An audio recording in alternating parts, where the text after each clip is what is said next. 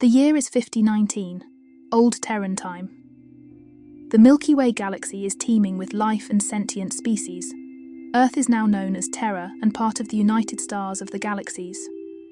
A multicultural mega-civilization that stretches across 2/4 of the Milky Way Galaxy and has a foothold in the Andromeda and the Fornax Dwarf, as well as in the Large Magellan Cloud. There are now 5,031 distinctive member civilizations calling themselves members of the Union. The United Stars space fleet protects this mega-civilization against external threats. Eric Olafson, born on a cold world called Nilfeheim, raised under harsh conditions of a very traditional inward-looking society of Neo-Vikings, left his planet to fulfill his dream to become a Starship captain. He managed to get accepted into the Fleet Academy and reach the 3rd and senior year. Along his way he made many friends and also powerful enemies. Eric is 198 cm tall and weighs almost exactly 90 kilos. His usually long blonde hair now cut short according to regulations. He has grey eyes, and some say he moves with the same purpose and grace as a tiger or Nubir wolf.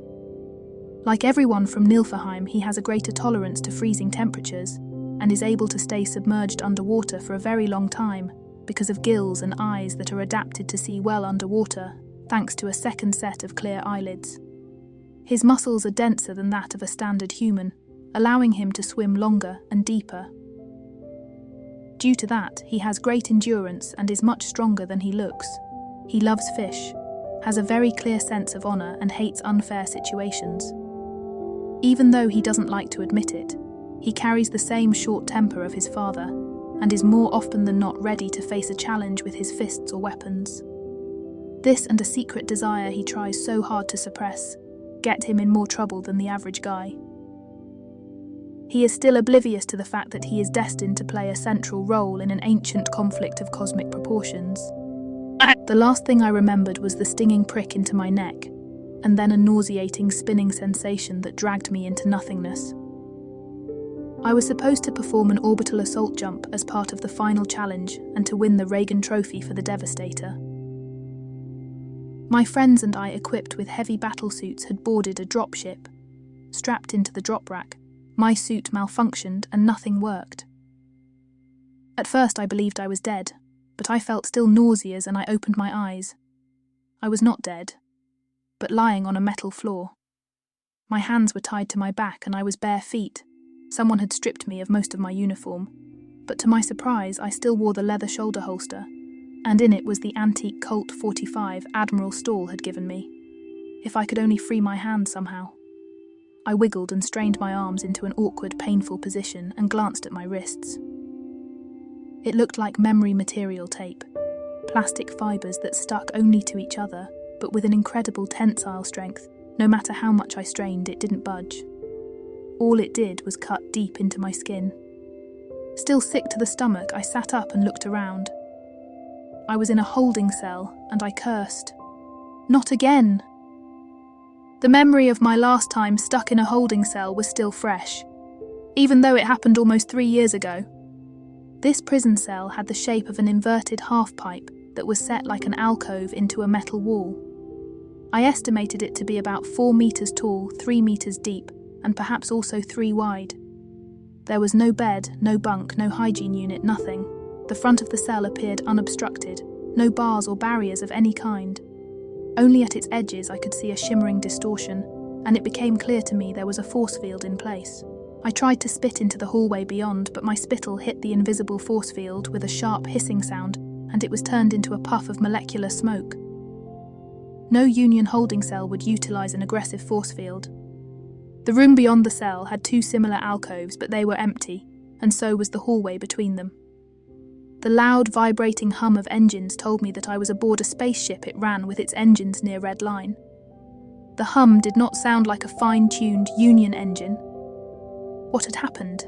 How did I end up here from being aboard a Union dropship and inside a Quasimodo? Was I alone, or were my friends captured and in similar cells? That something worse happened to them I didn't even want to think. However, if my past experiences were any indication, it was most likely just me, and I was almost certain Dent had something to do with it. Just how did he do it right under the nose of the immortal Admiral of the fleet? I did not think of McElligott the same way as I felt about Admiral Stawell, but I trusted him and didn't want to believe that he might be involved in this. I also had to admit that the worm managed to get us to Quagmire Bog and acted within the Davy. I just wondered why it always had to be me. While I was still contemplating my situation, there wasn't much else to do after all. A humanoid man came into view. He appeared almost human except for the fine-scaled skin. I recognised him immediately as the half-human, half-Schiss lieutenant that shared a dinner with us right after we had arrived on Newport. "Ah, my guest is up, splendid!" I was already concerned I used too much energy on the paralysator. I said nothing. What are no questions? I expected you to ask me all sorts of questions. I doubt you would tell me anything I really want to know. Oh, but I would. You see, you are dead as far as the world is concerned.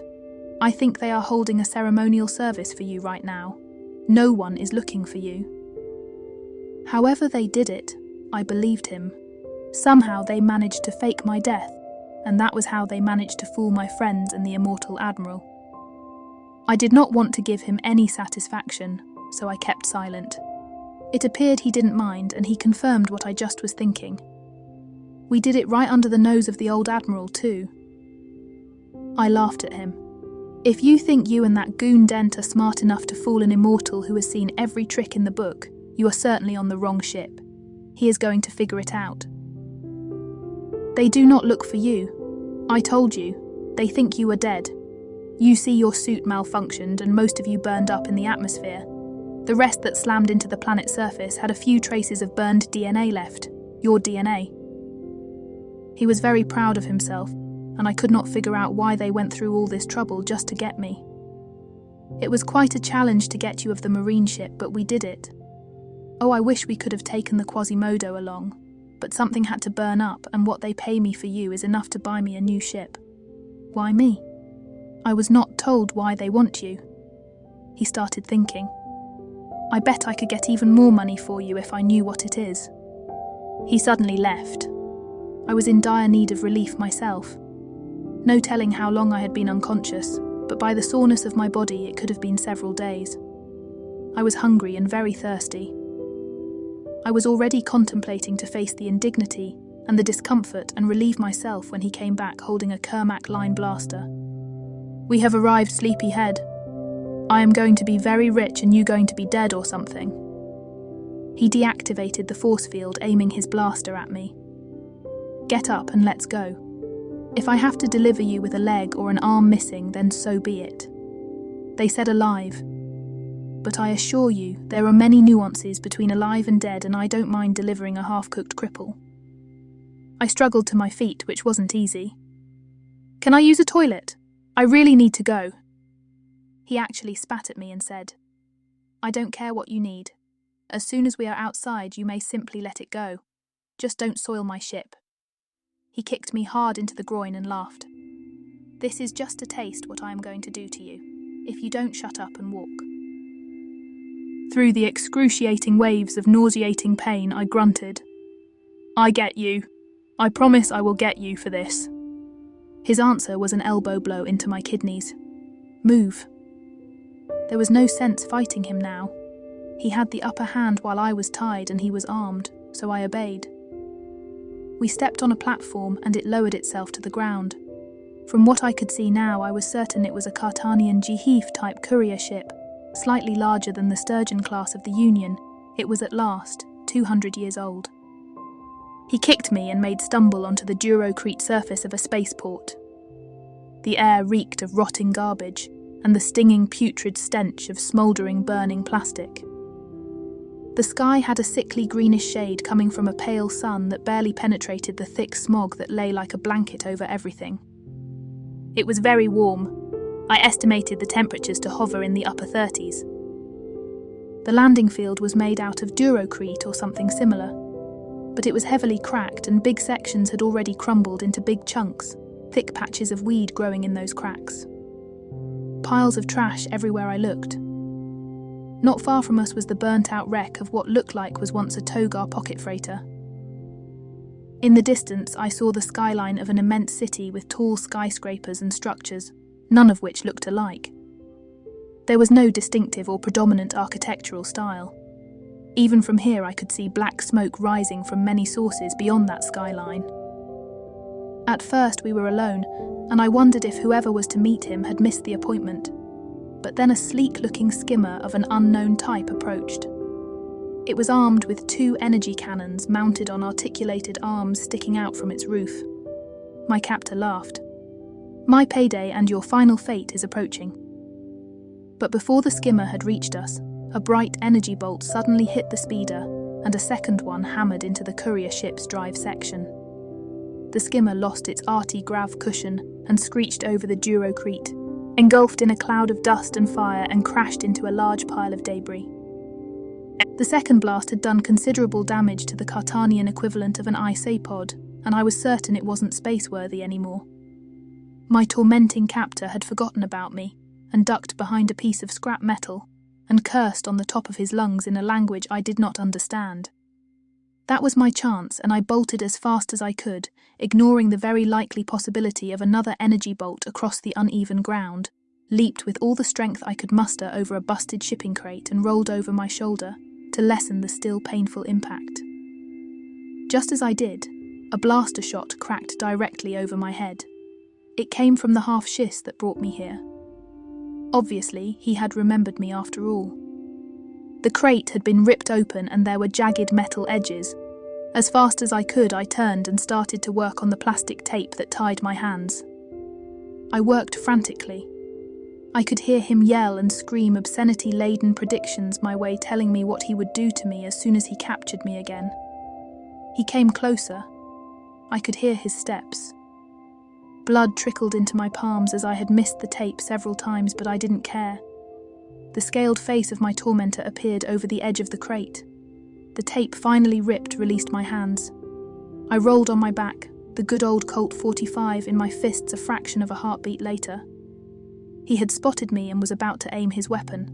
The antique gun made a satisfying, deep, roaring bang, and the heavy slug punched an ugly hole right between his eyes, blood and brains spraying from the back of his head as it was violently thrown back.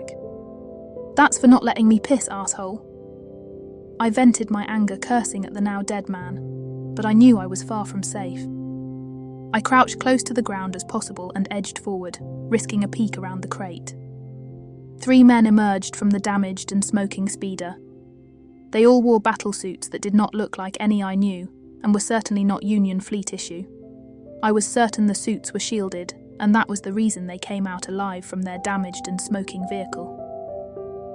All 3 were armed with blaster rifles. One of them was limping, and it appeared that his suit had been damaged. They did not look into my direction, so I extended my arm and reached for the line blaster my captor had dropped as I ended his miserable existence. Out from under the burned-out wreck emerged a powerful-looking assault tank, crushing debris and waste under its wide tracks. From the organic lines of its design, I assumed it was Null hardware. The tank was armed with 2 cannons, one of them swiveled around aiming at the men. I wasn't sure if I wanted to stand in the firing line of a Null cannon that close, even in a Quasimodo. All I could determine that they were humanoid, but as I only saw them from the back, I could not tell much of anything else. A loudspeaker squealed from the tank. "You don't do business on our spaceport without us getting a share. I suggest you drop your guns now and deactivate your force fields. Then we will talk fees and decide if you are allowed to continue your business." I had no idea where I was, but I knew sticking around was not a good idea. While they were busy with each other, I crawled to the next pile of dirt further away and kept on creeping from cover to cover, putting as much distance between me and them as I could. I was now a good distance away and chanced a peek to see what was going on. 2 men and a quadruped floated right above the tank, apparently against their will. The 3 men used telekinetics and had disabled the tank by snatching its crew with that cursed power. One of the armor-wearing strangers yelled, "You mindless scum! Do you have any idea who you are dealing with?" The line blaster I had taken was a decent weapon and fired long bolts of energy. It was this fact that gave these weapons their common designation. However, it was next to useless against men in shielded armor suits and with telekinetic abilities. Besides, even without armor and psionics, the numbers were against me, and the only sensible thing for me to do was get as far away as possible. However, I hoped to hear some clue as to where I actually was and perhaps get some idea who it was that wanted me so bad. Who were they and what did they want of me? The next possible cover was a pile of Durocrete pieces, but it was at least 100 meters from my current position. I glanced back once more. No one looked in my direction, so I risked it and dashed as fast as I could, then dove behind the pile, skinning my knees in the process. The still floating tank crew started to scream in agony. One of them was ripped apart in mid-air by invisible forces in a gruesome display of what could be done with telekinetics. At the same time, the tank fired again, and the powerful energy beam vaporized one of the armored men and tumbled the other two through the air. Only one of them got up right away. It seemed the one that had limped would not get up again. Yet another hoverspeeder arrived at high speed, firing at the tank, melting much of its front section. More armoured men scrambled from that newly arrived speeder, and I could hear one yell. "Where is the Narth friend?" The Narth friend. All this had to do with my friendship to Narth. However, reinforcements had arrived, and there was no reason for me to wait any longer and give them time to search for me. Maybe they had scanners or some psionic way to search. The tank was burning now, and if its energy source was antimatter or a reactor and containment failed, that possibility was another good reason for me to split. I ran again, towards the end of that trash-littered landing field and toward the alien city in the distance. Interlude. Dent's last stand. The inquest into Eric's death already lasted more than 2 hours and continued behind closed doors. So far, no one had called any of them to make a statement. Ha-He held a PDD. He wanted to write an eulogy. He was sure he had to give one during the memorial service after the inquest was over. He had not written more than Eric's name. He became the best friend I ever had. He was like a real brother to me. Even though he was not Dai, I am sure he would have been among the first warriors in my tribe. Wetmouth said with a dry voice, "You should simply write that then." I just realised how little I knew about him. We all talked about our origins and where we came from, but we never really asked Eric. Ha-He said. He has beautiful sisters and an uncle or grandfather who is the representative of his world. Mao wiped his eyes. We should all go there. To his planet, I mean, and bring his remains to his family. Crabble spread upper arms. Yes, we should go there, but I think he would want to be released into space. Wetmouth worked her PDD and said, "They gave me access to his personal file. Maybe there are some things we can use." She switched to field screen output, and Eric's file was displayed on a larger force field screen they all could see. Hans and Wetmouth started to cry again as Eric's image came up, and Ha-He said after reading a few lines, "We don't need a file to remember Eric. Turn it of Wetty." The door opened and Admiral Webb came out and motioned them to remain seated, after Ha-He got up and wanted to announce the presence of an officer. He approached the group and said, "Sorry kids, but the inquest is still on. They are waiting on the Devastator to arrive. Admiral Stahl and General Lichfunk are on their way and should be here within the hour." Shaka finally spoke. He had not uttered a word since he learned that Eric was dead. "What will happen next, sir?" Webb the Ult had spent most of his life among humans and non-Ult, and had adopted a few distinctive human mannerisms. He sighed and tried to put empathy into his voice. "I personally am not convinced that this was an accident, and it was me who insisted on PSI Corp's presence.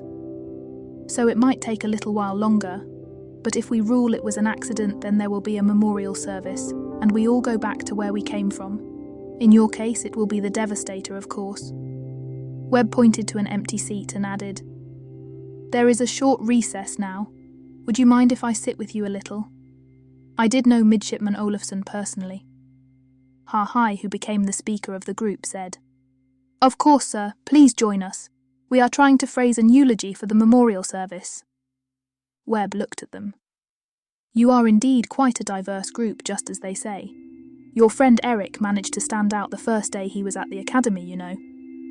He told them about how Eric organised a chain to fetch water for his moisture suit. That made Ha-Hai smile. "Yes, that sounds like him all right," Crabble said. "He hated unfair situations, you know. That was the reason he got in the middle of things so often." Across from their seating group was a bank of IST tubes, and a tall Shiss appeared from one of them. He wore Captain's black on his sleeves and was followed by a clack commander. Webb got up and greeted the new arrived officer. "Captain Zezaz, what a surprise to see you here." The muscular four-armed Shiss growled. "We were only 70 light years from here when my Tachyon comm officer heard the news on the chit-chat channels. Is it true? Eric Olafson is dead." Webb, unable to nod, declined his upper torso to imitate that human gesture. Yes, the inquest into his death is still going on. The Alt made a sweeping gesture over the midshipmen. "These are his teammates and friends. We were just talking about Eric." The Shiss captain motioned to the clack and said, "This is my XO Lieutenant Commander XT Nar2, and I am Captain Zez. We are friends of Eric, and we are here to pay our respects." Not long after that, another Alt also wearing Captain's gold, followed by Olia and Limbor, joined the growing group. "I am Captain One of the Avalon, and these are fine crew members and the best midshipmen I ever had the privilege to have aboard my ship. They have been friends to the deceased, and I am here to ask if they could remain until the ceremony is over." Everyone started talking how they met Eric and what he did. When Ha-Hai told how Eric busted a chair over his back thinking he was an intruder, there were the first giggles, and Zez made a hissing sound as he started to laugh. "Yes, that sure is the Eric I remember. He saved my life and that of my brother in an incredible display of courage and fighting skills, and I wish I could tell you about it, but I was there when he earned his Medal of Honor." A new voice said with an amused tone, "This is how he should be remembered, with laughter and tall tales." Everyone turned. Admiral Stahl was there. No one had really noticed him coming, and with him was Captain Harris. "I have lost many individuals, some in battle and some to time, as it is the curse of an immortal, but I truly feel the loss of this remarkable young man, who in short time impacted so many lives and made such a deep impression on all those he met." There was nodding and agreeing expressions. Admiral Webb updated the immortal and concluded, "It may matter little in the great scheme of things, but I would really like to know what really happened. I did not agree on what form that final challenge took in the first place. These are Navy cadets and not Marines." The immortal's expression was stoic, but his eyes did show regret and even sorrow. "General Lichfang came with me, and she has already begun her investigation. If anyone can get to the truth and find out what really happened, it will be her." He sat down, as did the captain of the Devastator. Ha-Hai got up and took the Reagan trophy, and handing it to Harris said, "Sir, we know Eric wanted you to have this one." Harris took the bowl and said with a dry voice, "You all made me very proud." A black-robed being, completely shrouded, came over from the IST bank and saluted, looking at Stahl. "Midshipman Narth reporting as requested, sir." The immortal made a sad face. "I am sorry, Midshipman Narth, I completely forgot about you." Then he looked to Ha-Hai and the others and said, "This is Midshipman Narth. He was supposed to join your group. He too was a friend of Eric." Mao got up and went to the newcomer, put his hand on his shoulder and said, "Eric told us often about you, and we know he considered you something like a brother. Come sit with us. We are talking about Eric." Elfie sniffed and said, "Narth, do you want to know how he died?" The voice of the mysterious being had a cold, emotionless character, and it was as if there was a slight echo when he spoke. One wishes to know the identity of the being that ceased to live before one wants to know how this being died. Elfie actually felt a little afraid of the mysterious Narth, but she came closer nevertheless. "There is no easy way to say it, Narth, but Eric is dead. One was under the assumption this gathering was to discuss his rescue. One can assure you Eric is not dead," Shaka said with thinly veiled anger in his voice. "Denial does not bring him back, and he is not a supernatural Narth that cannot die. We saw him burn up." I must apologize if one caused anger. However, this Narth is an all-natural Narth. I do know about the existence of a supernatural Narth. Perhaps your definition of nature is not the same as the definition Narth understands. Wetmouth touched Shaka. Don't be mad at him. Eric loved this Narth deeply, and everyone grieves differently. The shrouded being was silent for a moment and then said, One has not interacted with humans and other beings like one did with Eric. One does not understand most of the emotions and feelings that motivate you, but I assure you Narth can die, as one would have if Eric had not risked his life to save me. Galmi and Limber nodded at the same time. That is true, we were there when it happened. We thought you were dead. One was very close to this state of non-existence, and the reason for my long absence was the need to completely reconstruct this physical shell. So my Hugav can be anchored in this shell and this reality. Eric and this Narth shared the Hugav, and for this reason there is a bond between Eric and Narth that is not easily explained as it is beyond what you define as psionics. But I assure you Eric is not dead. No physical distance can prevent Narth knowing this. Eric is alive. A stun grenade could not have had a greater effect on the group. It was the immortal Admiral who first found words. I have seen Narth do things I believed impossible. If he is not dead, then where is he? Can he be saved? That I do not know. Eric is well shielded against psionics even for Narth, and he has not yet learned how to control his abilities. I do know that he is quite far from here, and he is fighting for his life and in great danger.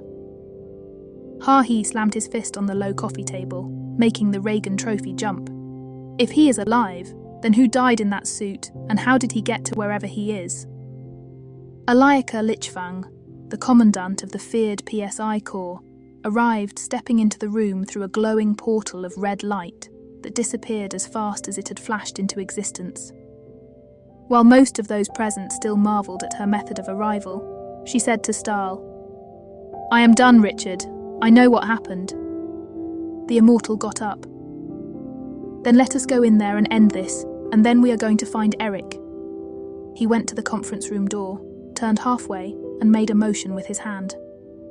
I meant all of us. You deserve answers just as I do.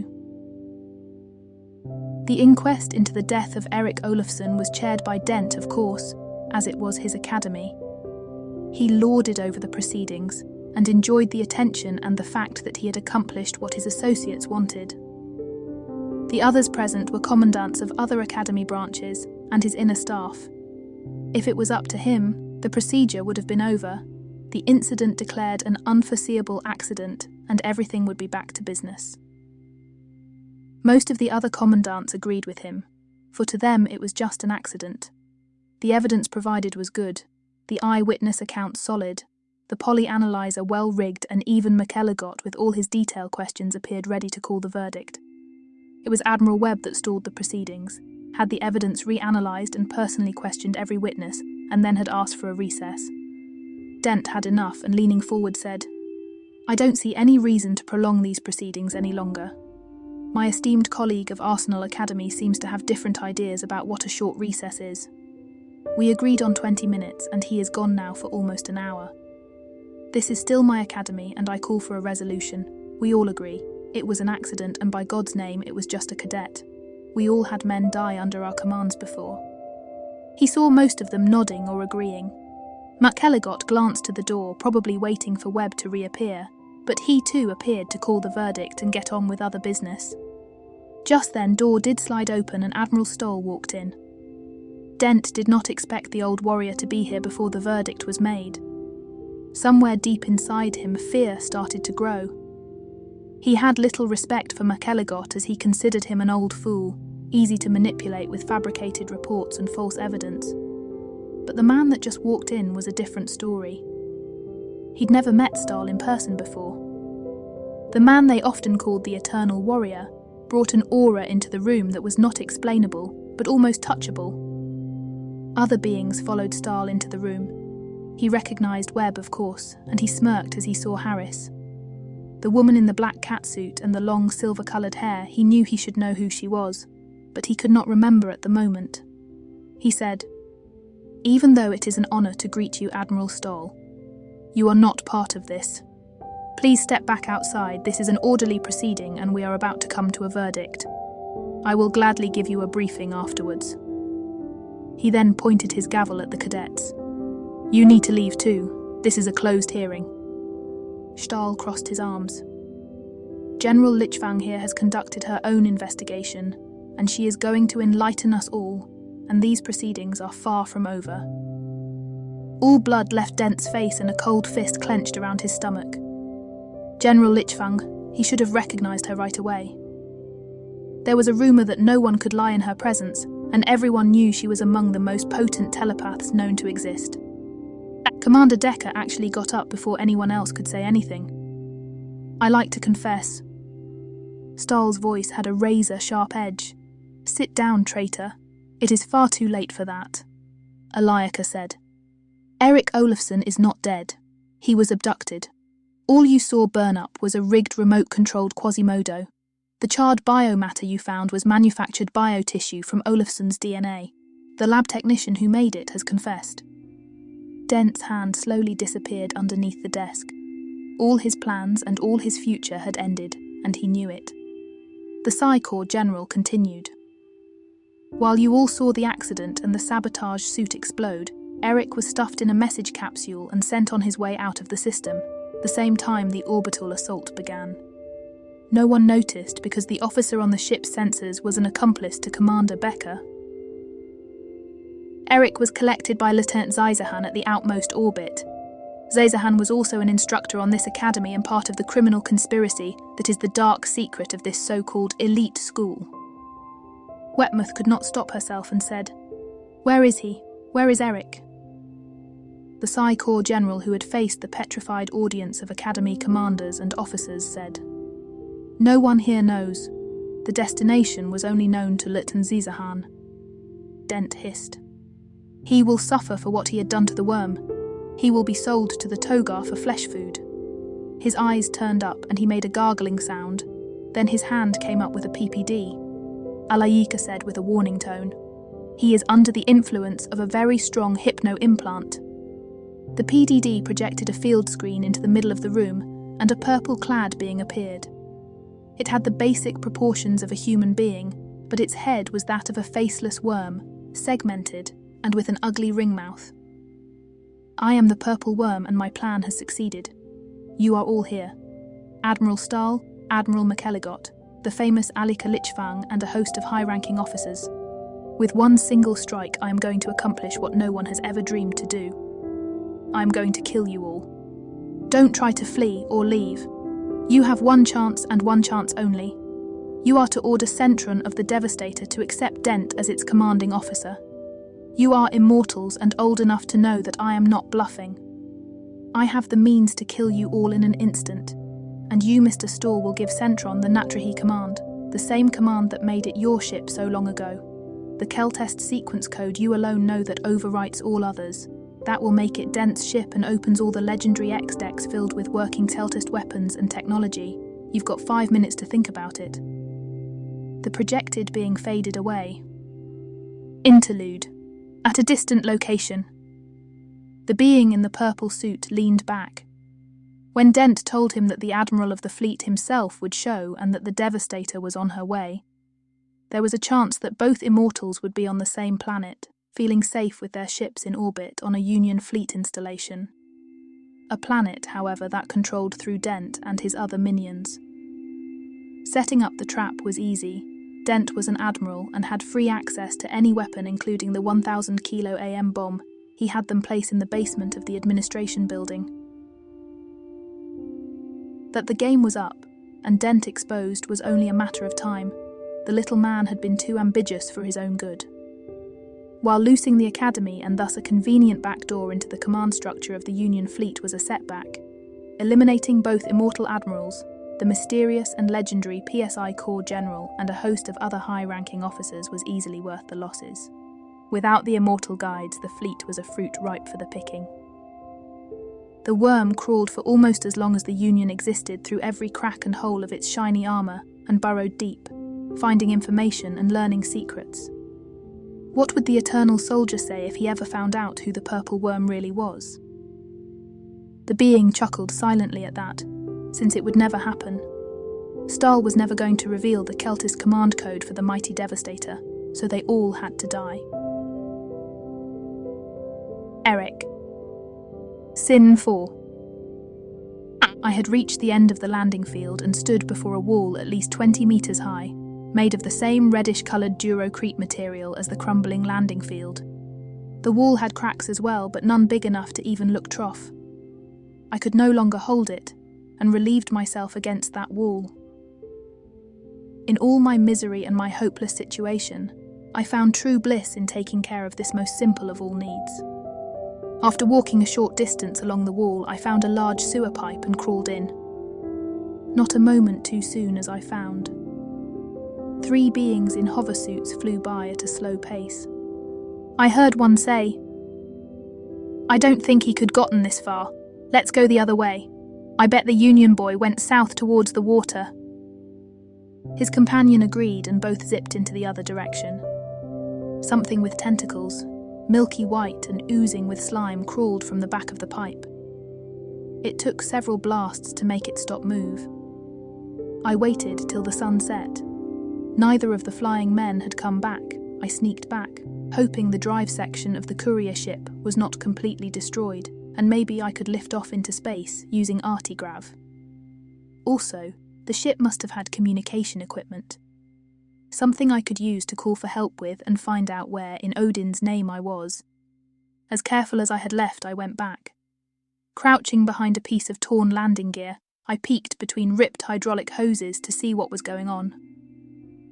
The null landing tank was destroyed, its front section completely turned to slack and still glowing cherry red. The fire that was burning inside was out, and whatever powered the tank had not exploded, at least not yet. The first flyer, the one that was hit by the tank's blast, no longer smoked or burned either.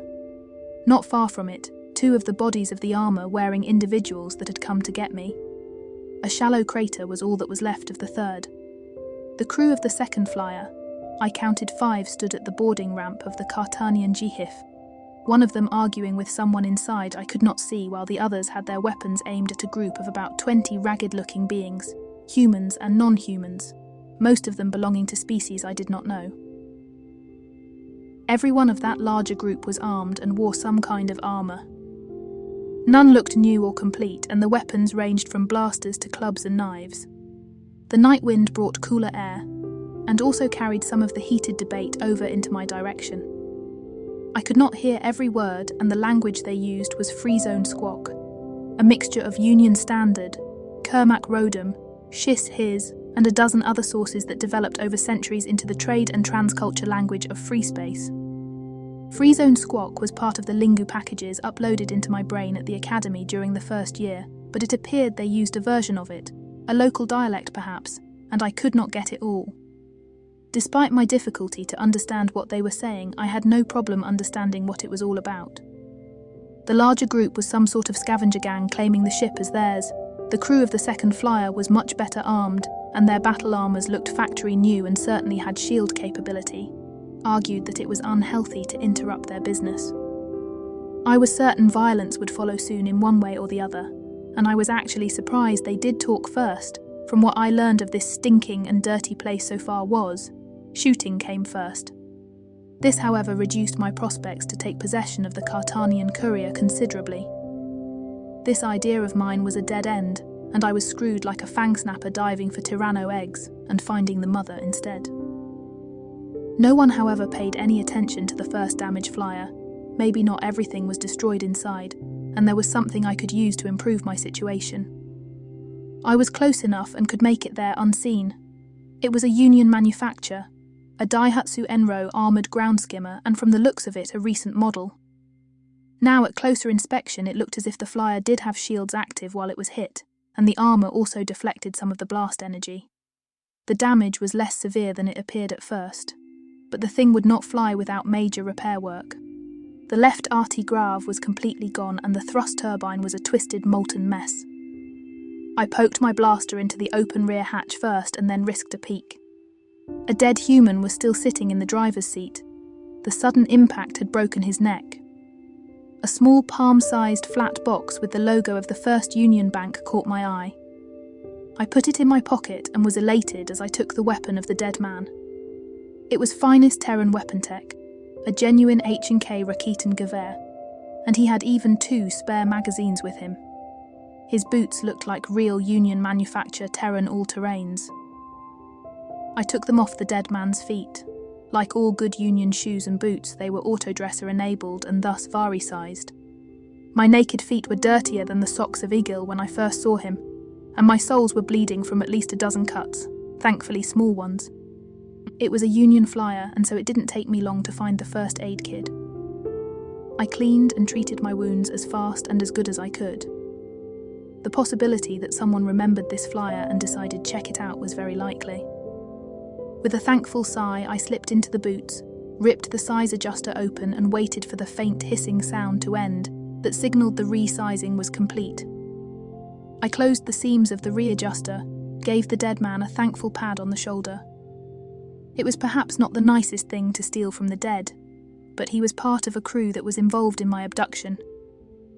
Thinking about that made me wish he was alive so I could kill him. I also put the dead man's jacket on, not for warmth but to disguise my uniform as much as I could, not wanting to be recognised as a Union officer until I knew where I was. While I had no idea where I was, I had a fair idea it wasn't inside Union space. He had a sizable bag of Radshield-coated polonium coins with him and a wicked-looking combat knife of unknown origin. I felt much better, armed to the teeth, boots on my feet.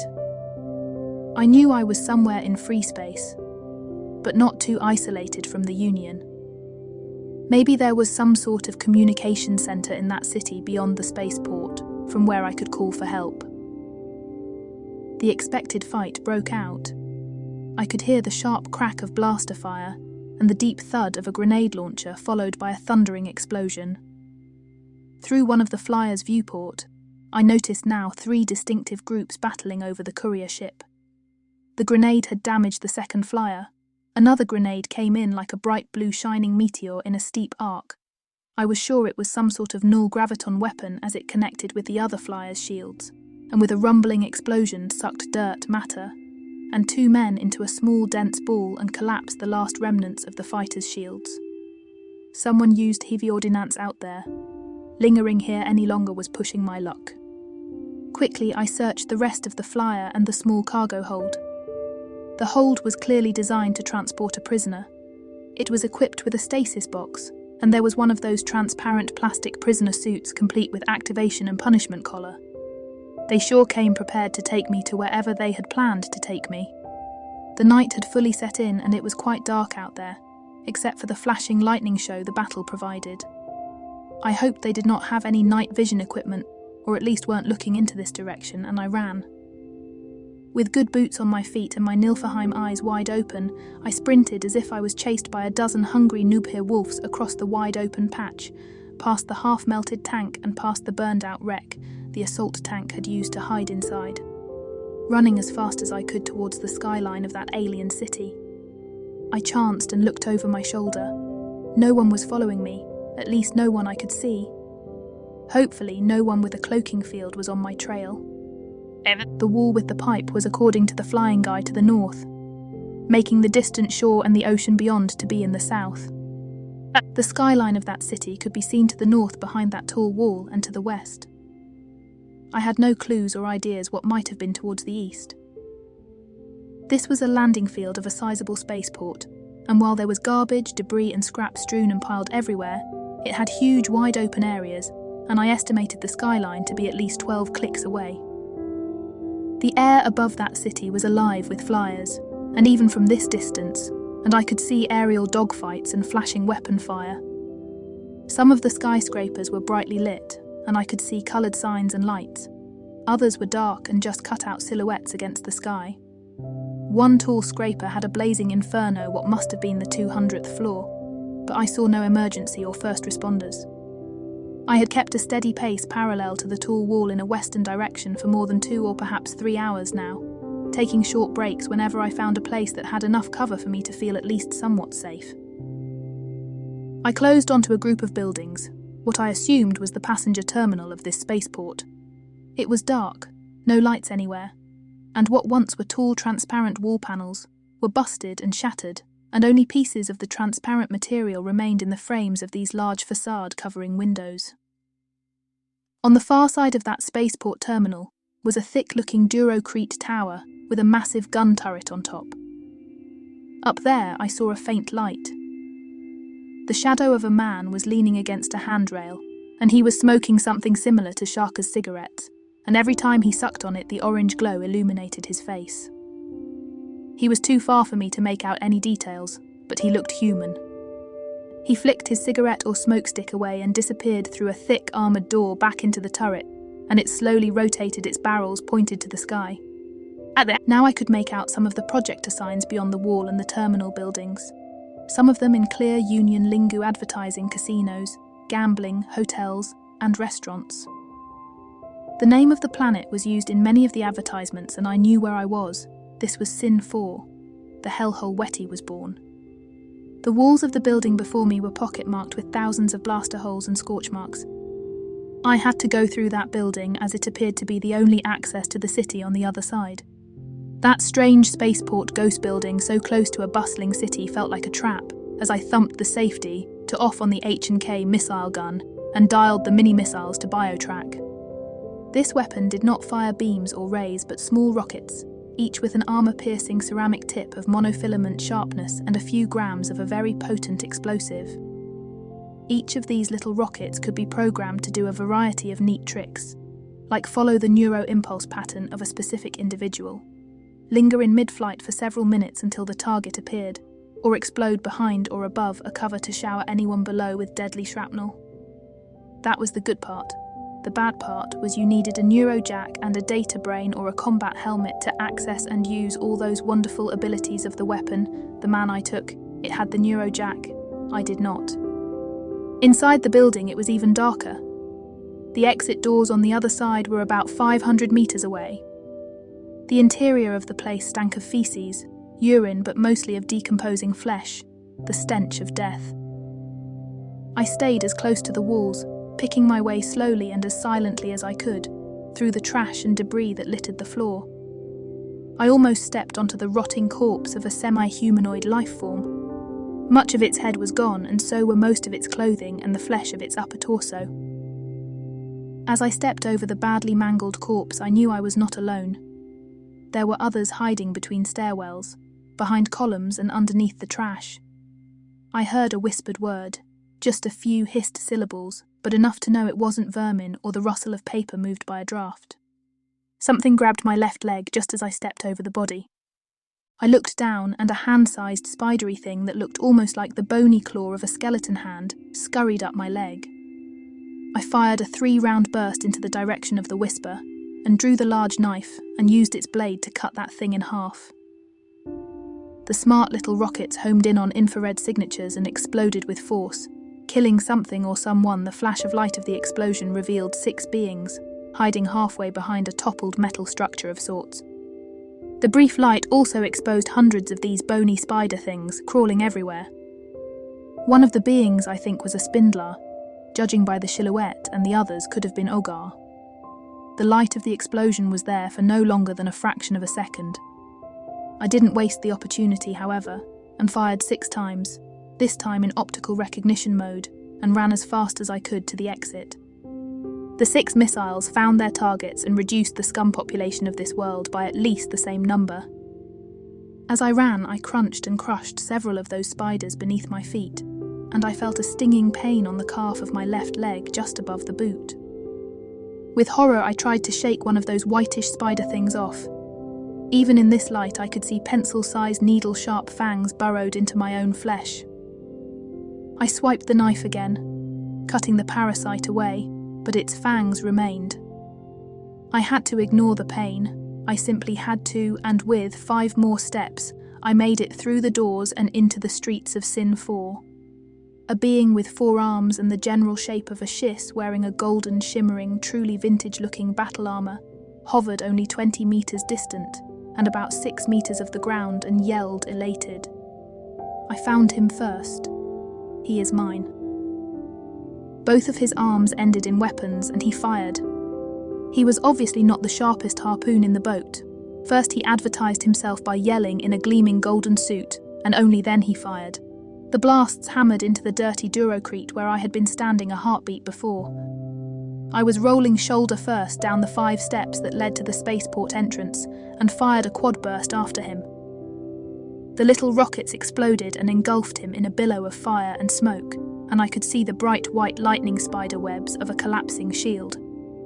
I invested 4 more missiles, and was rewarded with a shower of body parts and pieces of golden armor.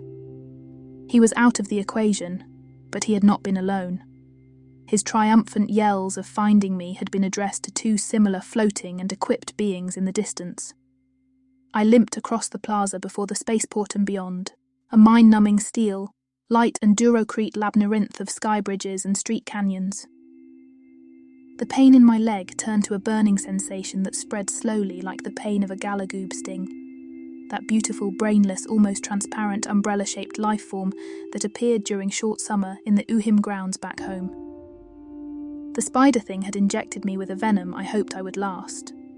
The second armoured flyman had spotted me and circled around in a tight loop, only to get a well-aimed 3 burst of missiles into the exhaust of his turbine, the only place that could not be shielded.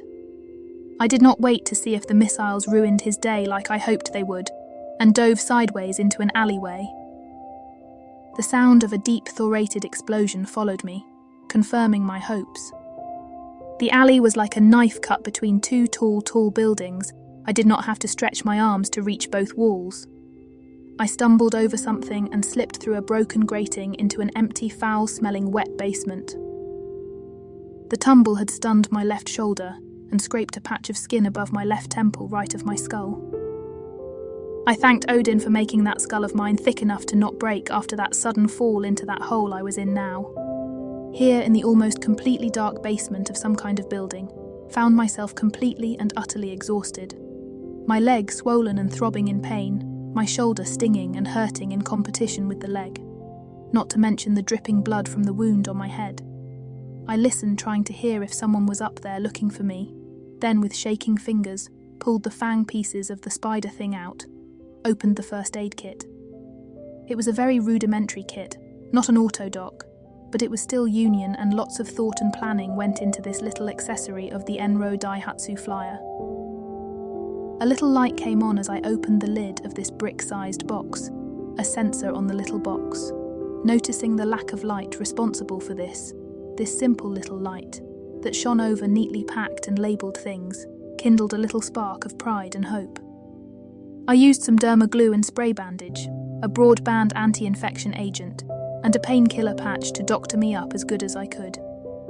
Then I wadded the jacket I had taken from the dead man under my head and wanted to close my eyes just for a little. There was a deep fear inside of me that if I surrendered to my tiredness now and let the venom of the spider spread, I would not wake. I had no autodoc, and there was nothing in the kit that could be used to counteract an unknown poison. Sleeping a little was not giving up now, wasn't it? All I needed was a little rest. The poison had not killed me, but the pain that radiated from my swollen leg made me almost wish it had. I was terribly thirsty, and wondered if I had ever felt that miserable. I was able to answer my own question. Yes, I had. I had it much worse back on the burg of my father, and back then I did not see any chance of escaping. But here I was, not out of options. I was still alive, and I had weapons. I used the little light of the first aid kit to check out the room I was in. It was not as empty as I thought it was before. There was a pile of garbage and waste in one corner, and there was a rusty metal door. Something between the dark plastic film bags and discarded boxes moved. I was certain I had seen a pair of shiny eyes. I thanked Odin for watching over me while I was out, and nothing decided to have me for dinner while I was sleeping. I cut the leg of my pants open. My calf and thighs had swollen, and there was an unhealthy-looking white blister around the area the spider thing had bitten me. There was no other way. I had to cut it open. Part of my training was first aid, and I had served a spell in sick bay. Combat and emergency aid was a subject they stressed. I disinfected the sharp blade of the combat knife and my leg with a disinfectant spray that was part of the first aid kit. I put the blaster in reach of my hand, eyed the pile of garbage one more time, and then bit down on the sleeve of my jacket, so I would not cry out too loud and cut the wound open. It was not as bad as I thought. I was already in tremendous pain, so a little more did not really matter. Pus and blood drooled down on the wet and dirty Duracrete floor. I had to let it bleed out a little, but also had to make sure I would not lose too much. Again, the pile of trash moved and I readied the line blaster. Whatever it might be was big enough to move the sacks of waste. If you are sentient, say something. If not, I am going to shoot. Even though I was ready for some reaction, I was completely surprised as something jumped out of that pile in an explosion of garbage. A dark shadow catapulted itself towards me. All I really saw was fangs, gleaming eyes and claws. I fired but did not hit it. That shadow of fangs and teeth was lightning fast and it collided with me. Needle-sharp claws penetrated fabric and skin. My eyes were still blinded by the bright bolt, but I saw the outlines of a humanoid face and an obscenely large mouth filled with teeth snapping after my throat. I hammered my left fist across that face as I tried to bring the line blaster in line with that monster. My blow connected and whipped its head back. It screeched, and I could not tell if it was a human voice or the sound of an animal. Claws raked over my shoulder. My eyesight was clearing and I managed to get my right arm free enough to move.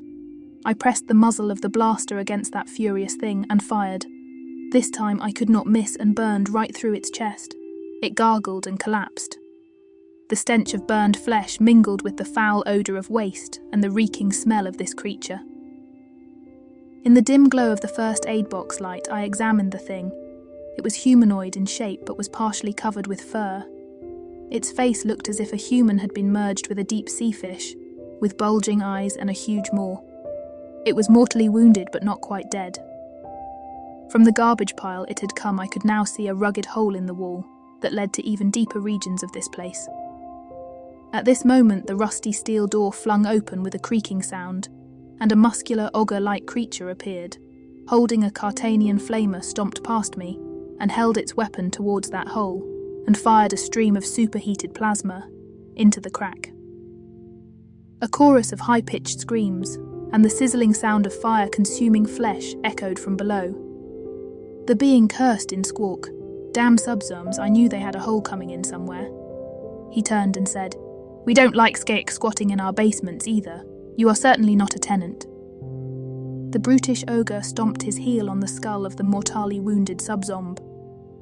I had fought moments ago, which crushed with a sickening sound. "Get up and get out of here, before I change my mind and have you for dinner." I struggled to my feet, gathered my meagre belongings and put my jacket back on. The big brute eyed me in the faint light coming from the still open door. "For a skak you are well armed. I wonder where you got that Union Fleet uniform." "I am on my way out. I fell through that busted crating up there." "I don't think you need all these weapons and that nice first aid pack. It's way too good for a skark, and seeing you fought a sub-zomb, you don't even know how to use them." Like most ogre species, he was almost twice my size, and I knew how strong and tough they were, as I had seen Azaz in action. With all the energy I could still muster, I kicked his gun arm. Putting weight on my bad leg was a bad idea. It sent waves of pain up my spine, but I had no choice. With all the pain and misery, I was getting angry, and I felt my own rage coming up like a storm surge. He yelped and dropped his weapon as I pointed the line blaster right at his broad nose. "I am new on this rotten planet of yours, but one thing I noticed, you all talk way too much and think you're all so tough. So far I'm not impressed." He howled. "You aren't a skark. You're Union. I rip you to pieces." He raised his massive arms and I fired. I hissed, "Yes, I am Union and proudly so," and watched as he fell back with a burning hole where his nose used to be. He didn't wear much in ways of clothing, but I took his wide utility belt, slung it across my shoulder, and used its pockets to arrange and carry my small arsenal and to holster the flamer. He carried a handful of dark grey coin-like discs, more of the same rad-shielded polonium-based currency I had found on the other dead man. I am certain it was come in handy. Not wanting to make this wet hole my permanent home, I finished bandaging my leg and took another painkiller. I had only 4 painkiller patches to begin with, and was now down to 2. By the rate I got wounded and attacked, I wanted to hang on to the rest until I absolutely needed them. I limped to the open door and looked down a sparsely lit corridor with a dozen doors just like this one, and a steep flight of Durocrete stairs leading up at the far end. While I wondered what kind of building this was, I heard the wailing of a baby from one of the doors. It was not closed completely, so I peeked through the crack. There was a woman, and I was certain she was human despite the rag she had slung around her head, nursing a baby on her thin, empty-looking breasts, while another kid not much older sat by a smoking little fire, the smoke wafting out a similar crating I had fallen through in the other room.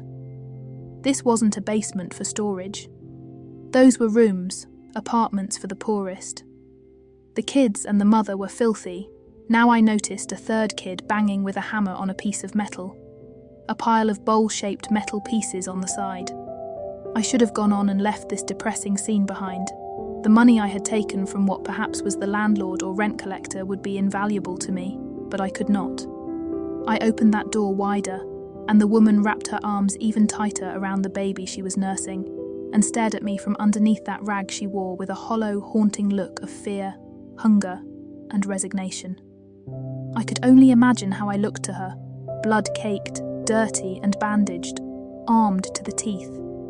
I held my hand out and said, "I am not going to harm you, lady. I wanted you to have these." I put a number of the coins before her on the floor.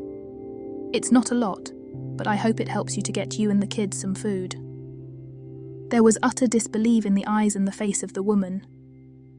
Now as she looked up, I guessed she might have been about 20 or 25. She had ashen skin and large, dark eyes that reminded me of Galmi. She looked at the coins, then at me, and I nodded. "Yes, Ma'am, I am not sure you understand me, but you can take the money." She shivered and groaned. Then she put the baby aside and opened the rag she wore, exposing her naked body. I stepped back and turned to the door. She would take the money eventually. I had to leave and somehow find a way to contact Fleet Command. I wondered if Wetmouth was born in a hole like this. The woman said, "You give me money for nothing?" I turned to look back at her. "It is for you and the kids. I don't want anything from you in return." "Who?" She stopped and then begun again. "Who are you?" "I am Eric Olafson." Lows usually don't have 2 names. Skark don't give Lows money and don't have weapons. "I'm not from around here, lady, and I need to leave now and take steps to make sure I won't lie the next time I have to say that. But maybe you can tell me where I am exactly." She grabbed the coins and said, "I never seen that much. These are 920 weights. We earn a 20 weight in a year." Then she looked up again and realised I had asked her something.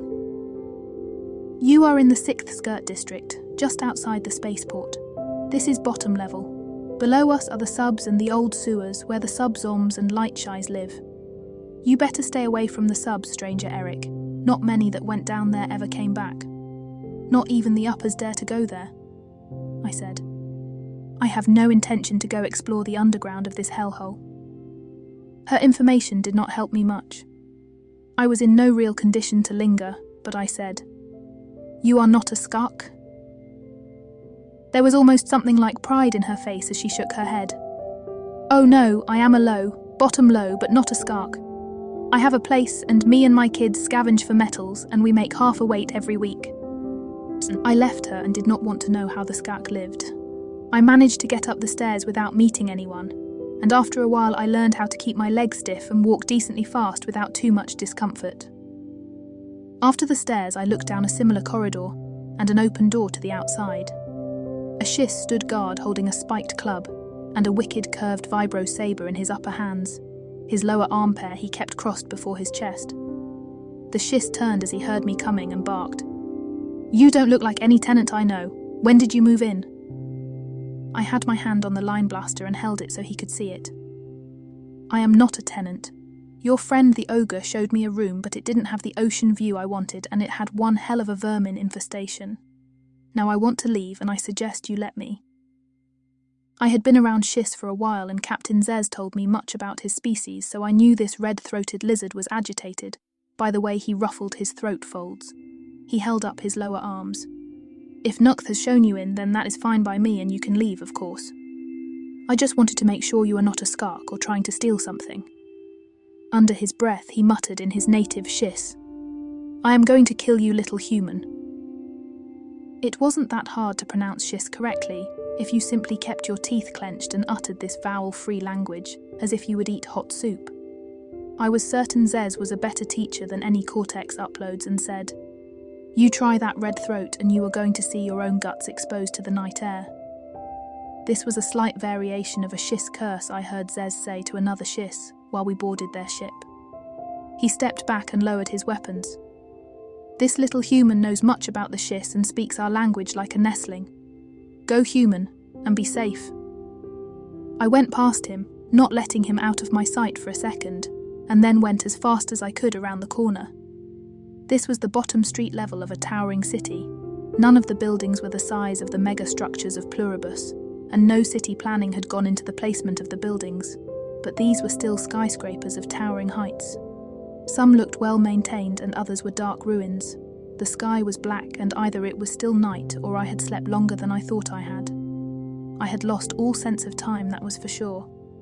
The road gleamed wet as if it had rained just recently, and even out here the air smelled dirty and foul. I found a piece of dark plastic tarp and fashioned it into a makeshift cloak, in the hope the thing would blend me at least somewhat into the shadows and hide most of my weapons. I must have walked for at least 10 clicks. The painkiller had worn off and the pulsating pain of my leg was killing me. I had to force myself to make each step. I knew I could not really slow down. Not that I had a clear-cut target or destination, but I hoped that I would find some kind of elevator or stair system that would take me up to the higher levels where the light signs were.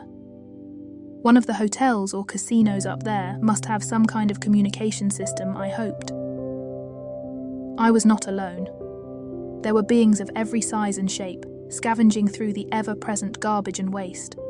Lingering in those narrow alleys, and at all times I felt as if there were 1,000 eyes watching every move I made. I witnessed a brutal beating in one of those alleys. 3 beings of humanoid shape beat on a tall being that was either a spindlar, perhaps an Andorian or member of a species I did not know. The beating was savage and I heard the wet blows of clubs and the painful groaning of their victim. I should have gone on the other side of the street and put as much distance between me and them. But my cursed values of hating unfair situations overtook all common sense, but before I could intervene. Another group of 5 beings broke from out the shadows and attacked those who did the beating. From the few words and curses I heard, friends of the victim. There was no way I would get involved now, and I increased my limping walking speed to get away before they decided to turn on me. Part of me wanted to fight everyone I saw, simply kill everything and everyone in sight, and cleanse this cesspool, and as I was thinking those thoughts with the still bubbling anger in my stomach, I suddenly remembered my ring and for a moment I thought it felt almost hot. If I only had Murder-N or that axe I had found.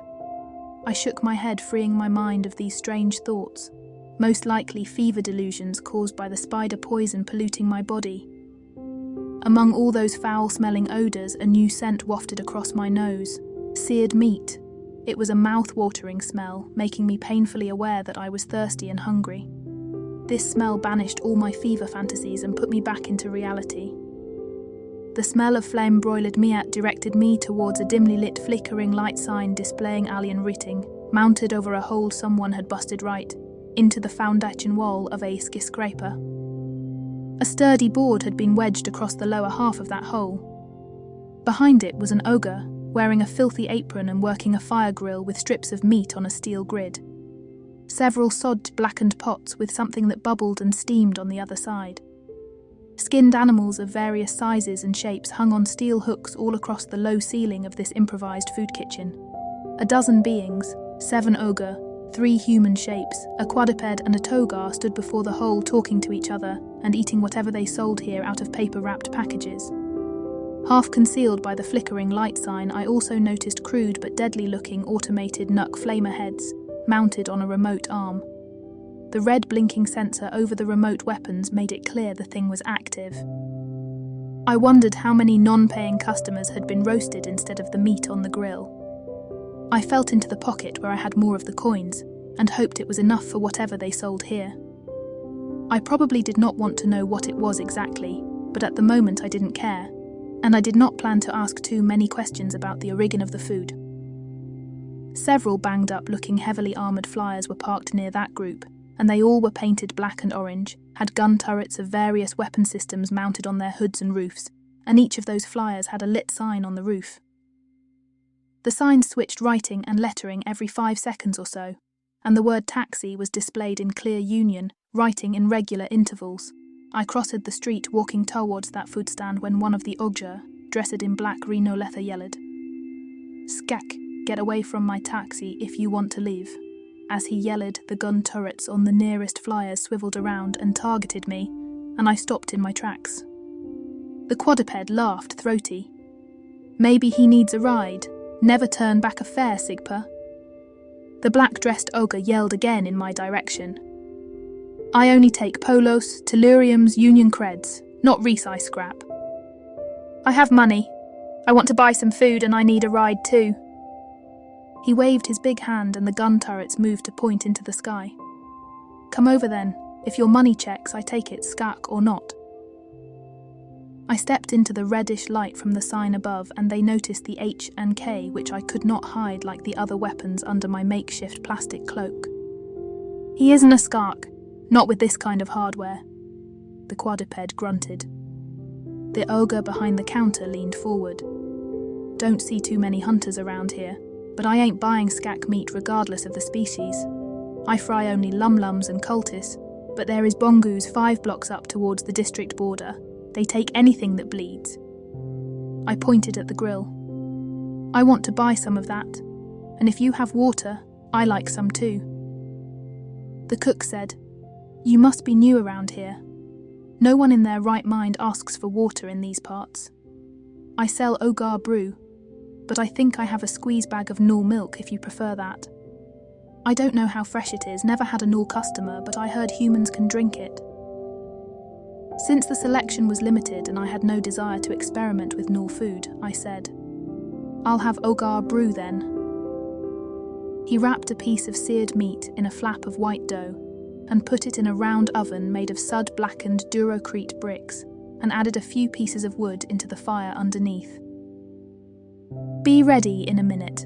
Brew and lum-lum chew. That will be half a weight and I only take Telleris. I don't have a fancy credit strip like my taxi friends here." I handed him one of the big coins and he snorted. "Hunting must be good, paying with a 20. He handed me a handful of smaller coins, a round plastic bag filled with a yellowish liquid, and then took the meat and dough combination out of the oven, wrapped it in brown paper, and gave it to me as well. I went to the side and leaned against the wall so I could keep an eye on things. The plastic bladder had a metal clip that when removed allowed the yellow liquid to flow through a short tube from which it could be sucked. Ogar brew, so I found, was a flat and extremely bitter-tasting beer. Not even a drunken low man would touch it, but it was wet and quenched my thirst. What he had called a lum-lum chew was actually quite delicious. It was a strong-tasting, very spicy piece of stringy meat inside a bland bread pocket. While I was eating, I was watching them and they were watching me. The black-dressed ogre said, after I had finished the last bite, "I mistook you for a skak, but sometimes these hungry bastards do crazy things, still needing a ride?" I nodded. "Yes, I do." He directed me to one of the armoured and armed flyers, and at his command the door opened. He said, "I have not lost a customer yet and my hoogly is well protected, so hop on in." I climbed into the passenger compartment. There was a bare steel seat and 2 neuro-rippers pointed at whoever would be sitting on that seat. I heard his voice through a speaker. "A word of advice, Hunter. Touch your guns, and the computronic will fry you on the spot. Fare is 10 union creds per 15 minutes or 2 weight telluri coin." I saw him turn behind the transparent barrier that separated us, and he pointed at a slot below. First payment is up front and don't try to cheat. I don't take kerms. Too much of a hassle to fly out to the Kermac Enclave and try to argue with those white skins. I dropped one of the bigger coins in the slot and he grunted, satisfied. A fiver will certainly do the trick. Very well then, where would you want to go? A decent hotel. You're in luck. My wife's brother works for a fine establishment. Clean, heavy security, right in the Donhere district and all insurances paid to the syndicate. The cab whisked up through these artificial crisscrossing canyons, diving underneath sky bridges into a higher region of the city, where the advertisement signs became brighter and the sky bridges were lit. After about 8 or 9 minutes, the cab slowed down before the entrance platform of a hotel with a bright blue sign reading, "Sleep Save on a Budget Hotel," and 2 line blaster-armed ogres guarding a heavy-looking steel door. The cab pilot turned again and said, "Here we are, and be so kind to deposit another 1 weight. That is the opening door fee." I swallowed what I wanted to say. Arguing with an ogre behind a transplast shield and looking at 2 neuro-rippers was not a good idea, so I dropped another coin in the slot and the door opened with an oily-sounding groan. The speaker connection was still open and I heard a voice from his comm system saying, "We are looking for a male human shown on this hololikeness. There is a rue—" I was already out as I heard him yell, "Get back in now." I ran as fast as my leg let me away from the hotel door across the sky bridge. I had to get some kind of cover before he could fire. There was another sky bridge, about 6 meters below diagonal to the one I was on. I prayed to Thor to give me strength and courage, flanked over the handrail, and hoped I could land favouring just one leg and roll over my shoulder to lessen the impact of the fall. I was still in the air as a blaster shot melted the handrail where I had just been. Trying to use only one leg didn't work out so well, and the impact of the landing made me feel as if I had been hit by a gigantic sledgehammer. I was certain I heard the breaking of a bone. I rolled over on my shoulder and almost tumbled over the edge. This sky bridge turned out to be a service pipe or sky tunnel, and it had no handrail or safety force field of any kind. The surface was slightly curved to each side and slippery metal, still wet from the last rain. I almost slipped as I struggled to my feet, hoping the all-terrain soles would still work and adjust to the slippery condition at least somewhat. There was no time for safety. The taxi cab was already coming after me to get a better firing position. I doubted the H&K rockets were strong enough to damage an armoured flyer, but I had to buy me a little time, so I turned, knelt down, aimed carefully, and fired a 5-round burst in armour braking mode right at the narrow windshield sandwiched between 2 armour plates. The mini-rockets peppered the windshield and perforated it. One of the taxicab's guns fired, but the blast went at least 2 meters above my head and slammed somewhere into a wall. The cab went into a steep dive and collided with a sky bridge below me. I limped to the end of the bridge, pulled myself over a railing onto a balcony-type sidewalk circling around this building. I simply kept on going, to put some distance between me and that cab. Who knows if he survived or managed to tell someone that he had seen me. Up here there were few places to hide, but luckily there weren't many beings out on foot either. How many hours I limped through that strange city, always staying in the shadows as much as I could not tell. But the sky above me began to brighten, and a new day was dawning. My leg was completely numb and my right shoulder throbbed after taking the brunt of the fall. I was sure it was broken. I was at a point where I actually contemplated jumping, simply to end it. What was the point of trying to keep on going? There was no one and nothing on this planet that I could reach out to for help, and at this point I needed help badly. Then I saw what looked like a dance club with bright lights and expensive skimmers whisking from and to the entrance platform. From a lofty sidewalk I saw heavy armed guards and robots, and there a little to the side stood Wetmouth, smoking one of Sharka's smoke sticks. My friends had found me. That this could have been any Sojournit did not come to my delirious mind at that point. I balanced across a small ledge on the side of the building, to make it from the sky bridge I was onto that platform, and approached the Sojournit. "Oh, thanks, Odin Wetmouth, you guys found me." She looked at me and said, "I am not Wetmouth, I am Moist Promise. I am a Sojournit but do know of Wetmouth." A robot and a security guard were approaching, but she waved them away and then she looked at me from behind her mask and said, "You are a mess, soldier. You better come with me." A sporty, pink-coloured Mercedes open roof. Skimmer came floating to the edge of the platform and its doors swung open. The sojourner took my hand. "Get in fast, before anyone really sees us." I did, and she sat down behind the controls. The floater was neither armed nor had it any visible armour. But then I saw the controls of a state-of-the-art SII security shield and knew why she didn't need armour or guns. She gunned the engines of this quick luxury skimmer and pulled it in a steep climb into the sky above the buildings. I wanted to say something, tell her who I was, but everything became blurry and I passed out. Interlude. Newport. There was no panic among the officers in the hearing room, but most of the ones present stared at Dent, his eyes rolled up, drooling from the corner of his mouth, and yet he was speaking and making demands. 6 minutes left before this side of the planet, and most of this continent are atomized and all of you with it, Eliaka said. He is under hypnotic control, but I know he speaks the truth. There is a bomb somewhere near and ready to be activated. The Narth declined his head slightly. One would wager that such a device as the one that is directly below us is not sufficient to atomize half the planet. It is only a 1,000-kilo bomb of antimatter. It will, however, be sufficient to kill. Having been reincarnated so recently, I must say I do not look forward to dying again, and this time permanently. Richard said.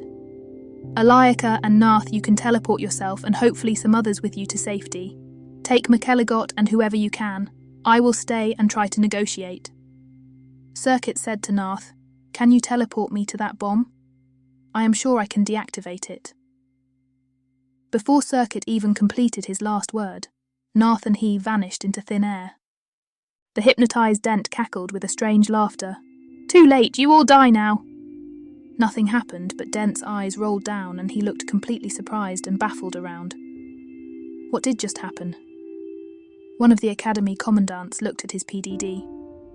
The 10 minutes have just ended. Out through the window next to the glaring sun, a new star flashed into existence and sent blinding light erasing every shadow on this side of Newport for a long moment. Stahl spoke into his PDD, giving orders. McElligott got up and spoke for the first time since the ordeal begun. "I don't care what it will take or cost. I want every resource, every man, every ship to hunt that worm. No one sleeps, takes a break or a vacation until we have eradicated this disease from our fleet." Dent, still standing behind his desk, said, "Never get into something without a plan B." He pointed his PDD at Stahl. 2 streaks of sliver hissed through the air, one decapitated Dent, and the other severed his hand, while an energy bolt from the PDD hit the wall only inches above the head of the ancient warrior. Stahl brushed his hand over his singed hair and then gave Ha-Hai a brief smile. "Marines from the Devastator are dropping on Newport as we speak to secure this place. But you, my die friend, saved my life." Circuit came in carrying the Narth, who appeared dead. He teleported the bomb into space. He said it would drain all his energies, and he was not sure if he could teleport so much weight far enough away so it would not do any damage. He did it, but he collapsed and hasn't moved since. A solemn silence fell over the room and everyone stared at the limp, shrouded body in Circuit's arms. Stahl was about to break the silence and say something when the Narth stirred and lifted his arm. "One is deeply moved by the feelings directed toward my person. I did somewhat overextend myself and need to return to Narth Prime."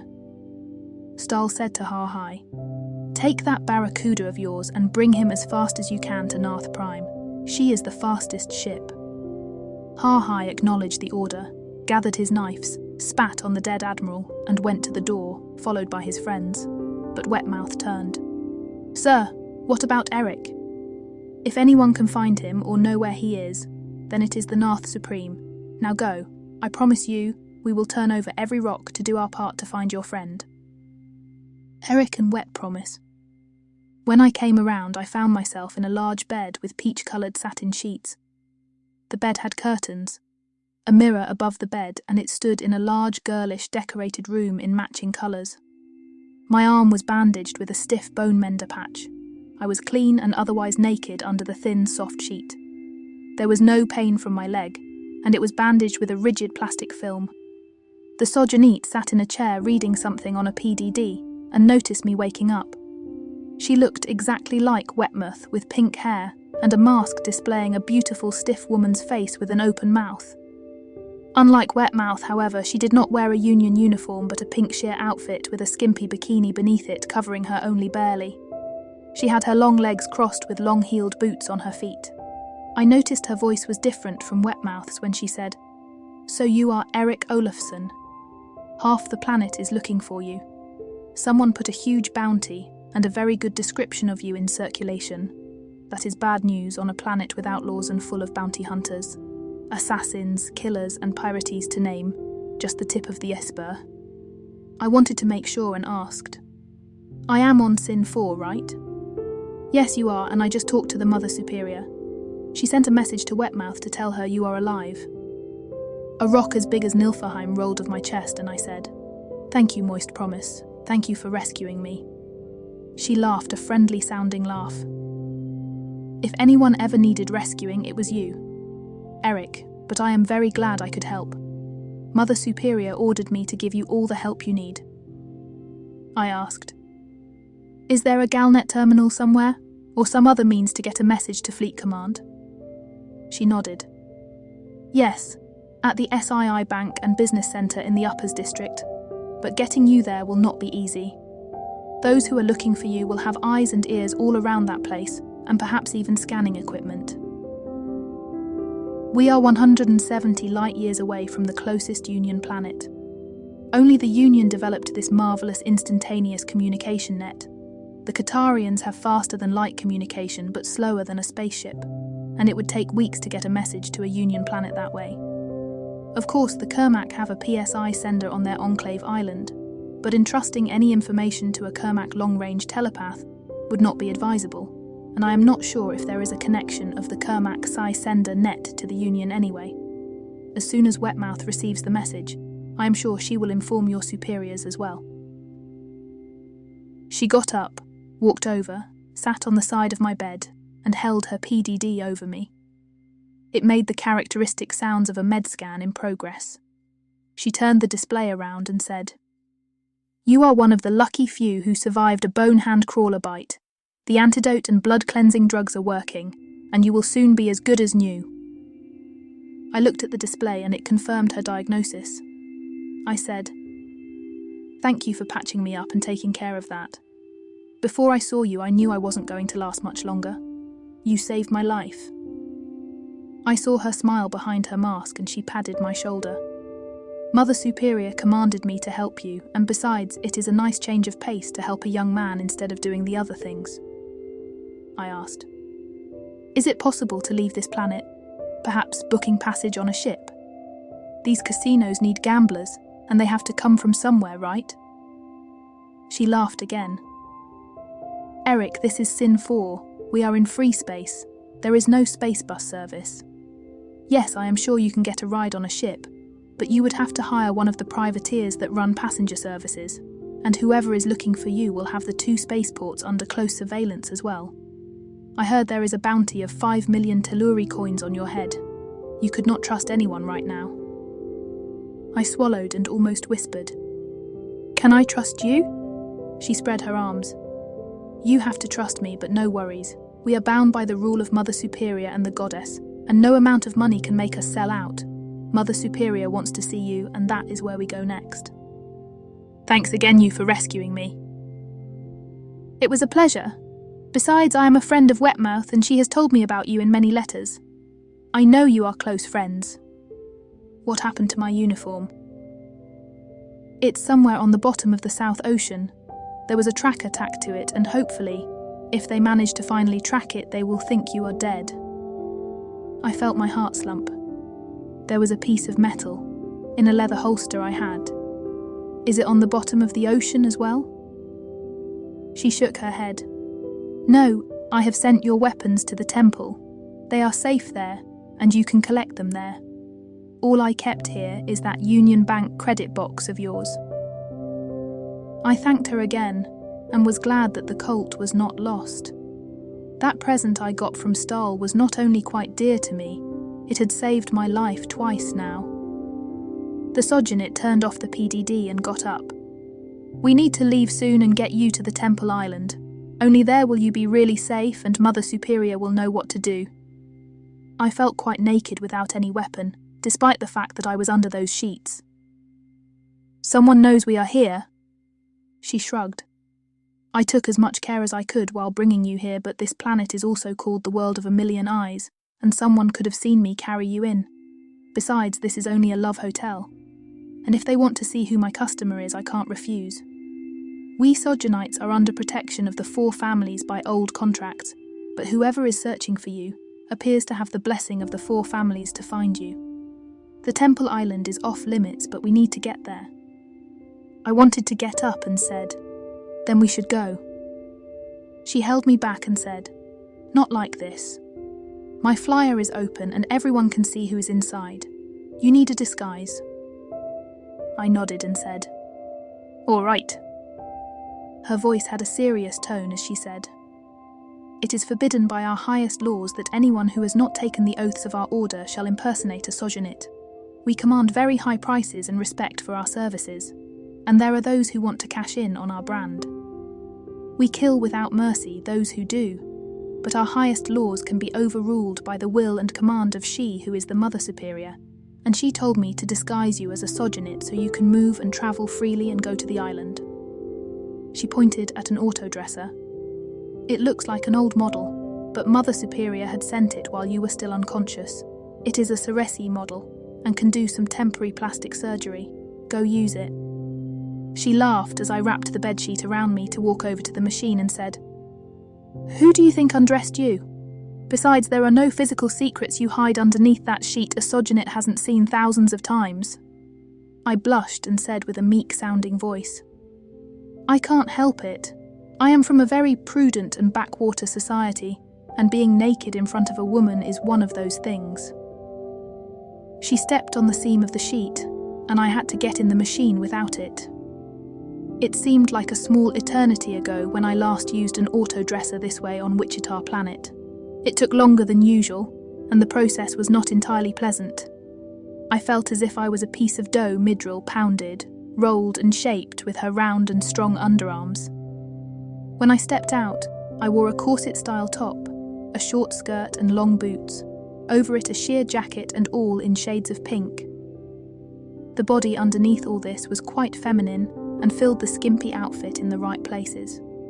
She nodded approvingly, and then handed me a Sojourner mask and said with a solemn tone, "To a Sojourner, it is a very special day when she receives her mask and wig. You are the first ever, as far as I know, who is allowed to wear these without being initiated by the order." I put the mask on. It felt warm and was soft and pliable. She helped me with the wig. I had not forgotten about my other persona. The side of me I called Freya came to the surface, and the change in me was quite intense. This female persona that was part of me burst to life and brushed all maleness aside, and I felt free once more. Moist clapped her hands. "Either Wetmouth was a very good teacher, or you have hidden talents of your own. I know few females and even fewer males that could walk like that in those heels," I said, and was surprised of my soft female voice. "These are hidden talents. Wetmouth had little chance of wearing anything but a uniform since I knew her." She stepped back to inspect me with an approving nod. "Impractical they are, and not exactly healthy. Fashion comes and goes, but high heels have always been a hallmark of human female fashion the galaxy over."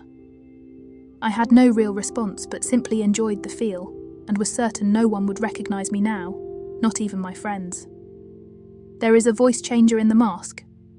She nodded. "Yes, these masks are way more than disguises.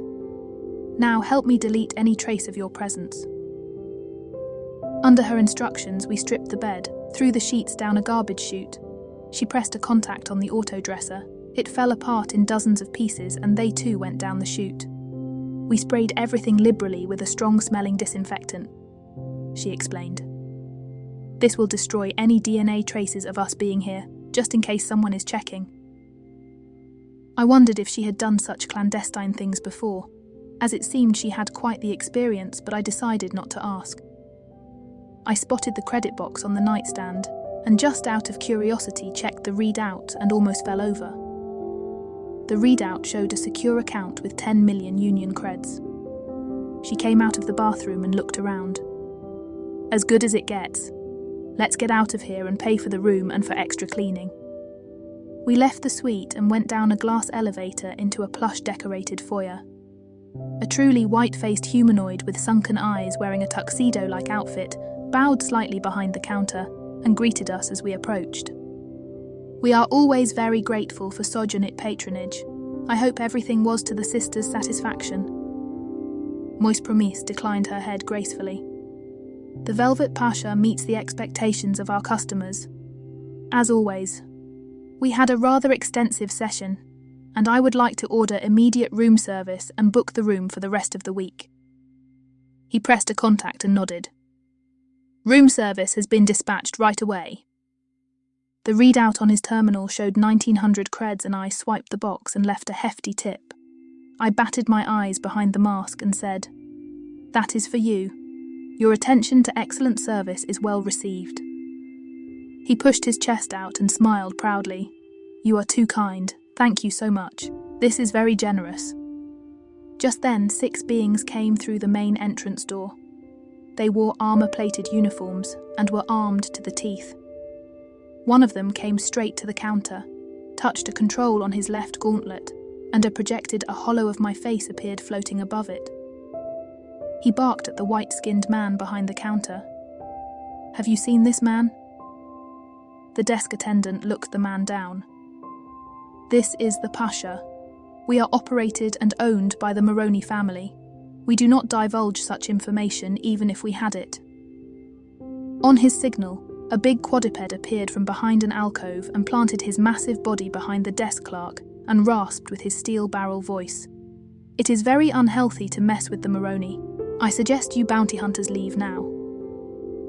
We have permissions from the cartel to search, so tell us, have you seen this man?" The desk clerk shook his head. "No, I have not." Moist Promise took me by the arm and guided me towards the exit. One of the bounty hunters, more cyborg than man, stepped in our way, and he too produced the hollow. "Have you seen him? There is a nice reward on his head." "We serviced no such man," she said. "Now let us pass."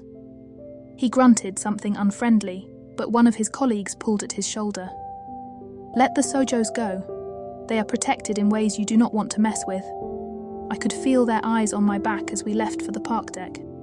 Her pink Mercedes was already waiting, and only after she piloted it in a steep curve above the peaks of the skyscrapers did I relax.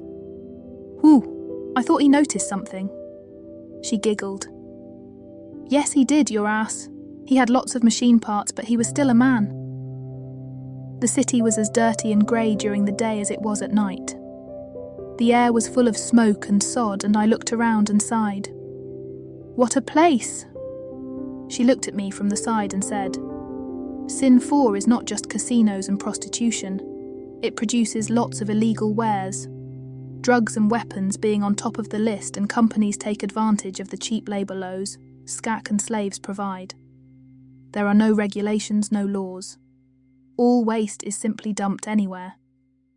The city, as you see it below us, spreads almost over the entire continent, and there are estimates that there are between 8 and 12 billion beings living here, and most of them living at the bottom of the social feeding chain, not even counting the true owners of this world, the native sticks."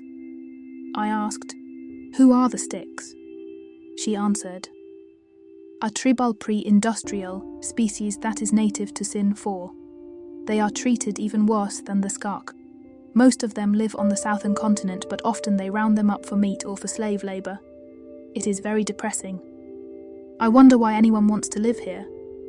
Because Sin 4 is within reach of the 4 big powers, not to mention the shattered kingdoms of the Ogre, the Carthanian, the Togar, and hundreds of smaller civilizations not associated with any of the big 4.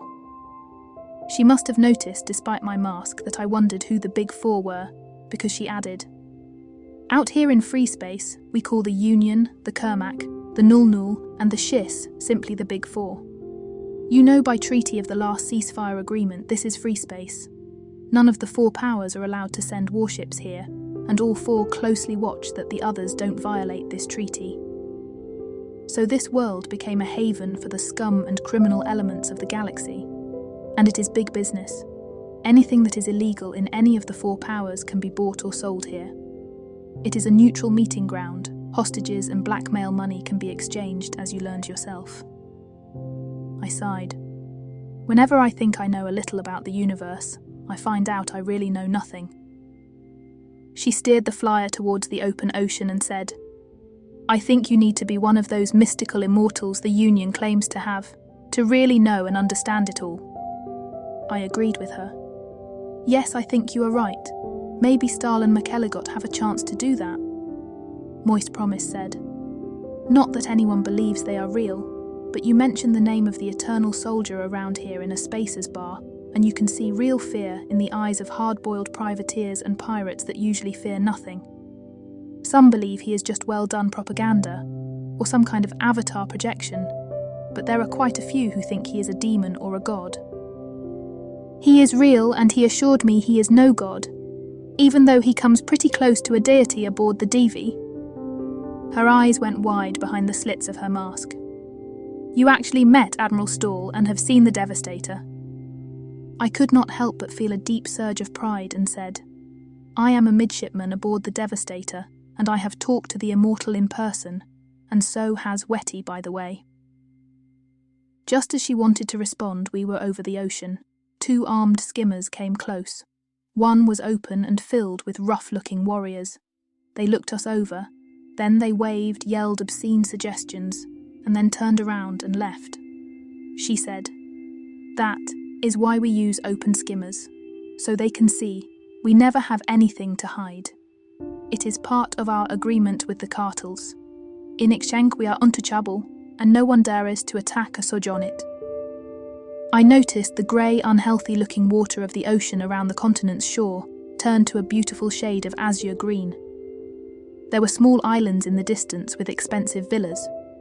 She made a big circle around them and said, "Those are the family villas, belonging to the top bosses of the cartel.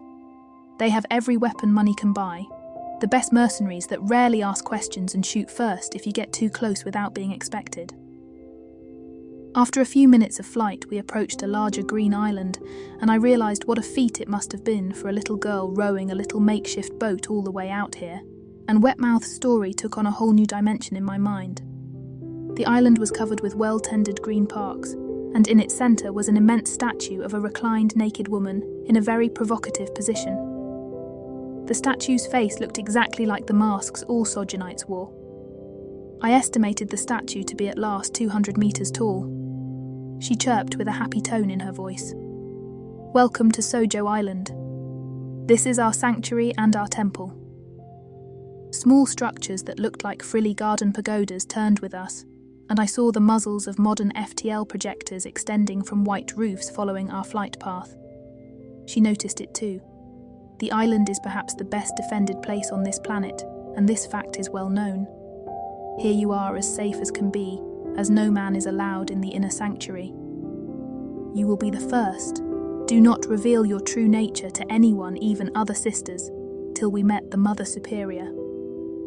I won't.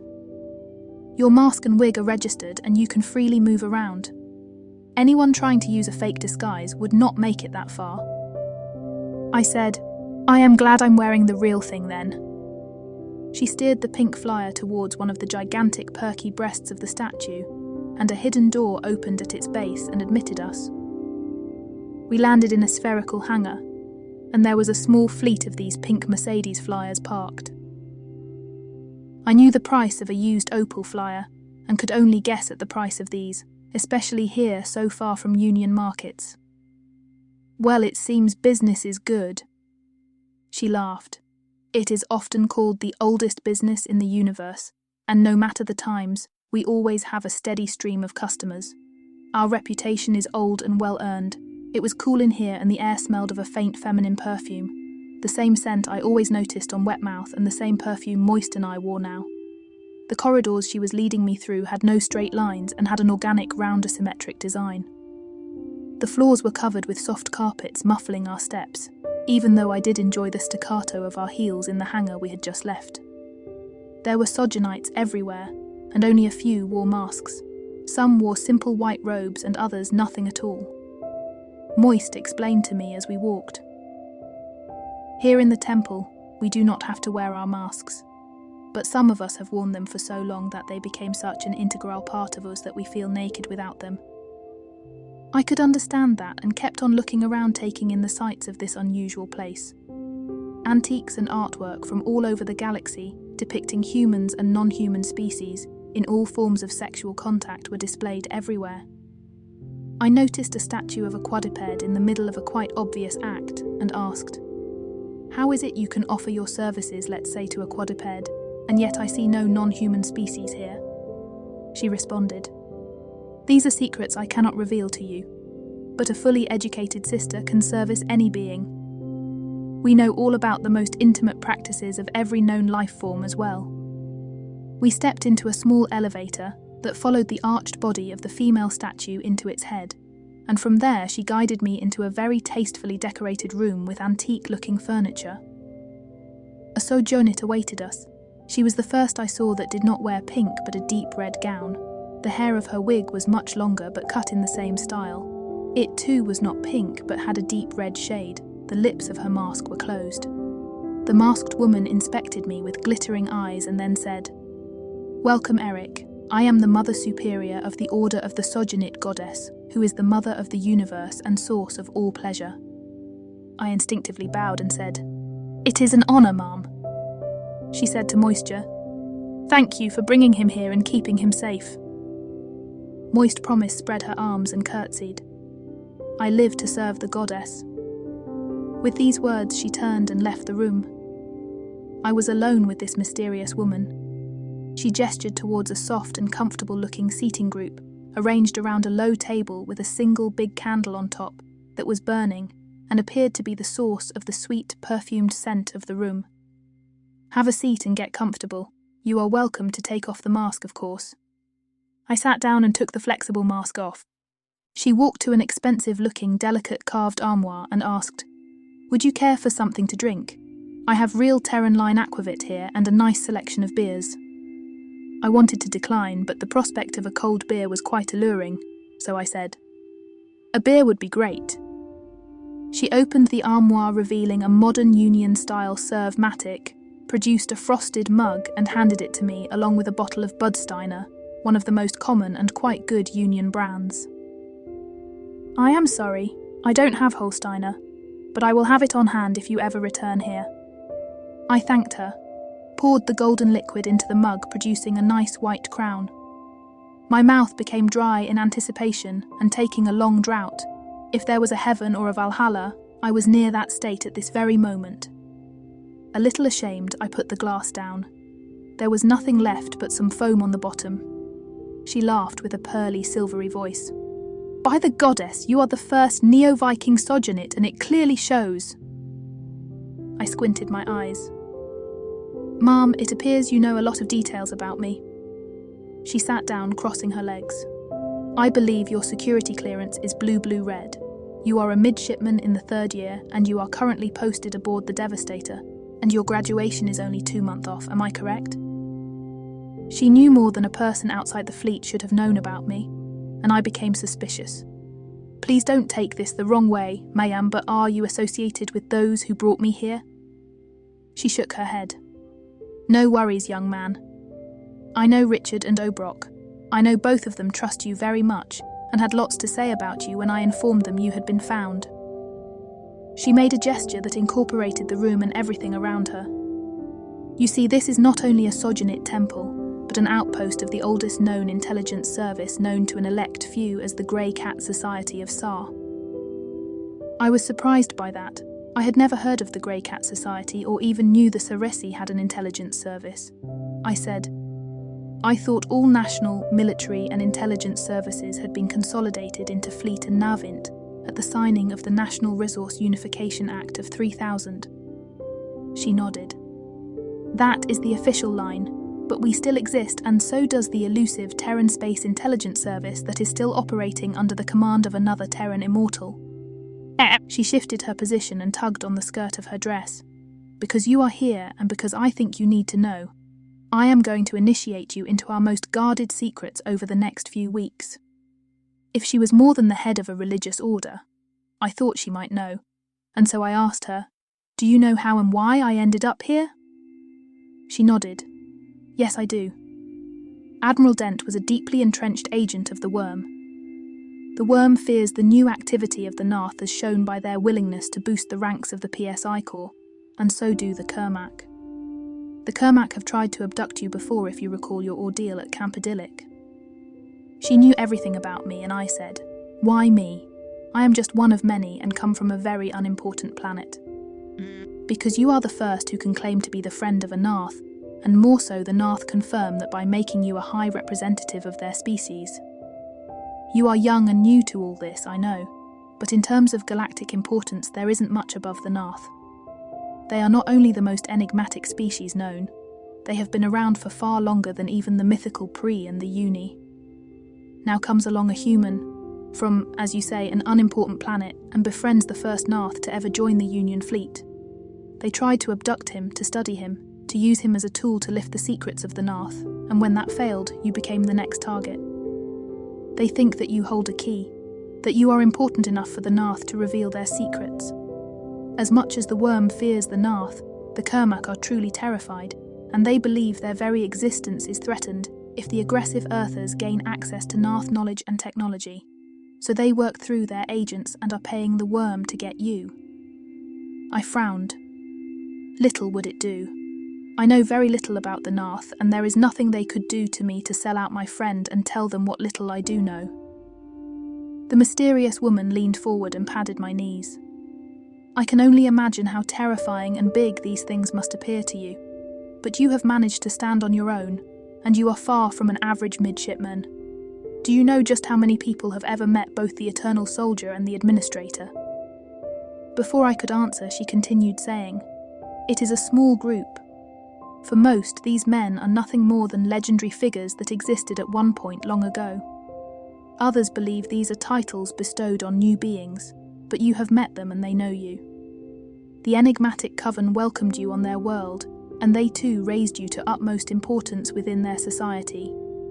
You are a declared friend of the throne by the Queen of Saran, the Queen of Clack, and the Pan-Saran Emperor knows of you. Not to mention that your great-grandfather, Egil, is known to be one of the wise men of the Assembly. All this, Eric, makes you far from average." I had held my breath as she said all this, and somehow I knew she was right. I was different from the other cadets in that regard. I never thought of myself as anything else but normal and average. How many average cadets do you know who have the Medal of Honor and are cleared to the highest classification level? There have been less than 50 individuals that ever commanded the Devastator ever since Stahl came back with that mighty battleship. I have it on good authority you even commanded her during a space battle. Her pointing all that out made me actually feel quite uncomfortable, and I wondered what this all meant. It sort of happened. I did not plan any of this. Mother Superior laughed again. I am certain you haven't. No one can plan his or her destiny. I don't know what destiny holds in store for you. But Algier told me to give you some tools and knowledge that will help you in the future. I wanted to know, who is Algier? The best friend of Egil. Did you not met him during the Crystal Ball? If I have, it must have been very brief. He is one of the wise men, and he is a Cerezi, and when I told him of you, he wanted me to reveal all this to you and reveal knowledge to you no outsider has ever gained, in the hopes this knowledge might be useful to you one day. I tried to digest all this, and then I said, if Dent is an agent of the Worm, he could put his goons anywhere. Admiral Stahl must be informed. She had an assuring tone in her voice as she said, he knows. Admiral Dent has been killed by a certain die you know, and your friends have been informed just a few hours ago that you are alive. Your friend Narth is with them. You will be reunited with them eventually. This was the best news I heard so far. I sighed deeply and was so relieved. I could not help but grin when I heard Harhai had killed the traitorous admiral. So, Wetmouth is an agent too? No, Eric, she does not know. Only a select few of the High Priestess of this order are aware of this. This order has existed for a very long time, and it is much more than a cover. The Sojournites know all the secrets of sexual pleasure of almost every being in the known universe. How can they? We are not human, Eric. We are shapeshifters and can take on any form. I never heard of a species that can do that, but then I've seen many species unknown to me in the last few days. It is a great secret, Eric. However, it appears you attract and collect the great secrets of this universe like others collect pottery pieces. Maybe it is because you are keeping secrets well and can be trusted with them. I never really asked for them. Well, you are not very good at keeping your own secret to well. It seems you are quite comfortable in this costume. Much more than a neo-Viking supposed to be. My cheeks started burning and I felt ashamed, as she was right. She leaned forward and patted my knee. Don't be ashamed. There are no secrets of this nature that are a mystery to us, and perhaps one day you too will learn how to shape-shift. It is a gift that can be learned, you know. I tried to feel more relaxed and said, well, I bet it sure helps to get into the nice outfits. She laughed. Indeed it does. I showed her the cred box. What do I do with this? She checked it and whistled behind her mask. This isn't small change anymore. I assume it is the sum brokered between Worm and Kermack for you. The Worm spends quite some money on this operation, but the Kermack can afford it. I think you should keep it. You could retire from the Navy right away and be a very wealthy individual. I shrugged. My grandfather left me much more than that, and I have no idea what to do with all this money. I don't think I'm going to retire anytime soon. Keep it anyway. It might come in handy. There are few more potent weapons in the universe than money. She got up, tugged at her skirt, and listened to something I could not hear. It's time we leave, and remember you have never been here and all I told you was never said. I will not mention anything to anyone. Now be a Sojournite again. Put on your mask and follow me. The woman in the red dress led me through a labyrinth of hallways, corridors, and after an elevator ride, into the secret basement facilities of the temple far below the surface, accessible only through a complicated process of ID verification that made the blue-blue-red code process look like child's play. We ended up in a small conference room of sorts with several chairs and a kidney-shaped table in the middle. A Sojournite entered and handed the Mother Superior a PDD and said, "Arrangements have been made and we will get a ship in 3 weeks." The masked leader of the Sojournites glanced at the PDD, nodded and handed it back. To me, she said, "By then, everyone who is looking for you will think you are dead. Death comes quickly here on Sin 4, and in 3 weeks you are old news. By then we should have no problems to move you off planet." She pointed at my leg and added, "That gives you time to heal completely, and we can teach you a few useful skills." A modern-looking SII Galnet terminal rose from a hidden compartment in the table. A field screen flickered into existence, and the logo of Fleet Command rotated in the middle for a short moment, only to be replaced by the face of Admiral Stahl.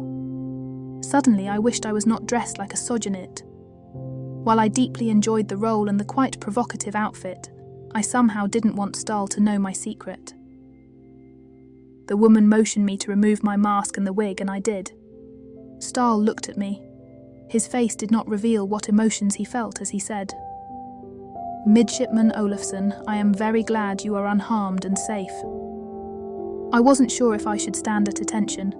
Military protocol required such behaviour only when in uniform, so I decided against it. "Thank you, sir."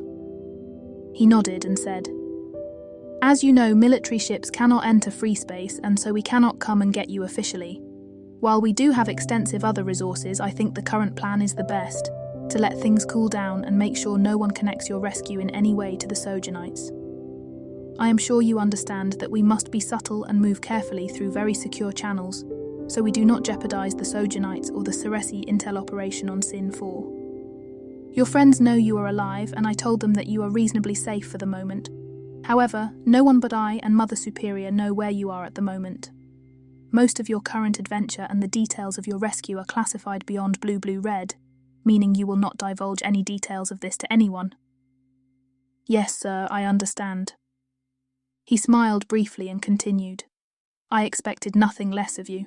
For the time being, you are transferred to the Cerezi Intel Service, and you will take orders from Mother Superior as if they came from me. Understood? Yes, sir.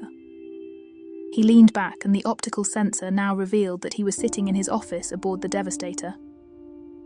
It might interest you that your friend Harhai killed Admiral Dent, sparing him an execution, and we are currently cleaning up on Newport.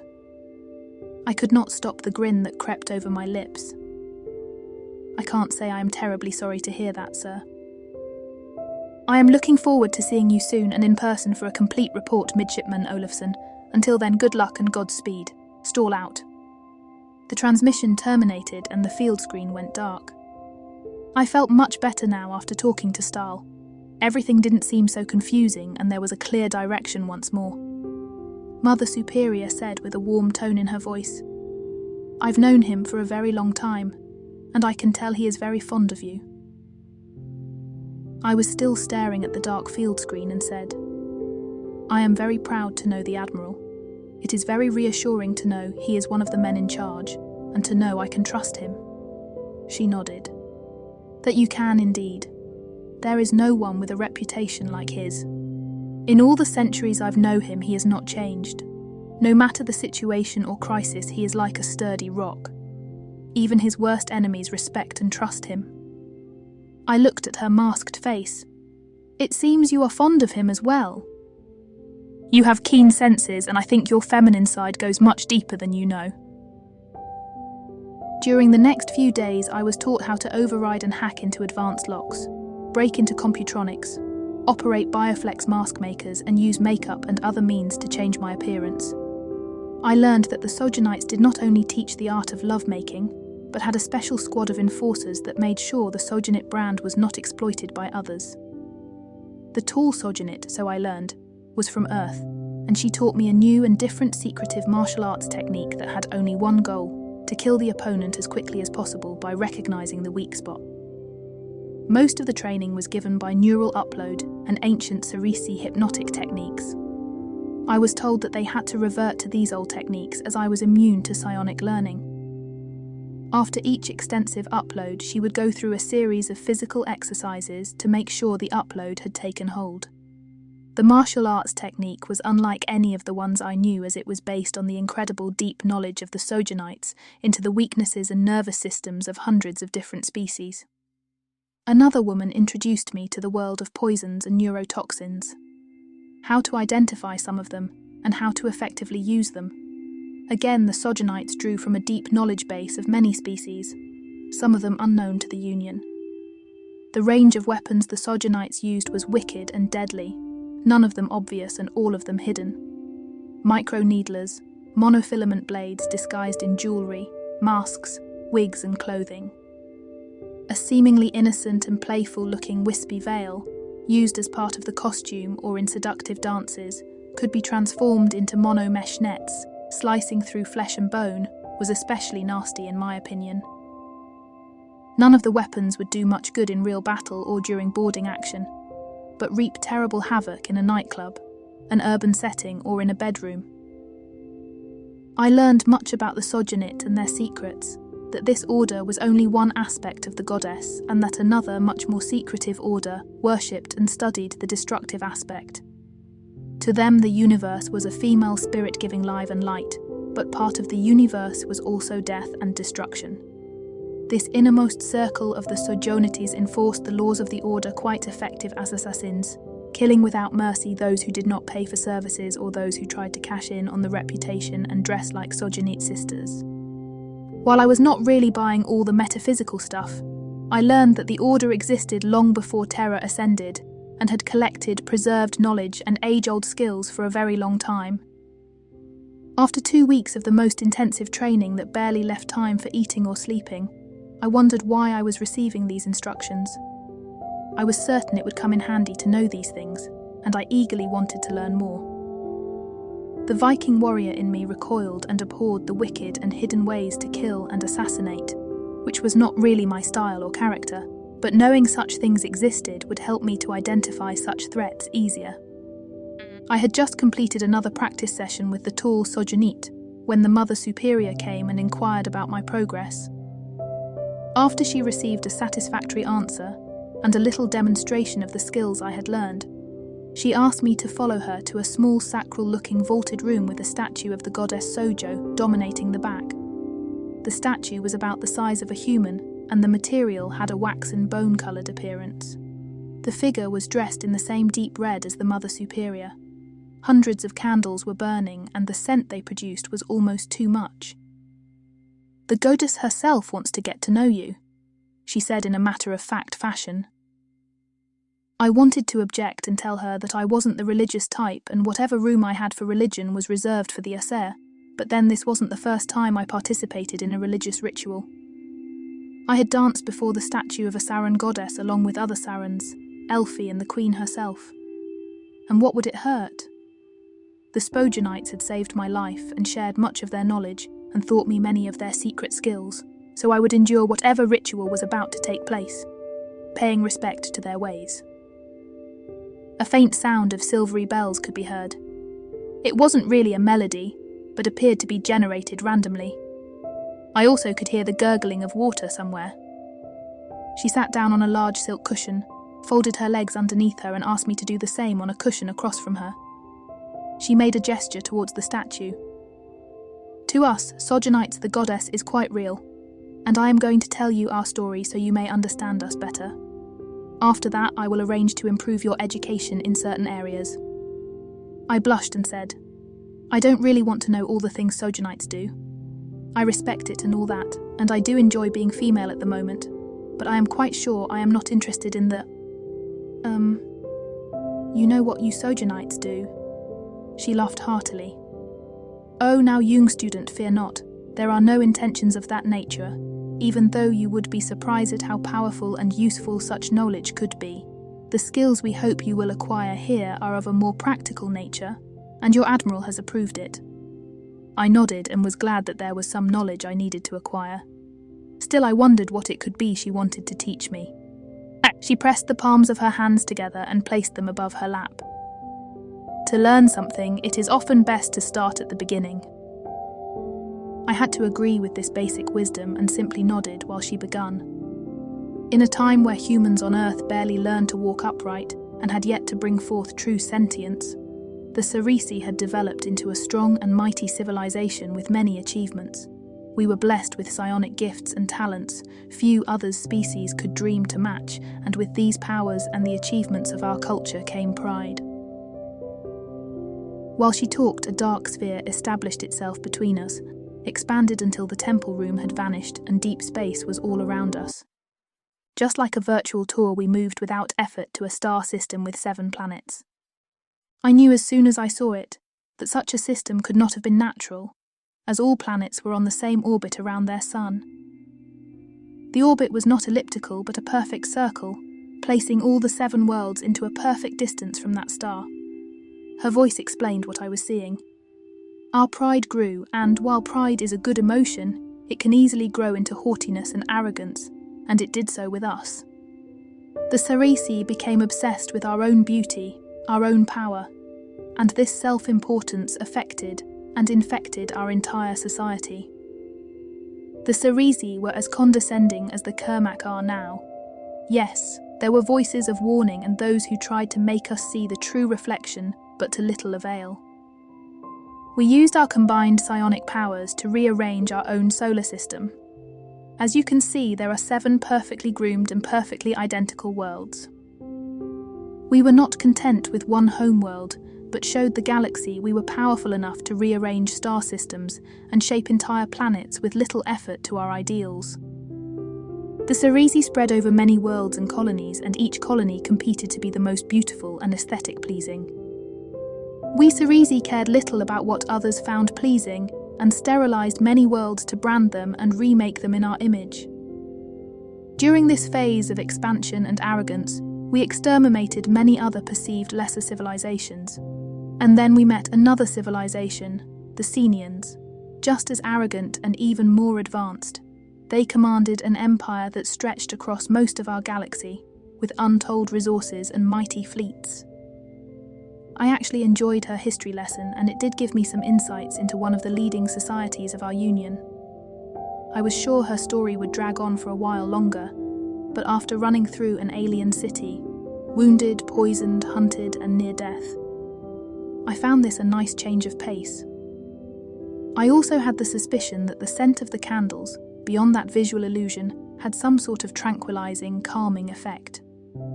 Emmy's mild interest changed as the image showed a fleet of ships, hundreds of them, each appearing in size and shape exactly like the Devastator. To the entire known galaxy, the Devastator was a sign of Union might. I had unleashed her terrible power myself, and now I stared at a fleet with hundreds of these immense ships. I knew how difficult it was to fight a small courier vessel of the Senians. These images brought home just how powerful the Senians had been. I heard her say, "The Devastator is an old Senian ship, as you can see now. The Senians showed up with fleets of thousands." I remembered the words of Admiral Stahl about how dangerous the universe could be, regardless of how big your ship was. There was always someone with a bigger or better one. I wondered if even the combined might of the Union fleet would have stood a chance against such an adversary. While I still tried to wrap my mind around the image, she continued, "We welcomed them, and felt we finally met a species worthy of our attention. The Senians, impressed by our achievements and psionic powers, accepted us as equal and offered us to join their alliance."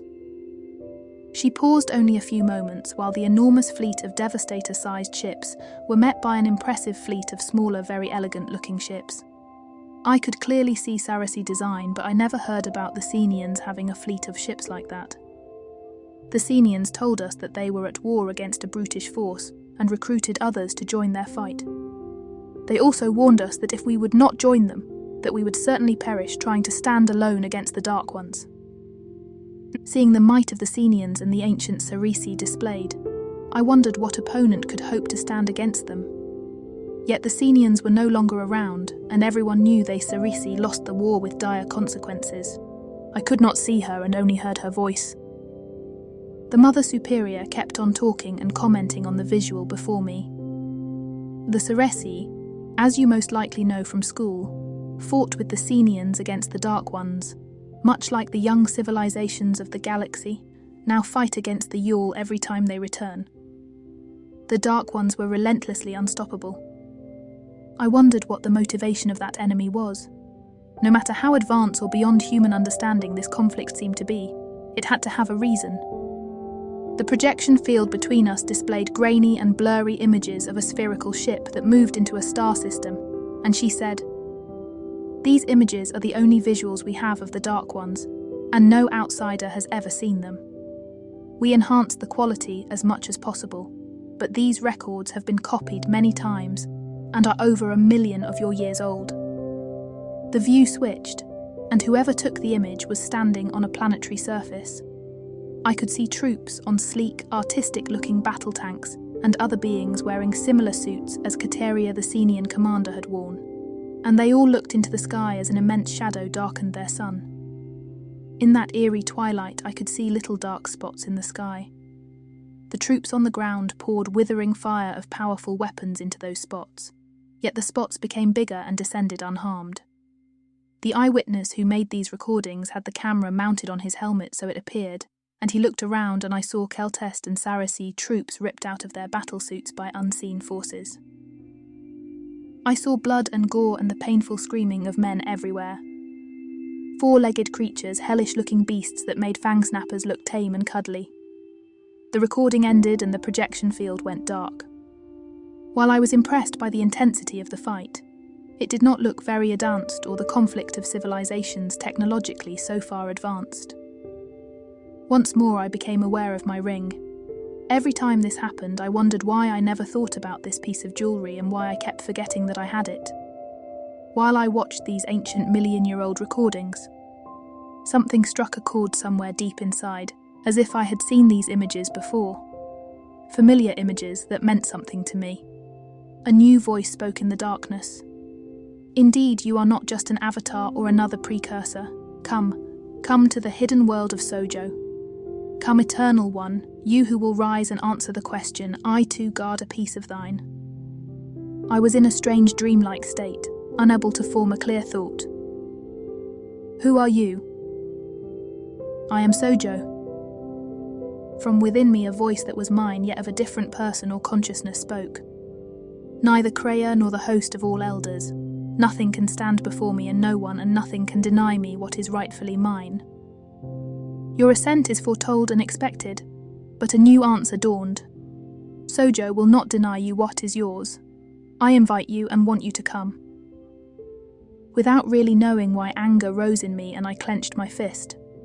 I will rise and bring the order and silence of death to punish all those who worshipped the chaos of life and light with the final piece of darkness, as it was the preordained faith of all who conspired against. Your time has not yet come.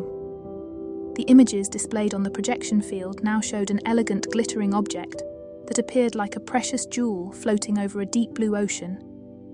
These powerful emotions and thoughts that had gripped me just moments ago faded away, and I wondered who conspired against whom and how I would know all this, as the thoughts faded away like a puff of smoke in a fresh breeze of air.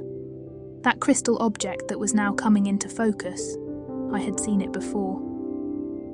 Recent memories flooded my mind. It looked exactly as the crystal construct on Pluribus, where the diamond ball was held. These new images made the other dark thoughts fade away, and as much as I tried to hold on. What was that voice in me? What just occurred slipped away, and after a moment I wondered what I was trying to remember, as if waking from a dream that had taken me away from reality. I remembered where I was, and I heard the voice of the Mother Superior once again reach my ears as she said, I know you recognize this sphere. It was the original hall of the Cerisi Council. The sphere was donated to Pluribus as a symbol of Sari's commitment to the Union. I still felt as if it had cobwebs around my mind, and, while I did not feel tired, I could barely keep my focus on her presentation. I knew I had seen something that was profound and important, more important to me than anything, and yet it was gone. I could not remember. It had to be the scent, the candles. Her voice went on, and inside the projection field we now saw 7 white-haired men in floor-length robes standing in a semicircle inside the crystal hall. They looked regal and wise and full of authority. While I looked at these images, she said, these 7 men represented the 7 core worlds, and they had made the decision for all Saris to join the Senians and to fight the Dark Ones. Now, after we were soundly defeated at an engagement, they demanded that we fight even harder, that we invent and develop new weapons, and that our greatness as a civilization would only be measured by our success in fighting the Dark Ones. Yet there were other voices, and these voices culminated in that woman you see that is now standing before the 7. The image showed a woman looking very much like a Sarisi with a skin-tight suit and long silver hair. She argued with the 7 men, and then, as her demands were not immediately accepted, she made a sign and a group of 20 more women entered the room, and they pointed little silvery devices at the men, and as the men collapsed to the floor in withering agony, I knew what these little things were. I recognized the small mushroom-shaped projector head of Neuro Rippers. The voice of the Mother Superior on the other side of the projection screen said, this was Deepa and her followers. They believed that it was men's aggression that caused the war, and it was she who contacted the Dark Ones and negotiated conditions of surrender. Her voice became harder as she said, the true reason why the Dark Ones did not destroy the 7 worlds, but every other Cerisi location, was her act of treason. She revealed all the locations and the positions of every Cerisi ship, and promised to destroy all means of Cerisi space technology and knowledge in exchange for the safety of the 7 worlds. This part of our history is not taught in any school, and not even Cerisi know, but her actions succeeded. For the prize of 1,000 colonies and billions of lives, the 7 Saris worlds were safe. The Senians are nothing but memory. I could see her outline now through the projection, and she spread her arms. Some think that she was a spy of the Dark Ones, and that was the reason she could contact them in the first place. Some say the Dark Ones were not an outside force but Senians themselves, following not the Queen but another leader. Some of but the few that still remember call her a saviour.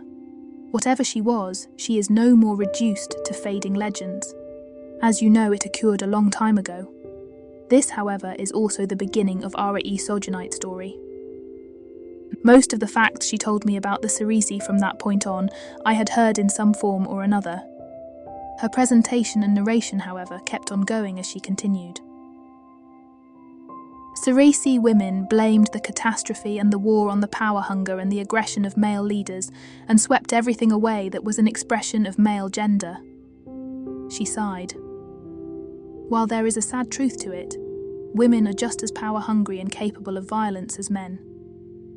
During that time, as Deepa and her group overtook government and plunged Sari's culture into a long, dark epoch of our history, there were those who believed the Dark Ones might come back. Neither psionics nor any known weapon could really harm or stop the Dark Ones.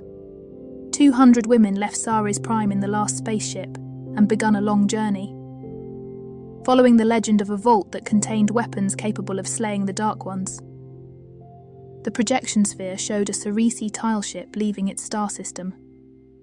If these images were as old as she said, I wondered why their ships had not changed much in all that time. While the Cerisi technology was considered highly advanced to at least Tech Level 9, it seemed to me they had not made all that many new advances, especially in terms of design and form. The tile ship design was one of the worst hull designs, and the interior layout was not exactly practical, but I kept my observations to myself and listened to her almost boring presentation. I was sure all this was fascinating and educational. I wished it was over soon. She, however, went on to tell me the story of the origin of the Sojournites. After a long and fruitless odyssey following tales and legends, they found a planet that should not have existed, at least not naturally. The world was as beautiful as any Ceresi world, a green and blue world with crystal clear oceans, but no higher life forms. It was clear that the hand of a sentient culture had groomed this planet, and yet there were no cities. After landing and a closer survey, they found a single temple, looking much like this one, just magnitudes bigger. I was mildly interested and said, I don't think it is unusual to find the remnants of an old culture on a Neox garden world. To find such a world near the galactic core, however, is unusual with all the radiation there sterilizing the area. She agreed. As I said, the planet should not have existed by any common scientific wisdom. There was no detectable force field, and the magnetic field of the planet was way too weak to deflect all the particles and radiation. There on this planet, only one structure was found. A huge temple in the shape of a naked human, adding to the mystery, as we determined that this statue, and the technology inside, was neither pre nor uni. I shifted my position. The auto-dresser that made me look like a girl did not change my skeleton, or added that incredible flexibility girls seem to have, and sitting this way had made my legs fall asleep. I said, I know very little about the uni or the prey, but I ran into pre-technology, and I know that there is this general consent between scholars that the human mystery can be explained by either the pre or the uni seeding human life. I never heard of a third ancient civilization mentioned, but where there are two unproven legends, there is serenely room for a third. Again she agreed. You are quite wise indeed. The statue and the Rainbow Temple does exist. It is there we found libraries and archives, books, scrolls, and every data recording device and medium you could imagine. Filled with only one topic, but in seemingly endless variations. Documents describing in detail how beings of all kinds made love and procreated. Details to the finest nuance about sex and everything related to it. To it all we met the entity guarding it, revealing to us the secret of shape-shifting.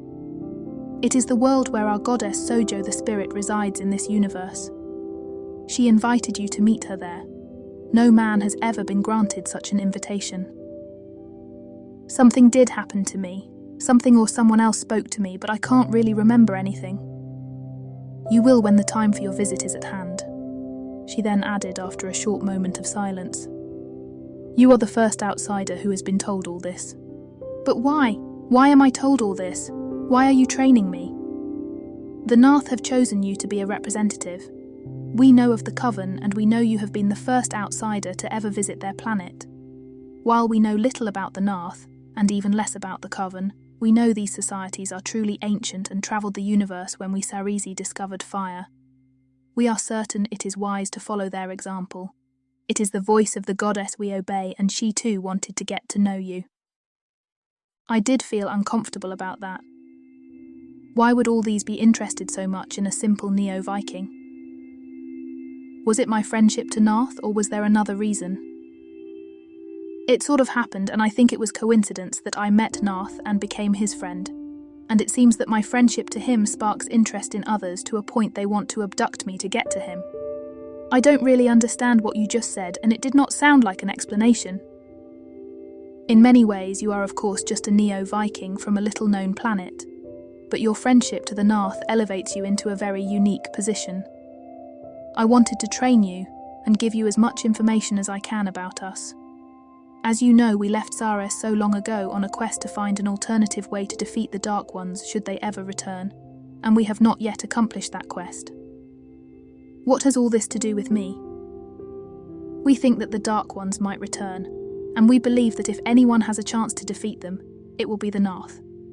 You might be the only human, the only person in the universe, who will eventually understand and know who or what the Narth are, and perhaps it is you who will fight with them and defend us all. We want to make sure that if that ever happens, you have all the knowledge possible, and that you remember Sares and the Sojournites. My head was spinning and I didn't feel too good. I was certain there was more to all this, but somehow my head didn't work as it should have. I tried to concentrate and said, "Somehow I have the feeling I am getting prepared for an event I know nothing about. I still don't understand what all this has to do with me. All I want to be is a Starship captain." The field screen sphere dissipated, but everything seemed as if I was inside a cocoon of foam padding. The candles had big soft auras around them, and even the Mother Superior appeared out of focus. I knew I should have been concerned, asked more questions, but I didn't really care. Nothing really mattered. Even the smell of the incense no longer bothered me.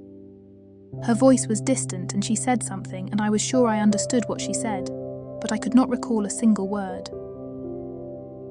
Deep down, I knew something was wrong with me, and in a state like this, I would be very receptive to hypnotic suggestions, but this concern was far away and did not feel very urgent. She came closer and I could hear her say, "Embrace your female side, make her part of you, and don't shut her out even when you return to being Eric. There is so much more to being a woman than looks and outer differences. Use your hands, your touch, your senses, and let them guide you. Forget logic and reason and let go of the penetrating, aggressive nature of maleness." Her voice was soft, and so was the skin I touched underneath the wispy chiffon and satin I wore. It was a different corporal awareness than anything I had experienced before. She was close, and her voice was almost like a song, a soft melody. There are secrets of corporal existence the Narth have long forgotten. The Coven try to regain, but only humans can experience. Let the goddess, the spirit, give you the answer you seek more than any other. Something happened to me. I felt it. I was changing, not at all like the mechanical manipulations of an autodresser. It was different and came from within. The skin I touched was soft as foam, and what should have been there was no longer. Pure electricity pulsated through every nerve ending in an exciting, animalistic fashion where reason had no place, thought had no meaning. A feverish hunger that could not be quenched with food, a desire I could not explain or put in words. Never before did I really feel the clothing I wore, but now I could feel the satin that cupped the false breasts. There was nothing artificial about the tingling sensation. Reality and dream were no longer separate. The waxen statue of the goddess no longer looked artificial but alive. Somehow I realized I had taken the very same pose as the statue, arching back, and then I touched something and it was like an explosion of stars, pain and pleasure indistinguishable, whatever happened. Then I could not recall. I found myself in the cool little chamber they had given me as a room. Lying on the bed, my mind was as clear as ever, but the memory of what happened was foggy and unclear. I remembered the presentation and some of the things she had told me. I knew she spoke about the history of the Sarasi and the Sojournites, but the scent of the incense candles must have knocked me out. I felt like I had woken from a night of drinking, but without the headache. I never tried drugs, and after that experience I was certain I did not want to experience it again. Something had happened to me, something profound, and yet I could not really remember any details. I didn't like anything that messed with my head, but something felt different. I received more training and the last traces of this surreal experience faded fast, but the nagging question why all this happened became stronger. With all this, time flew, and on the first day of my 4th week at the Sojournit Temple, the tall Sojournit from Earth told me that this would be my last day. Again, I was taken to the vaulted worship chamber with the goddess statue. And the first thing I noticed, however, was the absence of the strong incense smell. The Mother Superior was already there, and she said to me, "We would like to welcome you as an honorary member of the Order." I bowed and said, "I am deeply honored by this, and I respect the goddess and your believers. However, and despite all my secret desires, I am a son of Nilfeheim. I swear upon Odin and ask Thor for strength. I am also a Union fleet officer and cannot put any other organization before that." She looked at me from behind the eye slits of her mask. "I respect that very much, and I actually expected a reaction like this from you. I don't ask you to believe in the goddess or to abandon your religion. The Sojournit Order is not a fraternity inside the fleet. It is an honorary membership, and not a commitment like a Sojournit sister makes. It is simply a formality and a ritual to welcome you as a friend and not as an outsider, and to give you access to our network. And I don't mind that, and I know I asked this before, but why me? It is you who came to us for help, and you have been allowed to hide behind the identity of a Sojournit. To us this is a religion, and to us the commands of the goddess are quite real and binding. Yes, we are part of the Sarasi intelligence network, but the Order is real. Making you an honorary member will please the goddess and make the help we gave you legitimate to our laws and custom." There was nothing I could say against that. They did save my life, and I knew that the members of this order took their religion and their commitment very seriously. From what I knew about Wetmouth, she too took all this very seriously as well, so I agreed. I was asked by her to take everything off, and stood naked in the middle of the room. Somewhere a bell rang and 20 Sojournites entered. All of them wore black versions of the outfit, and their masks had an angry, almost evil expression, and the false lips were closed. Mother Superior stood before the statue and said, "The goddess has welcomed a new member, and she is no longer an outsider. The gate to the Rainbow Palace is open to her. We welcome her as honorary member of the sinister aspect of our order." She took a mask from a pillow and motioned me to put it on. A wig and a similar black outfit followed, and she said, "The goddess will know your true name. To the world you are henceforth known as Nightshade." The others bowed and said in unison, "Welcome, Sister Nightshade." Mother Superior and I flew aboard a Mercedes flyer back to the mainland, and to the very same spaceport I had arrived almost 4 weeks ago. It did not look any different from the air, and to me it looked more like a garbage dump than a spaceport landing field. But now I could see how big it was, and that there were spaceships in the process of being loaded or unloaded. A Cartanian megacruiser, with heavy battle damage, was being repaired by a gang of men while another group stood guard. Mother Superior leaned over and said, "That is the Galactic Terror, the ship of a ruthless and infamous pirate named Agus Danan, but better known as Captain Terror. It looks like he had a rough time." Our flyer landed next to a small, fast-looking ship.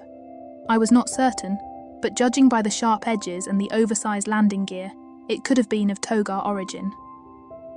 Without delay, we boarded the ship over a side ramp and were greeted by a thin-looking, mostly humanoid being wearing a blue and yellow uniform.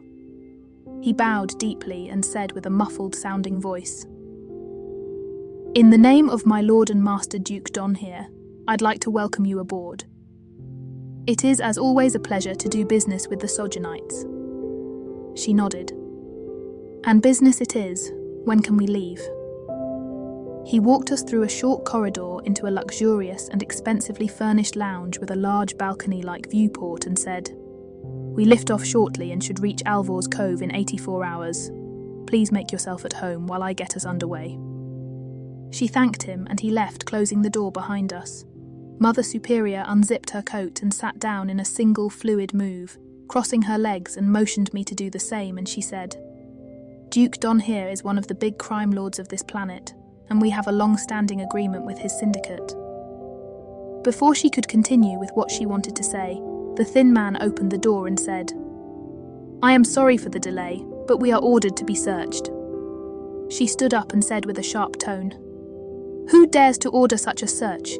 This ship belongs to Don here himself, and I am the Mother Superior of the Sojournite Order." He bowed again. "Yes, ma'am.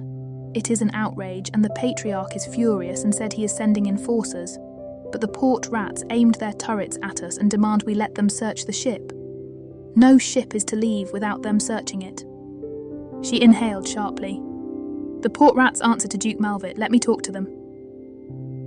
The man walked over to a wall console and made the connection.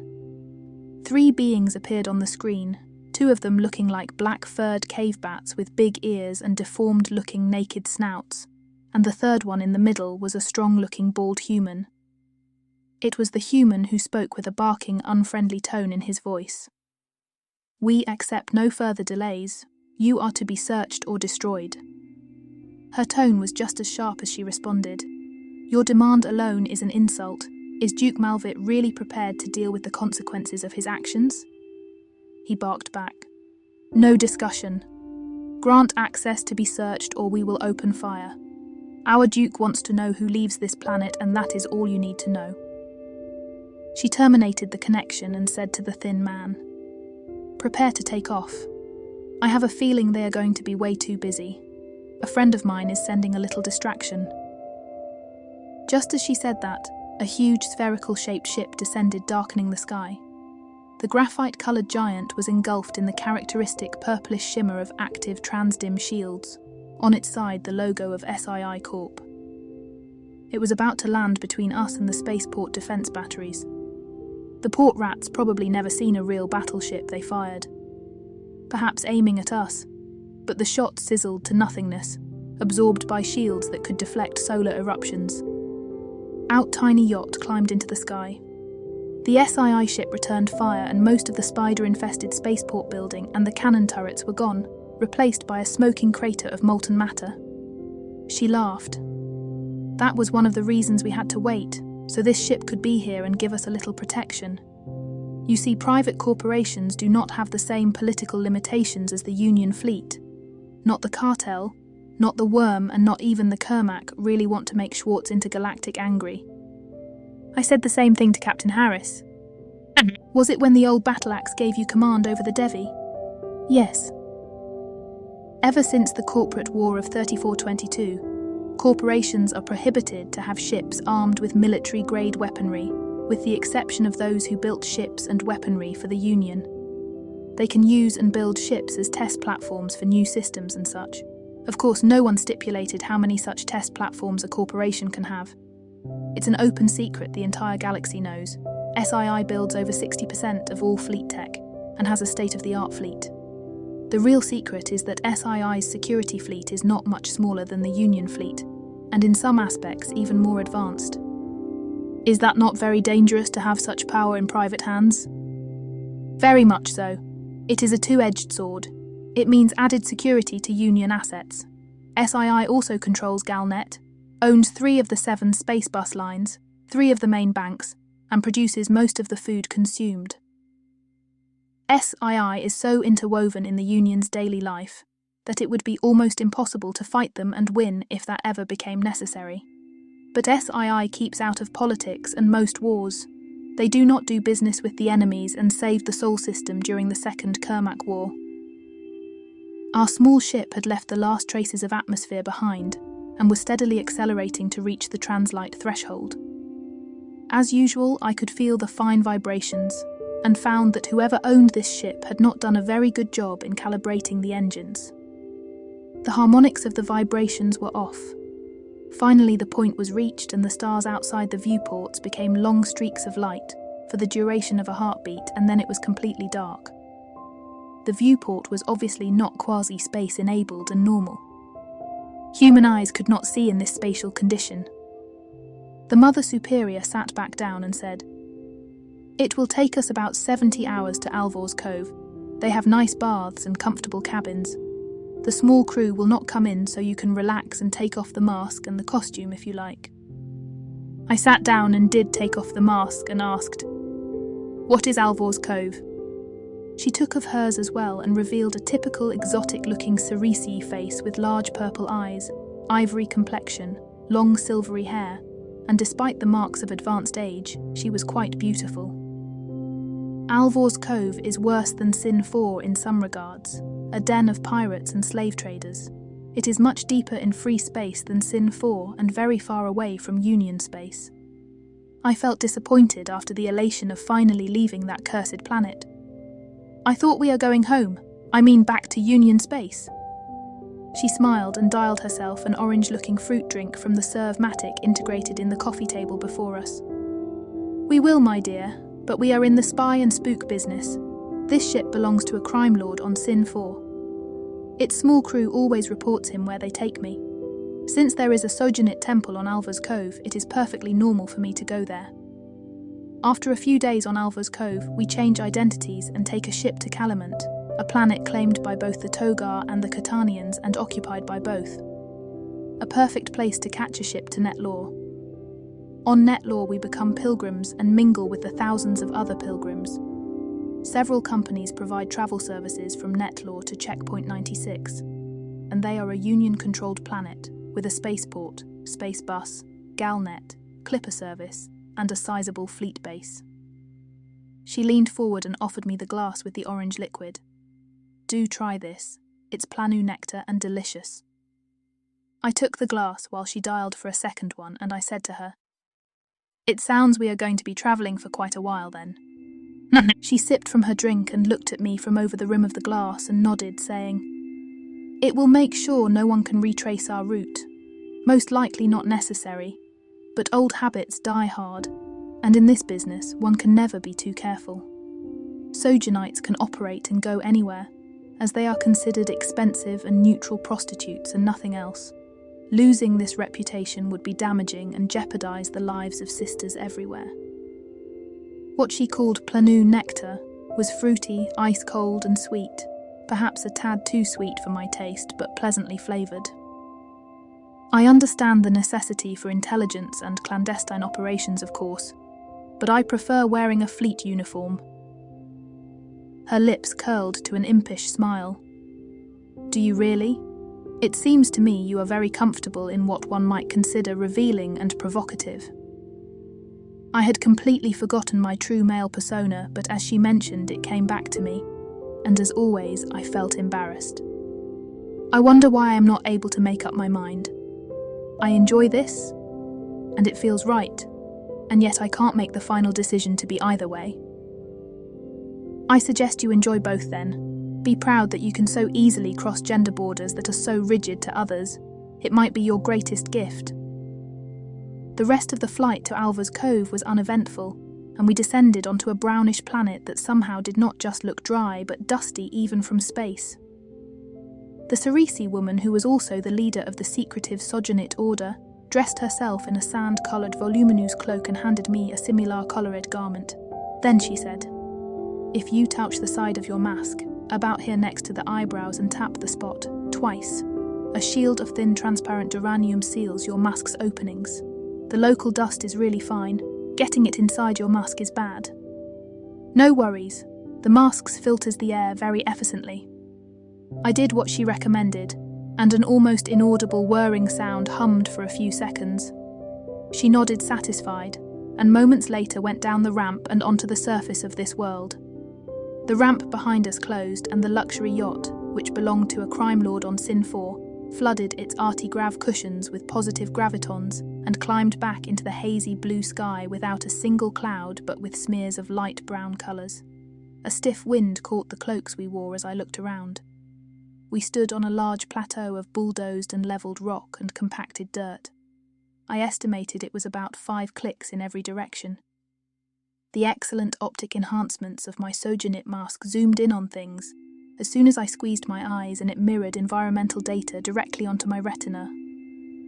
This is why I knew it was exactly 48.9 degrees on the C scale, and that the wind came from the west.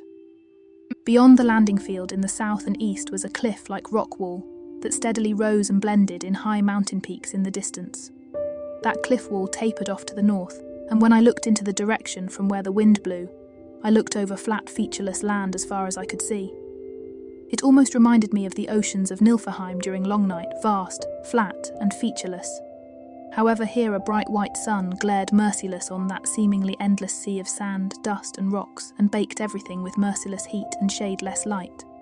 Like her, I carried a bag with a change of clothing and a few personal hygiene items.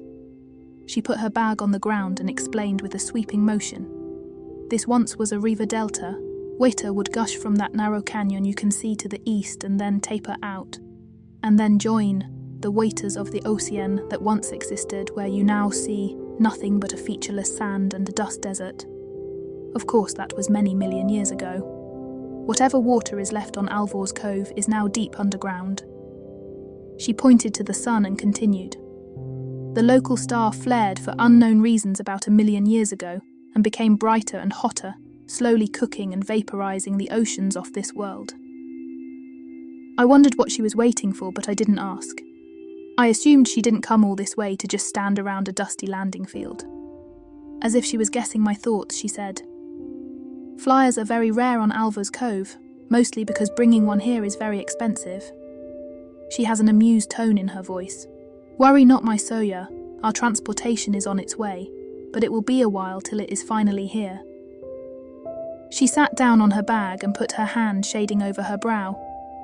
Not that she really needed to, as I was certain her mask had the same UV filtering built in that transparent material that now covered the eye slits, but it was a basic human unconscious gesture, and I thought that Sarasi not only appeared but also acted very human in so many things. She used her other arm to point east and said, "There it comes." Almost like a slow surfacing submarine, a large lizard became visible. Emerging from mirror-like shimmering mirage the heat had conjured up over the flat surface. It had 6 legs and had to be bigger than 4 fang snappers combined. The lizard's colour was almost the same as the dusty brown surroundings, and it was fitted with some kind of harness on which a covered wagon on 4 big wheels was attached. At the speed the lizard and the attached contraption approached, I estimated it to take at least another half an hour before it was actually here.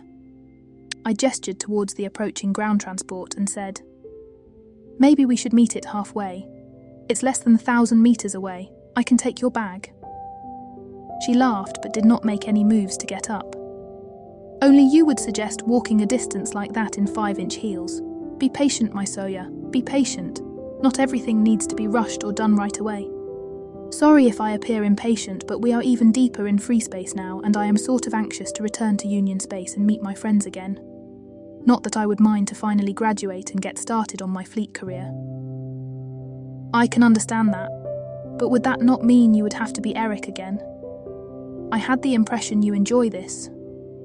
"I do, but realise that I am also Eric, and I have friends who do not know anything about Erica, and I am not sure if I want them to know about her." "If they are your friends, would it matter to them?" "I don't know, and they are too important to me to find out if it did." Together we watched the lizard-drawn cart come closer. From above, a sudden high-pitched whistle of misaligned arty gravs made me look up and watch a Valorian-armed merchant descent. The 180-meter freighter seemed loaded to the brim with whatever merchandise it was bringing, and its arty-grav projectors struggled to keep it at decent descending speed. Valorian ship architecture wasn't the most practical in the first place, and from the sound of it, 1 or 2 arty-grav projectors had to compensate for another that was either completely out, or as it could happen, misaligned, and thus worked against the others. Arty-grav projector alignment was an important job during any maintenance, something that had been overlooked quite obviously on the descending ship. Its shape strongly reminded me of those spiral-shaped sea snail houses one could find on the pebble beaches of my homeworld. The thought alone of the cool, fresh air of Nilfeheim made me feel the heat of this world even more. The woman next to me said, "Whatever you see now, I urge you to keep your cool and ignore it." I wondered what she meant by saying that in such an urgent tone. "I will." The organic-shaped ship had settled down on 9 landing pads, extending from its keel, about 600 meters from where we were. Thanks to the zoom-enhanced vision provided by the Sojournit mask, I could see that 3 of the hydraulic landing gear was leaking fluids, and a 4th was bent so it could not retracted or extended at all. The characteristic swirly red and black colour scheme of silicone carbon lattice ceramic hull was a result of the Valorian production process. The Valorians, like several other Galactic Council species, used ceramics rather than metals for their spaceship hulls. Ceramics had several benefits over metals, but also quite a few drawbacks. Why the Union in general preferred metal hulls was that they could be repaired relatively uncomplicated in the field, while ceramic hulls, once they were cracked or damaged, could only be repaired in specially equipped shipyards. I was recalling these lessons from basic engineering classes, as I saw the large crack in the side of the hull. It had been repaired by bolting metal braces over it, and the gaps filled with some kind of resin or perhaps even durocrete. It looked crude, and I wondered who would be brave enough to actually go into space with something like that. She also looked into the direction of that battered, badly maintained ship, and said with a dry voice, "That is one of 7 ships belonging to the Mulwer Trading Company. They have their headquarter right here on Alva's Cove. It doesn't appear to be a pirate ship. I don't see much in terms of armament, and I doubt it would be fast enough to be an effective raider. No, it is not a pirate, it is something much, much worse." A hatch opened and 2 Togar and 4 Olgarin crewed but though looking leather and metal gear appeared. They were armed with long whips and long-handled fork-like sticks. Through the excellent optics, I could see them yell and holler, and moments later, naked human men, women and children appeared, attached to each other by ropes attached to metal collars. They looked dirty, and some were caked with mud. One of the men had a tattoo on his arm and I could read it. It was a merchant marine. Those were Union citizens. I got up, turned to her. "What are they doing to them?" "They are herded to the slave pens in the Canyon of Tears, and there they wait till for the bi-monthly slave market. Togar and other slave dealers will then come and purchase them for the meat and slaughter kitchens of Toga, to the deathfight arenas of Sin 4, to mines and fields of the Burner, to the furnaces of the Cartanian smelter moons and 1,000 other hellish places of no return." I almost screamed at her. "Maybe you don't care about humans, but I see 2 Clack now, and a Ceresi woman. I am sure your optics are as good as mine. Don't you see her?" She nodded. "I do see her, and she will most likely end up sold to the Kermac, who will dissect her to find out why Ceresi are better psionics than them. The Kermac hate us Ceresi far more than they dislike Terrans, and her fate will be gruesome torture, and then a painful death. We got to do something, we must. What would you suggest we do?" "Call the fleet somehow. You said there is a Sojo temple here, don't they have Galnet terminals?" Alva's Cove is beyond the reaches of the Galnet network. We use extended reach terminals on Sin 4, but even if we could reach Fleet Command, what can they do?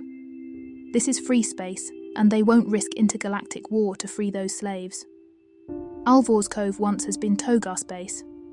They only abandoned it because it was useless to them. The fleet coming here means war. The Union would have to fight the Null, the Galactic Council, the Schiss and all of free space, including the Togar, at the same time.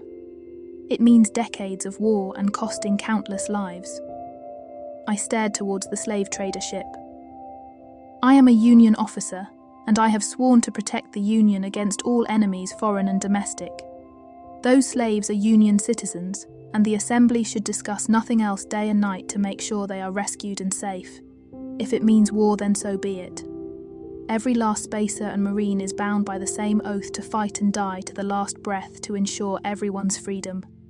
It does not matter if it is even just one unlucky, unkempt colonist that suffers. Our laws make no difference between the rights of one and the rights of many." She clapped her hands together, You speak like a Terran and sound like Stahl. As it may be my Terran friend, we can do nothing at the moment and must maintain our cover. Doing something would expose us, and without the right resources it will amount to nothing. Chose your battles wisely, my Soja. She got up as well and took her bag. Our ride is here. A being covered in a similar cloak climbed from behind a crude-fitted windshield. The billowing cloak made it impossible to determine the exact species. It had the correct number of limbs to be human, but was only about 150 centimeters tall. It wore the hood of the cloak buttoned up on the front, with just enough opening for a pair of dust goggles. I came as fast as Extree can walk after I heard your summon. Do you need help with your luggage? It will be 2 one-weights to Bernard's Cut or 3 if you want the air condition. My companion pressed 3 coins into the gloved 3-fingered hand of the being, and we climbed over a creaking ladder into the back and through a curtain into a single-room interior with 4 wooden benches, and what he had praised as air condition were 3 battery-operated fans. A 4th one was there as well, at least parts of it, and quite obviously inoperable. The fans did little to really ease the heat, but the shade provided by the wagon's canopy felt really good. The entire contraption croaked and creaked as it started lumbering the other way. Through the veiled curtains on the windows I watched the sad, gut-wrenching train of Union citizens prodded and whipped. Most, however, seemed to have lost all hope and complied with the brutal and inhumane treatment. If there ever was an unfair situation, then this one took the cake. It took all my self-control not to jump out of the wagon and stuff those whips and prods up those slavers' arses. But all the fancy Sojo weaponry would do me little good against these heavily armed bastards. Well, I could take out the left with the needler, and then use him as a shield to take out the... She hissed. Sit down. Only now I realised I was halfway at the door. I wanted to say something, but sat back down. The rattling of the wagon became more intense, and looking past the driver I saw the lizard now really moving. The driver turned his head and yelled against the croaking noises, the wind and the thumping of the lizard's feet. Just got the word over the squawk box we got a tornado of at least strength 8 coming from the Glagadrin. I sure hope we make it. I turned to ask her. What does he mean? She pointed outside the back of the wagon and said as loud as she could and with concern in her voice. Out there, that is the Glagadrin. It's a huge desert of continent size. That grey funnel cloud coming our way is a tornado. If it reaches us before we reach the canyons, we are in serious trouble. As I followed her pointing finger, I saw it too. A monstrous funnel of dust-brown swirls and dust was coming towards us over the coverless flat landing field. The lizard was now running, whipped to speed by its owner. I could see sturdy stone buildings at the sides of a narrow gap between the enormous cliff walls. We were still at least 2,000 meters away, and the tornado behind us was gaining fast. It just now reached the chain of slaves who tried to outrun this terrible force of nature, without any chance. Even though the same fate would most likely reach us too, I could not help but feel grim satisfaction to see one of the slavers ripped of his feet, like a weightless toy sucked up and disappear in the swirling dust. We had tornadoes on Nilfeheim as well, and they were powerful and dangerous to any surface ship, especially in the first year of short summer, but our bergs were sturdy and could withstand them. Being out in the open on a flat surface in a wooden and metal contraption on wheels was something very frightening. The howling of the wind made any conversation, no matter how loud I tried to yell, impossible. 1,000 meters or less, the narrow gap and the sturdy stone buildings much closer now, but the lizard was at the end of its powers. I could tell as we slowed down. Everything rattled, vibrated, the grey and dust-brown whirling wind behind us now so close I saw it as one solid wall. The tornado reached us. Up and down had no longer any meaning. I saw the canopy dissolving in a flash, pieces of wood. I tried to yell and hold her, but she was lifted and disappeared. Sand grains whipped to speed sanded and pelted me. The cloak gone, feeling the sand hammering my face, with a painful, stinging sensation, made me realise the Sojonit mask was gone as well. Something hard hit me over the head, dazed but not completely out. I finally fell and slammed like a wet fur hard on the rocky surface. Something hit me again, and that was all I remembered. How nice it was to float in the ice-cold oceans of Nilfeheim. I was gliding deeper into the dark green abyss. Not far I could see the blurred dark outlines of Olafson rock as it looked from underwater. I was not alone. Narth was swimming nearby, and so was Harhai and Wetmouth, even Circuit and Crabble. I also could feel a huge unexplainable presence that reminded me of something I should know. Then my mind somehow reeled at the sight of seeing Circuit and Crabble swimming. Circuit could not swim. Harhai hated water, and Crabble was equally unsuited for this environment. As I put my mind around this strange sight, I began to realize this was a dream, and I was slowly rising to the surface. No matter how much I wanted to stay, I drifted upward towards bright light, and the closer I went, the more I felt pain, and the last dream images faded away, replaced by the sensation of lying on hard surface. The first thing I really noticed was the grinding dry grid in my mouth and nostrils. I blinked and remembered where I was. I spat and coughed and opened my sand and dust-caked eyes. I was lying on the landing field, and to my surprise it seemed that other than a few scratches and bumps I had survived the tornado's fury, otherwise unharmed. Yet I could not get up. I cursed as I saw it was the lizard's tail that was pinning me down.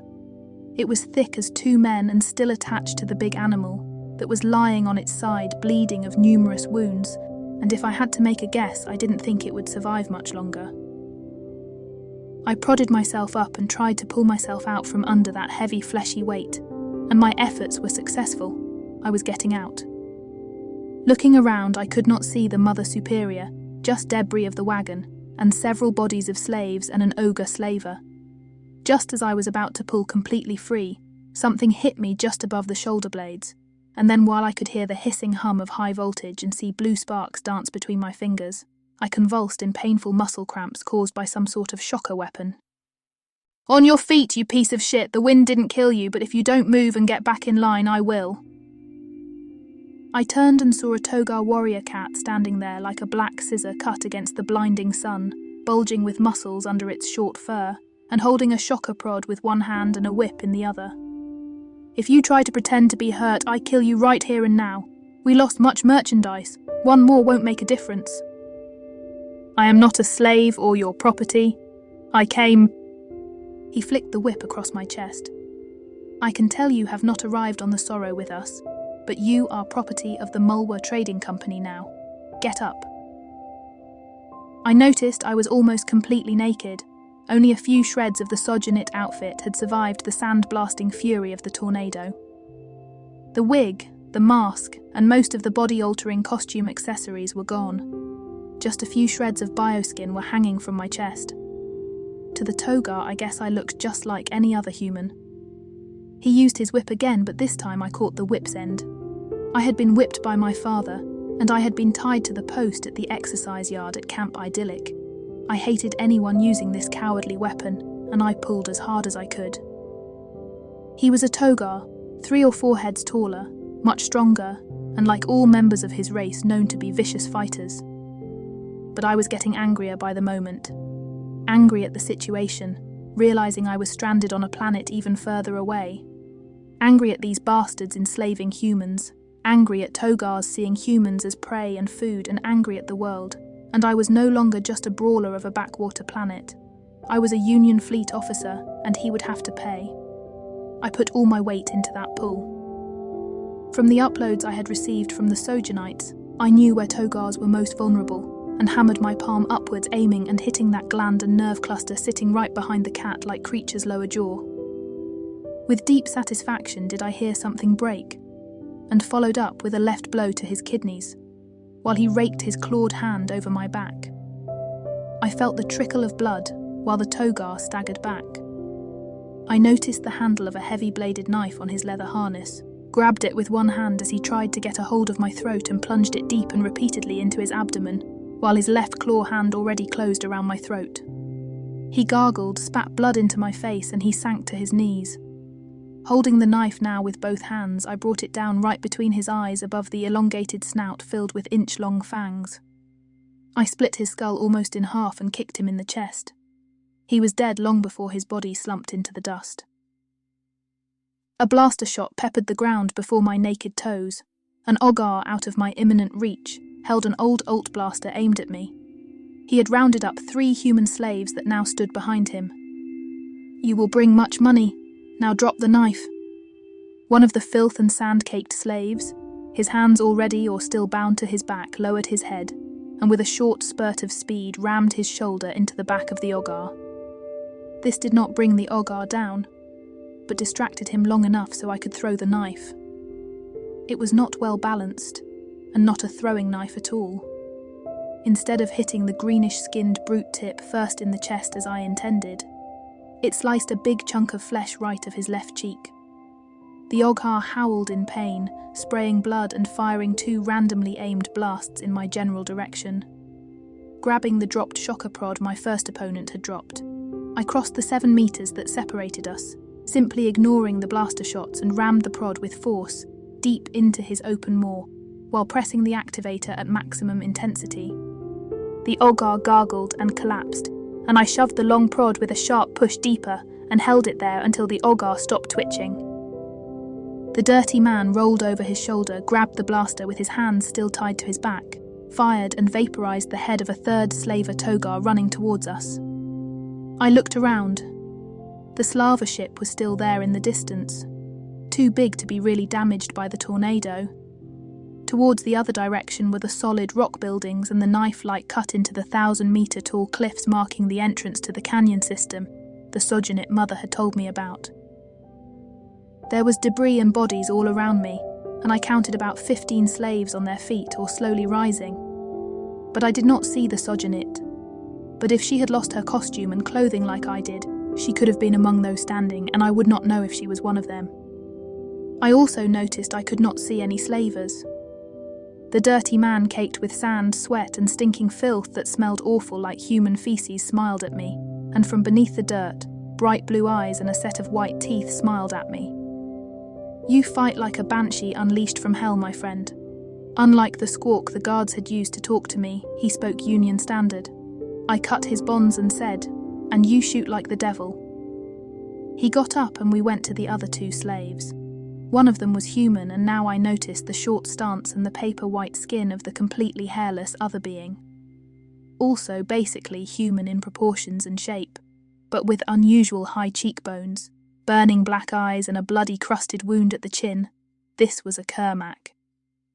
The Union man, however, cut the Kermac's bonds as well, and the rest of the surviving slaves slowly gathered around us. I called and yelled for the Mother Superior, but I did not get an answer. None of the bodies I could see within reach looked as if it should belong to the woman.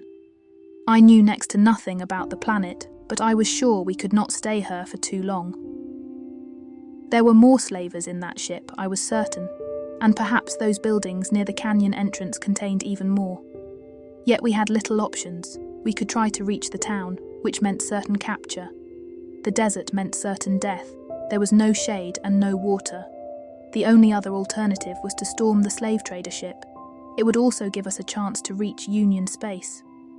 I told them exactly that, and they all agreed this was our only chance.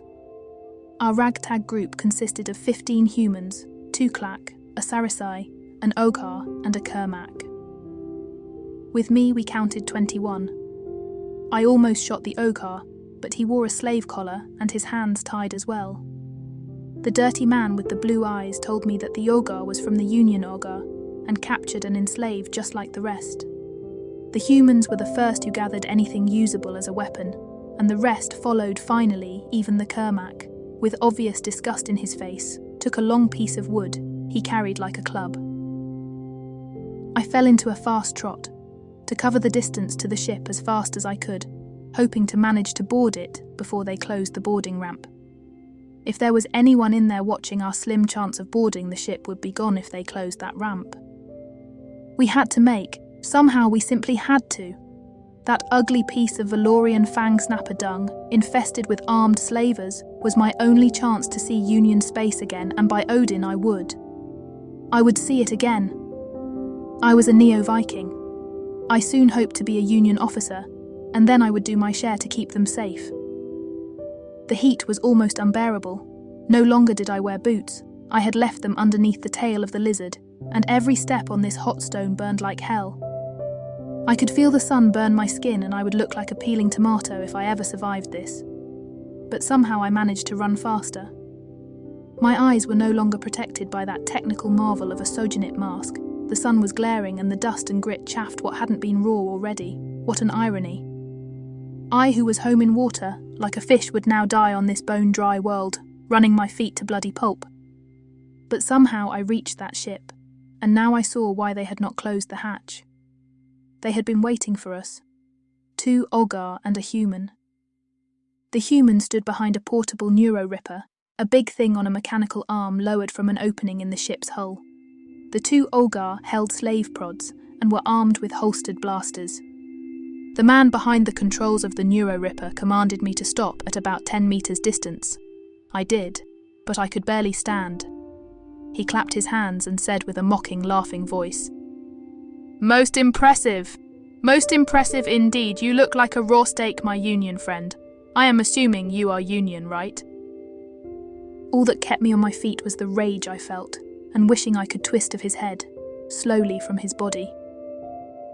I could not answer. The man behind his cannon suddenly screamed. The muzzle of the ripper swung around and I heard the high-pitched hum. The inhuman agony the 2 Olgar guards felt as they collapsed, while every nerve ending in their body overloaded their brains with pain impulses. I heard similar screams of agony from inside the open hatch as the ripper sent its waves inside the ship. I did not wait to find out why this miracle happened, and bolted the rest of the way, pulled the stunned and perplexed human of his seat and said, "I am going to expose piece by piece of your body to that neuro-ripper beam until you tell me the access codes for this ship." He gargled and struggled. "There are no access codes. That thing has been stolen 80 years ago in the first place. Access codes. You must be a Union man, psionic talents to boot. I should have fried you while I had the chance." I shook him. "I am Midshipman Olafson, currently assigned to the USS Devastator, and you can tell that to whoever you meet next." He blinked. "You letting me go?" I fired the old Alt blaster point blank in his chest while I held him with my other fist and grunted to his corpse. "Not bloody likely. Slave trading scumbag." The Kermac and the Ceresi woman helping each other limping closer, and the woman said, "That was the first known Kermac-Ceresi psionic cooperation in history. My psionic energies, his telekinesis. I think we can celebrate this later. Let's get everyone in and see if there is anyone left alive, and then I suggest we try to leave this place." The ship was in no better condition inside as it was outside, but at least the rest of the crew was either dead or on the verge of dying, and we helped them along. Somehow I could not find an iota of mercy within myself when dealing with these slavers. I could somehow understand how a man or a woman could find piracy appealing. But to take a being's liberty, to treat a thinking person like that and take away all their dignity, their freedom, was worse than killing someone, in my opinion. The ship stank, and its cargo holds had been transformed into cages with filthy rotten straw and sawdust on the floors for comfort and to absorb whatever bodily waste. The engine room was a mess, and it reminded me of my Rocinante, the ship I had taken from pirates near the Igra Expanse. It had the appearance that the art of engineering and keeping a clean and well-organised engineering department was something only looked after in the fleet. At least it was all from the same technology.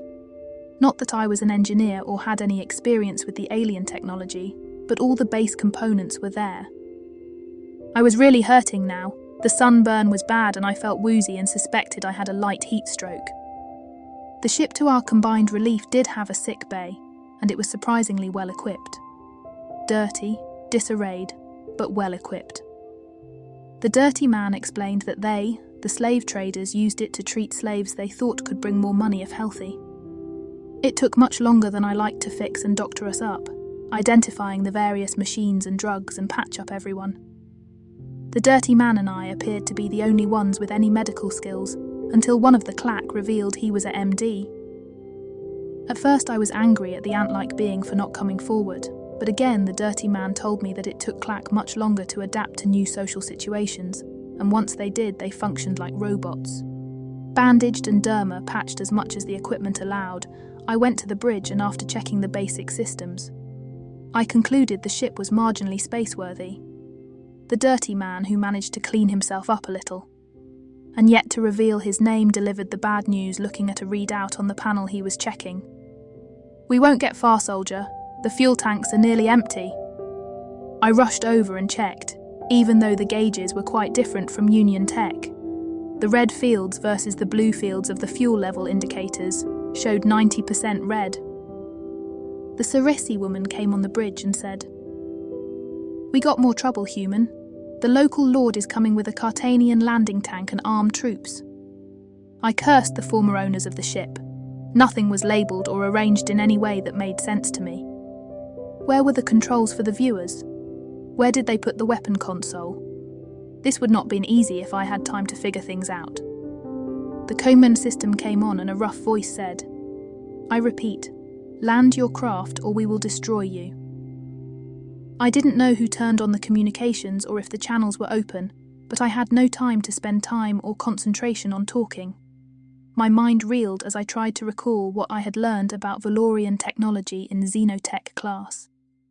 I wished Wetty would be here. She would have no problems figuring it all out, just glancing at it. The speakers blared with the unfriendly voice. "There will be a reward. If you give up now, I personally set you free and see that you are returned home. I take you to Netlaw, and from there you can reach checkpoint 96. Just land the bloody thing and let us talk about things." "Liar." I grunted and paid no further attention. I muttered to the rest. That was the biggest load of fangsnapper dung I heard in a long time. Either he wanted to save the ship, no matter how old and badly maintained it was. A ship this size was still valuable. Or he was afraid I found the weapon and shield controls. I had seen the weapon turrets when it landed. Nothing to really scare anything bigger than a D-40, but more than enough to take care of a landing tank and ground troops, and liquefy some of the local landscape. Maybe they had planetary defense batteries, but they were useless against a ship already on the ground. I doubted they had the kind of hostile ship containment hardware needed to deal with a rogue ship on the ground. I finally found the helm controls and flooded the anti-grav while I tried to take reactor from standby to full. I cursed even worse as one of the freed slaves pulled a lever that looked as if it was connected to the main engine control. Not that I had seen any levers on a starship before, but it was next to a panel that indicated the ship's power generating status. A clunking sound could be heard and the lights flickered. All my engine indicators went dead, and the AM that had just lifted us a few meters of the ground cut out, and we slammed hard back on the telescopic landing gear, most likely bending or breaking what was left. Someone pointed out the main viewport. "Whatever you did, human, they're running like hell. Landing tank and troops, they just turned around." The dirty man delivered the bad news. "I think we just ejected the reactor core." No wonder they were running. There was still enough AM in that core to blow a sizable crater in that landing field. However, even if it didn't blow, our chances leaving in this dung heap were gone.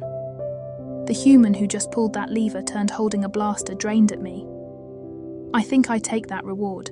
He fired sweeping the bridge with paralysing energies, and my impulse to jump at his throat and strangle the traitor was stopped by the same rays that toppled the dirty man and the Sarisi woman. Fractions of a second before me.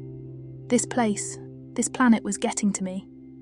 It felt like the amusement park ride I had taken on Twilight. Up and down, and without any control where the ride would go. I found myself in a cavern-like room with sturdy-looking metal bars across the open end. The cavern's floor was covered with reeking straw, and about 30 others, naked as me, were there. We all wore metal collars. While the others could walk around, mine was attached to a chain which in turn was locked. To a steel loop bolted to the rock wall. It gave me very little room of movement. My hands, however, were free. To the right of me was the dirty naked man, and to my left, the Kermac. The Kermac had, in addition to his steel collar, a blinking device attached to his forehead. Probably some device blocking his psionic abilities. There were no women with us and no non-humans, but on the other side of the cave leaning against the wall, the cursed coward who had paralysed us. Seeing his guilty face as he glanced over made my blood boil, and I jumped up, forgetting, and then disregarding the chocking collar I tried to reach him. Of course, completely impossible. The chain was way too short to reach across the 9 meters that separated him from my longing fingers. However, the coward shrieked and scurried like the vermin. He was further away into the opposite end of the grotto. I also noticed more than I heard a grinding noise from the loop. It wasn't as solid attached to the wall as it looked. 2 of the lower anchor bolts were somewhat loose and gave the whole plate a little room to move. I settled back down but said in his direction, "You better hide if I ever get loose, and before I try to escape or anything, I am going to kill you." The thin man shivered and said, "They did not keep their promise. He said he would let us go." "You are as stupid as a bag of rotten snapper fur, you backstabbing, cowardly slimefish excrement. Of course they didn't keep their promise. They are slave traders, and you are nothing but merchandise to them." The dirty man next to me said, "He is a galdrift. They are as wacko as they come." He turned his head to look at me and exposed his bright teeth. "You did well out there. Real well. We could have made it. Somehow I think you're fleet, right?" I took the chain between my fists and began to rhythmically yank at it. With satisfaction, I felt the play in it and the fine dust grit dropping on my naked and sweaty back and said, "Yes, I am." The dirty man's disposition that appeared so unshakable did change as he glared over to the coward. We really could have made it if it wasn't for him. The Kermac spoke for the first time and his voice sounded weak. "What is a galdrift?" Another slave not tied to the wall and one I didn't recognize. Galactic drifters are a bunch of ideology wackos in need of psychosurgery. They don't believe in union laws, and that includes schools, citizenship and so forth. Children of the universe they call themselves and believe all war is wrong. Weapons are for evil purposes only, and think if you Kermac want to rule over us, then accept it instead of fighting. The dirty man added. He was probably a stowaway when whatever ship he was hitching a ride was caught and raided by pirates. The traitor hissed. "No, that agent of your establishment, the freighter captain, sold the entire container we were hiding in to slave traders." I glared at him. Lucky for you, if I had been that freighter captain, I'd spaced you. Still, I didn't like what I heard. It reminded me of little Exa and her story, how she ended up on Twilight. Someone wanted to know. What is going to happen next? Again, the dirty man, at least that's how I called him in my mind, responded with an answer. "It's still early in the week, so we wait till market day in 2 or 3 days, and then we are auctioned off and sold. The Union soldier here will go for much money to one of the fight arenas, or if they realise he is Union fleet, some of the Kermac agents might purchase him. Where everyone will end up is hard to say, depends who shows up and what demands there is." I turned to the Kermac. "I guess that's your ticket out of here, right? Your agents will recognise you and you're back home in no time." He shook his head. "I am a Ranig. I am not important enough to be rescued. Our agents here try to stay low profile and would not risk exposing themselves by buying me. They are only here to pick the occasional Union fleet member, Sarisi, or Union techs and scientists. Picking me would serve no purpose." The dirty man said to me, "The name is Tirkov. You don't have to call me dirty man anymore. Not that I mind, but we are all quite filthy again, and it might be a tad confusing who you give orders to." I blinked. "Sorry, I didn't even notice I said it out loud. I am Eric, by the way." "You did as we raided the ship, and on the bridge you barked orders. Again, I didn't mind, they all made sense, and I know I used to have my own ship." The Kermac looked at me and said, "It figures. You had to be Union fleet. Terran even, I think." I didn't want to give the enemy too much information. I didn't like Kermac, and he was one of them, but why I suddenly remembered Egil's words while I had to clean his towerberg, I could not tell, but I could almost hear his dry voice. "Don't be so quick with your judgments until you see the whole picture." So I answered, "No, I am not Terran. I am from Nilfeheim." Tirkov laughed and slapped his hand on his naked thighs. "A genuine Neo-Viking, now that explains the temper." His response surprised me. "You know Nilfeheim?" He side-glanced at the steel loop I was working on and gave me an almost unnoticeable nod and then said, Years ago, I had 2 Nilfeheim low men in my crew. Hard men they were, reliable. Didn't mind working, could drink botnars under the table, and if they started singing their Valhalla songs and praising the houses they had braved much hardship to escape, the ship plates vibrated. Never been to Nilfeheim, but I know a thing or two about it. I actually stopped yanking the chain and stared at him, saying, "I was told I was the first one of Nilfeheim that ever joined the fleet." He motioned me to continue working the chain, and I did, feeling much more play now than before.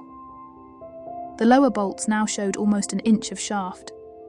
Steen said, answering me, "Maybe you are the first to join the fleet, and I didn't say my ship was Union either." From those 2 I told you about, I heard that it was rare but not uncommon for 3rd and 4th born sons, for low men to book a passage on a space bus or hide on a freighter and leave that world to find their destiny elsewhere. He didn't have to tell me about the fate of those sons not firstborn, and I had my eyes open to the almost slave-like conditions some clans kept their low men in. It was actually only natural that some would leave. I knew Uncle Hogan had spent some time off-planet in his younger days, not that he had ever talked about it, not even to me. Now I could tell that Richard the outcast, who was one of my sword and fighting teachers, also had spent time away from Nilfeheim. Only back then I was too blind and too inexperienced to see those telltale signs. I asked him, "Merchant or freighter or something like that?" He grinned. "No, not merchant, but a mercenary. I ran a mercenary outfit until recently. Problem was that our intel for the last job wasn't exactly accurate, and instead of a small band of local cutthroats, we faced 2 companies of Harlequin's jokers, complete with zealot battle-walkers, and they had no problem to sell the surviving rest of my crew, including me, to the Mulhur Trading Company." I had no real reply to what he just said. I knew what the definition of a mercenary was, but I never thought something like that existed in the Union. It appeared he read my facial expression as he snorted and lost much of his toothy grin. "I know you Union fleet types look down on us and consider us criminals, but there are many shades between the white and black." He spat into the straw before him. "Now, if I could just once borrow a real marine heavy destroyer suit and maybe a few Cerberus robots, I would love to drop in on Harlequin and make his clowns weep." I followed his example and spat into the straw. "I am here more or less because I used a sabotaged Quasimodo. The Kermac tried it but didn't really manage to spit on the ground.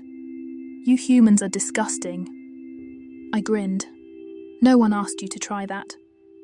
He tried again with not much more success and then said, "I think I seen a tri-visual on these Cerberus robots once. The High Wizard of Public Education of course prohibits such tri-visuals." I had to slow down my efforts. I didn't want the traitor to see that it would take little effort now to yank the chain of the wall. "So how come a Kermac can be found here among slaves? I thought you guys love enslaving others and promote the whole business." He actually sighed and said, "We don't call it enslaving, but giving lesser species the opportunity to reach their potential by having the great fortune to be guided by Kermac wisdom and tutelage." He looked straight at me.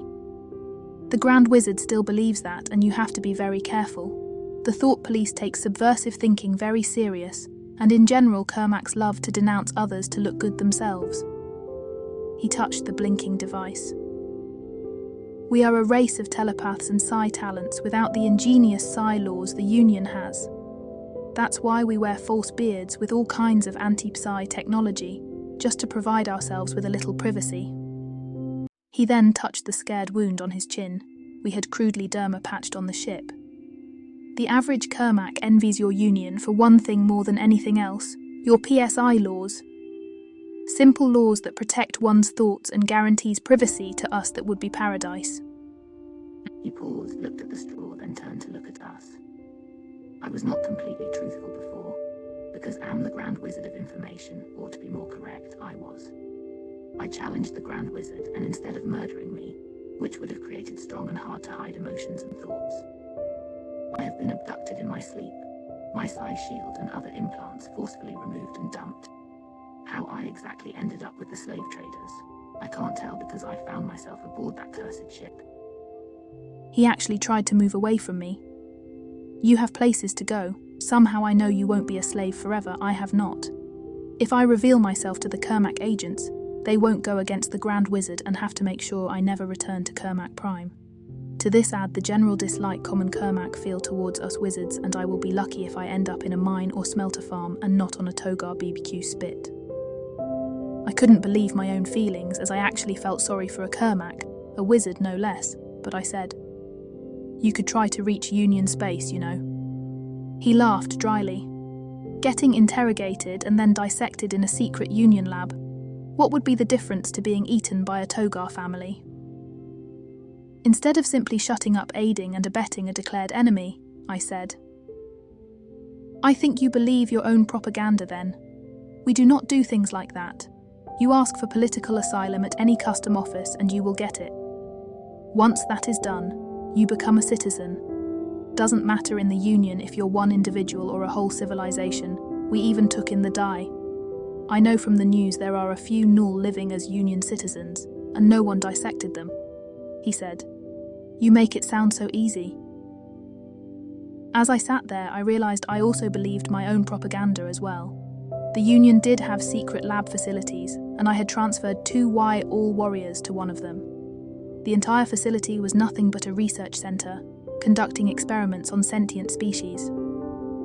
True, the samples I had seen were of the worst enemies, but still, maybe the mercenary was right. Not everything was black or white, and I caught myself to still think in absolutes. Of course, as a soldier, I understood that it was absolutely necessary to find out everything there was, to know about an enemy, and conducting research on Yeol warriors could lead to new tactics and new weapons. Yet by the strict sense of our laws and by the application of the fundamental core values, the representatives at the Assembly recited loudly every year at Union Week, we were as guilty as the Kermac. It did not matter if you did it only a little bit in secrecy, or on large scale and in the open. Something happened at the steel bars, and that pulled me out of my brooding thoughts. 2 Ogar and a brown-cloaked humanoid figure had approached. Under the hood I saw an ugly, somewhat humanoid but certainly not human face, and he said to the Ogar, "Take them out to clean the Moog's cut, but leave the ones chained to the walls. They are too dangerous to give tools." The guards opened the portcullis by operating a lever and herded the other slaves outsides. The coward came to close, and I used a leg sweep to make him fall, followed up with a bare food heel kick to his nose, then rolled to the side to evade a shocker prod. My hand was free, so I grabbed it behind the exposed electrodes and gave it a hefty tug. The big Oghar grunted and yelled, stumbled forward, and I placed a kick against his jaw. Nothing that would seriously harm the Oghar, my seemingly madness had a reason. In the tussle and due to the restricting chain, I came too close to the other Oghar, and he took me in a bear hug, of which I did not even attempt to escape. I had accomplished what I wanted. The guard that caught me laughed rough at his comrade. "I pay money to see this one fight in the arena." The other rubbed his lantern jaw with the upward-pointing brass-topped tusks and grunted. "He's a wild one indeed." He hit me a few times with the whip and shackled my hands as well. Then they left closed the steel bars and tended to the other slaves, using their shocker prods liberally, and then they got shovels and buckets and were marched off to some kind of labour. As soon as they were gone, I strained my muscles, and with a grinding sound the last bolts gave and I stumbled forward, almost colliding with the other wall. But I was free. Tirkov shook his head. "You are crazy. They could have whipped and beaten you to death. Why risk all those bleeding whip cuts?" My answer were falling wrist cuffs, and I held up a metal key. Because I seen this on his belt. In my mind, I thanked the Sojournites for the specialised training I had received so recently, and it had included a few lessons on how to pick pockets. It took me no time to free the other 2 and even take our chaffing collars off. The Kermac shook his head and said, "I am grateful that I did not have to meet you in battle. You are one resourceful young human." Tirkov said, "I think I am certain he is an officer. That's the result of their fine academy training." I used the chain with the attached collar, looked through the bars as good as I could, and saw other grottos like cut into the sides of sheer rock walls on the other side of this narrow canyon. As I stood there, the magnitude of this became apparent. There were these alcoves fitted with steel bars in several tiers connected with steel walkways, as far as I could see, and there was reason to believe our side was looking the same. There had to be hundreds of these slave pens, and from the looks of it, most of them were occupied. There were dozens of guards lazily walking these catwalks, swinging their prods in bored fashion. Even though I saw guards of different species, it looked as if the Ogar had the largest numbers. The escape would not be as easy as I thought it would be. I had planned to use the collar and chain to fish for the lever and open the bars, but it was still too bright out there, and the guards on the other side would see us, raise alarm, and could shoot us. It's still too bright. I said we better wait till it gets darker. I turned to the two and asked, "It does get dark here, right?" Tirkov nodded. "Yes, and very dark. There isn't a moon around this world. I think they will have a few floodlights, but other than that, we will be able to leave." The Kermak also looked outside. "And then, what will we do then?" The Merc said, "I am trying to scare up some clothing and a few coins. As soon as you are not recognized as a slave, we are as free as anywhere. We could try to find work, hire on as hands on a ship that goes out. But I am going to call a few friends and get me a ride of this dust ball. You two are welcome to come along." He gave me a glance from the side. "Someone like you could run his own outfit in no time, and there is good money in it too." Then he turned to the Kermak. "You could learn to pilot a walker too, you know." I said to him, "We need to get out of here first before we make plans for the future, but how would you make a call? I was told there isn't anything here to make calls." The mercenary returned in making his toothy grin. "Maybe the rest of the universe doesn't have Galnet, but that doesn't mean there is no way to communicate. I am sure there is a Mayon corresponder here. It's not instantaneous like fancy Galnet, and only slightly faster than the average spaceship, but it gets your message from one planet to another, and there might just be a Kermak long-distant telepath. Now that is instantaneous too." With a side glance at the Kermak, I said, "I know about Mayan corresponder and tachyon radio. That's how we hail motherships when I order all channels open, but I'm not so sure I would entrust a telepath with my secret messages." "Every other long-distant telepath can listen in, right?" the Kermak said. "Wrong. First of all, long-range telepaths are very rare naturally, so we enhance their ability technically. Second, they are social recluses and more tool than being. And third, you can always use code," he said with a miffed tone in his voice. "Not everything the Ceresi do is better or superior to our way of doing things, you know. How can anyone take Kermak serious when all they do is being arrogant, trying to enslave others with their psionics and send spies?" I realised I was ruder than I wanted to be, but as I spoke I remembered the dead Garbini I saw hanging in the wreck of the Seneca after the Kermak had attacked it, and I remembered 2 Kermak agents unleashing your warriors. Most of all, I was in this situation kidnapped because Kermak were the driving motor just to get to Narth through me. He didn't sound offended but tired when he said, "That is why I am here and not in the Great Tower. I questioned some of our politics, but you should not poke the stick into the plastic roof after it rained. I mean, ever since the Union became so big, it is often perceived as being arrogant. Go ask a Togar or a Cartanian or any number of Galactic Council member species what they think about the Union or the Terrans." He raised his hands and said, "I am not defending what Kermak politics and attitude did over thousands of years, and it is hard for me to accept that. I still love Kerr and my culture. I don't want it to become Union. I want it to reform. Remember that we are an old race and could be respected for achievements." I disagreed with the increasing delusion and the blindness of the rest of the wizards to the obvious facts, and one of those facts is that there won't be a Kermak culture if we continue in the same direction. They play with forces we don't really understand, and that even among the wizards any form of discussion is no longer acceptable. Everyone has no to agree with the Grand Wizard. He was talking himself into a rage, and while he did so, he more and more realised that he lost his home forever. Maybe it was the shock and the stress of the last days for him that kept him level, but now he was close to a breakdown, and then he started crying. I didn't even know Kermak could cry. I still hated them, those white-skinned, meddling bastards. It was them who got me here. Yet I had to tell myself that several times to make sure I still believed it. Maybe not all Kermak were the same, and maybe shared misery like a slave prison made me realise there weren't as many differences between him and me. Tirkov said with an urgent tone as he glanced outside. "Someone is coming," Armed guard, a dealer and the robed ugly one again. We went back to the wall and pretended to be tied.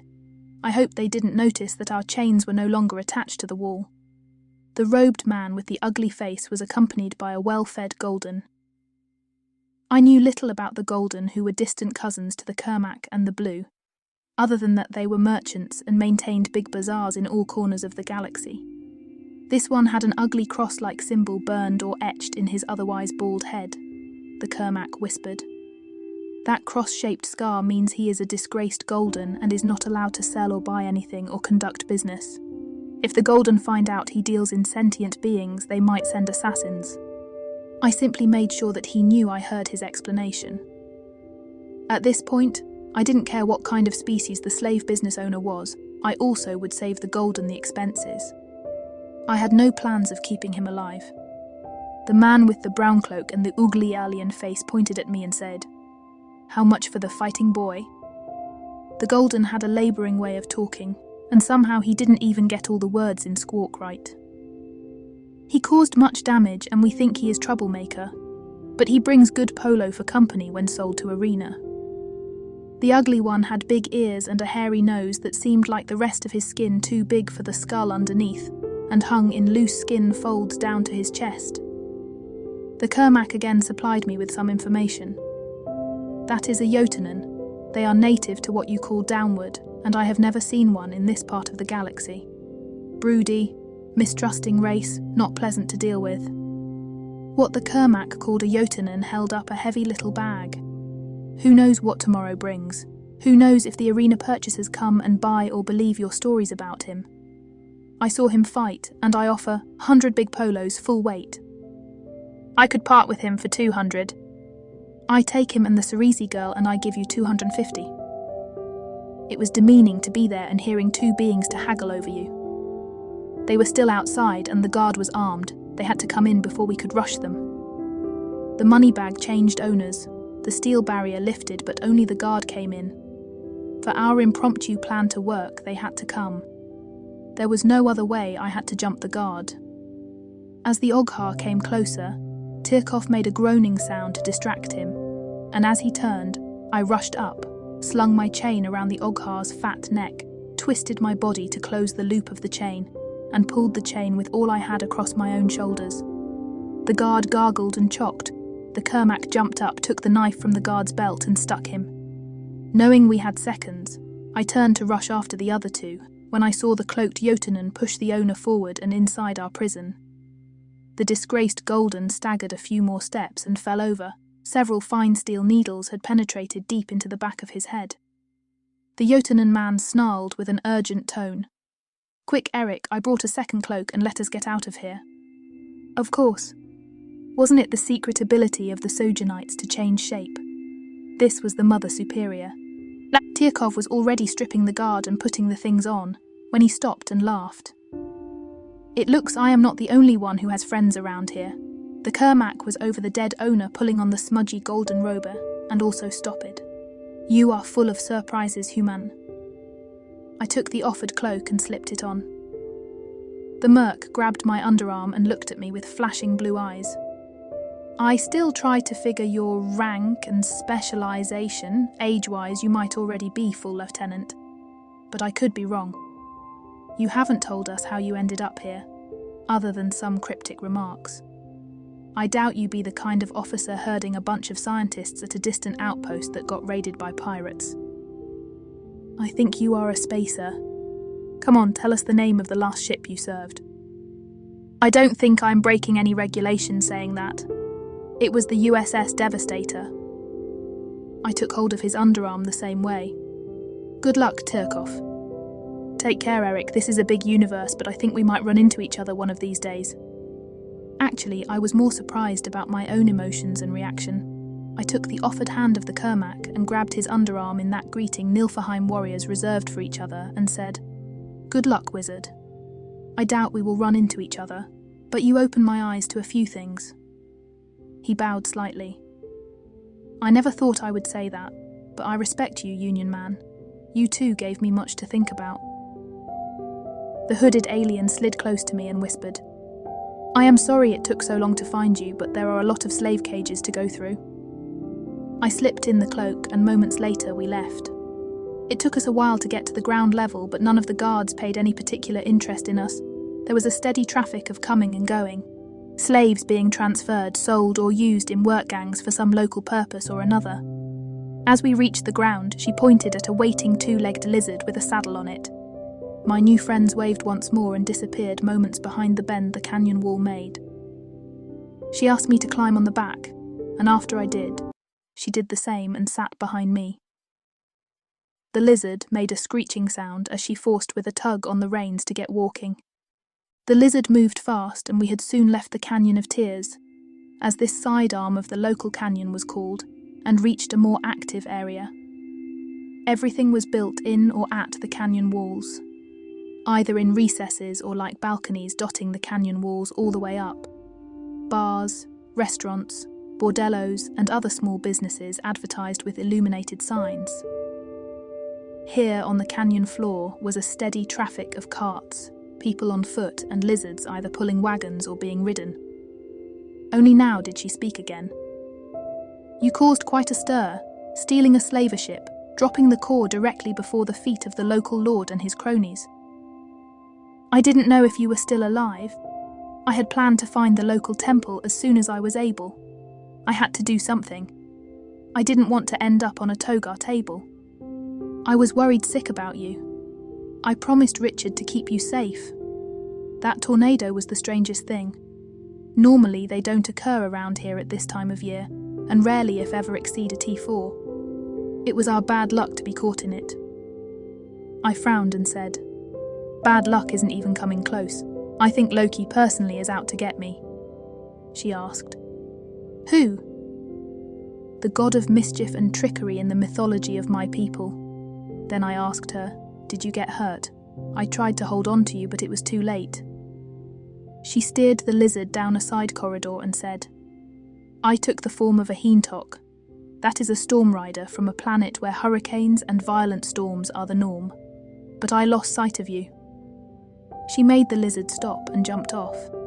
We had reached some sort of corral. A man-height fence separated about a dozen of these animals, and another one of those short, three-fingered beings took our mount, and she received her deposit back. The lizard smelled putrid, but here it was even worse, and I was glad to follow her away from it. I almost lost her as she suddenly turned left into a narrow cleft in the rock. Here too were little businesses and the dwellings of individuals. She turned to see if we were followed and then pushed me through a curtain that hung from a cave entrance and into a sparsely lit tavern. Neither the being behind the counter nor the few patrons took any notice of our presence. They weren't consuming drinks, but at a little flower butts form small bowls. We didn't really stop, but passed through a second set of curtains, down a windy corridor that was almost completely dark. We resurfaced in another canyon corridor and did this sort of thing 4 or 5 times more. I doubted I could trace our way back. Finally we went through the back door of a dirty, low-tech hotel of some kind and ended up in a room with a mattress and a few pillows on the floor. The small round window was without glass, but had a set of curtains through which she looked outside. "I am pretty certain we haven't been followed." She dropped the cloak, and right before my eyes the shape of the ugly skin folds covered alien begun to melt and shift, become almost like a liquid, and a moment later she was the same older Cerezi woman I had seen aboard the luxury yacht. She opened a trunk I only now noticed and said, "You need to get changed too. Once they discover you're gone, this place will become a witch's cauldron." You and your friends had caused a nice little stir, and the local lord most certainly does not want to hear you escape before you could be sold and punished in the arena. That is why we need to change now and leave this planet preferably before they notice. She changed again and into a Nogar female, just as brutish looking as the males, with pronounced jaws and tusk-like teeth poking past the upper lips. From the trunk she put on the typical leather and metal garment outfit that appeared to be common for both genders of that race. Her green-skinned hand with yellowish long claws and fine-scaled skin pointed at the trunk. "The other costume is for you. Get cleaned in the hygiene cell. Get dressed. We are in a hurry." I found the little shower and a sign in bold letters, and in several languages warned of water wasting and listed the horrendous fees for using it. I must have wasted almost 100 polo coins worth of water, and had spent a little longer under the shower than I should have. I doubted there was anyone as anxious as me to leave this planet, but the shower was pure bliss, and rinsing my dried-out gills made me realise I still had them. She was standing by the window as I came out and said, "I estimate we have about 3-4 hours before they realise that I send the other slaves to do work they weren't supposed to do. That happens here all the time, but when they get back they will find the owner and the dead guard, and I am certain the local lord will prevent any ship from leaving until you and the others have been found." I found that the seemingly primitive trunk had a set of controls that activated a portable autodresser unit. The autodresser disguised me into a humanoid feline, being with fine dotted soft fur, large ears and whiskers, and a twitching tail. Over it I wore a tight brown leather bodice with a red sash. You are a toga warrior now, virtually unknown in Union space, but a fierce race, quite aggressive, and the red sash signals that you are in heat and just killed a suitor. I could not believe my ears and spouted. "I am what?" She crossed her muscular arms. "It keeps all nosy folks away. Togar females are even more irrational than human women during that period and kill and maim for the silliest reasons. Best thing is, every Togar we meet will instantly fight anyone to the death giving you the slightest disrespect, and there are a lot of Togar on this world." I checked my new looks in the mirror field. I sure hope no one wants to mate with me. I don't really want to find out what love means to a crazed two-legged Togar tomcat. She actually laughed. "Not to worry, they are a strict matriarch society. The retractable claws on your costume are monofilament ultraknit. You could claw a robot to shreds. Trust me, I used that disguise many times. Only you are a sojournit shapeshifter trained in all those secrets. I only wear a clever bioflex costume. Can I not rather be some sort of human something?" She shrugged. "This is what we had at the local temple. Trust me, the other alternatives would have pleased you even less. Besides, I booked us a flight on the next transport out of here, and it is for a Togar female with her Oggar bodyguard. At least I could wear weapons openly. A Togar blaster and 2 swords like knives were part of the disguise. I did like the claw part. I could not help being fascinated by my tail. It twitched and moved, probably part of some random neuro-impulse program incorporated into the costume. I had no control over it, and that was a good thing. "Stop looking at your tail, it won't fall off." "I never had a tail before." "Well, technically speaking, sort of." She pressed another contact on the portable autodresser, and it crumbled and dissolved before our eyes into a pile of metallic dust. All that remained was a small 0-point energy cube she put in one of her pockets. "Let's go, Maguria, my Togan beauty. The transport is leaving soon." On our way back to the spaceport, I could not ignore to see the gangs of humans and other beings everywhere with brooms and shovels fighting what seemed a hopeless battle against the dust and sand, accumulating in doorways and on sidewalks. Everyone on foot wore cloaks in probably every shade of brown, and it was getting dark now. I also noticed the strange hopping movements almost everyone around us and before us was making. She warned me and pulled me at the sleeve. I almost stepped in a big pile of reeking greenish dung. She whispered, "The lizards drop them everywhere. Walking here is called the Alva two-step." Other slaves had, as I saw now, the disgusting duty to scoop those droppings into buckets. She nodded towards the slaves. "I detest it as much as you do. But open war is not the answer. Something has to be done, but subtle, and not with the Terran sledgehammer." I gave her a side look and noticed my long whiskers twitching in my field of view. "I hear that all the time, but I think sometimes the sledgehammer method shows others who's boss." She sighed.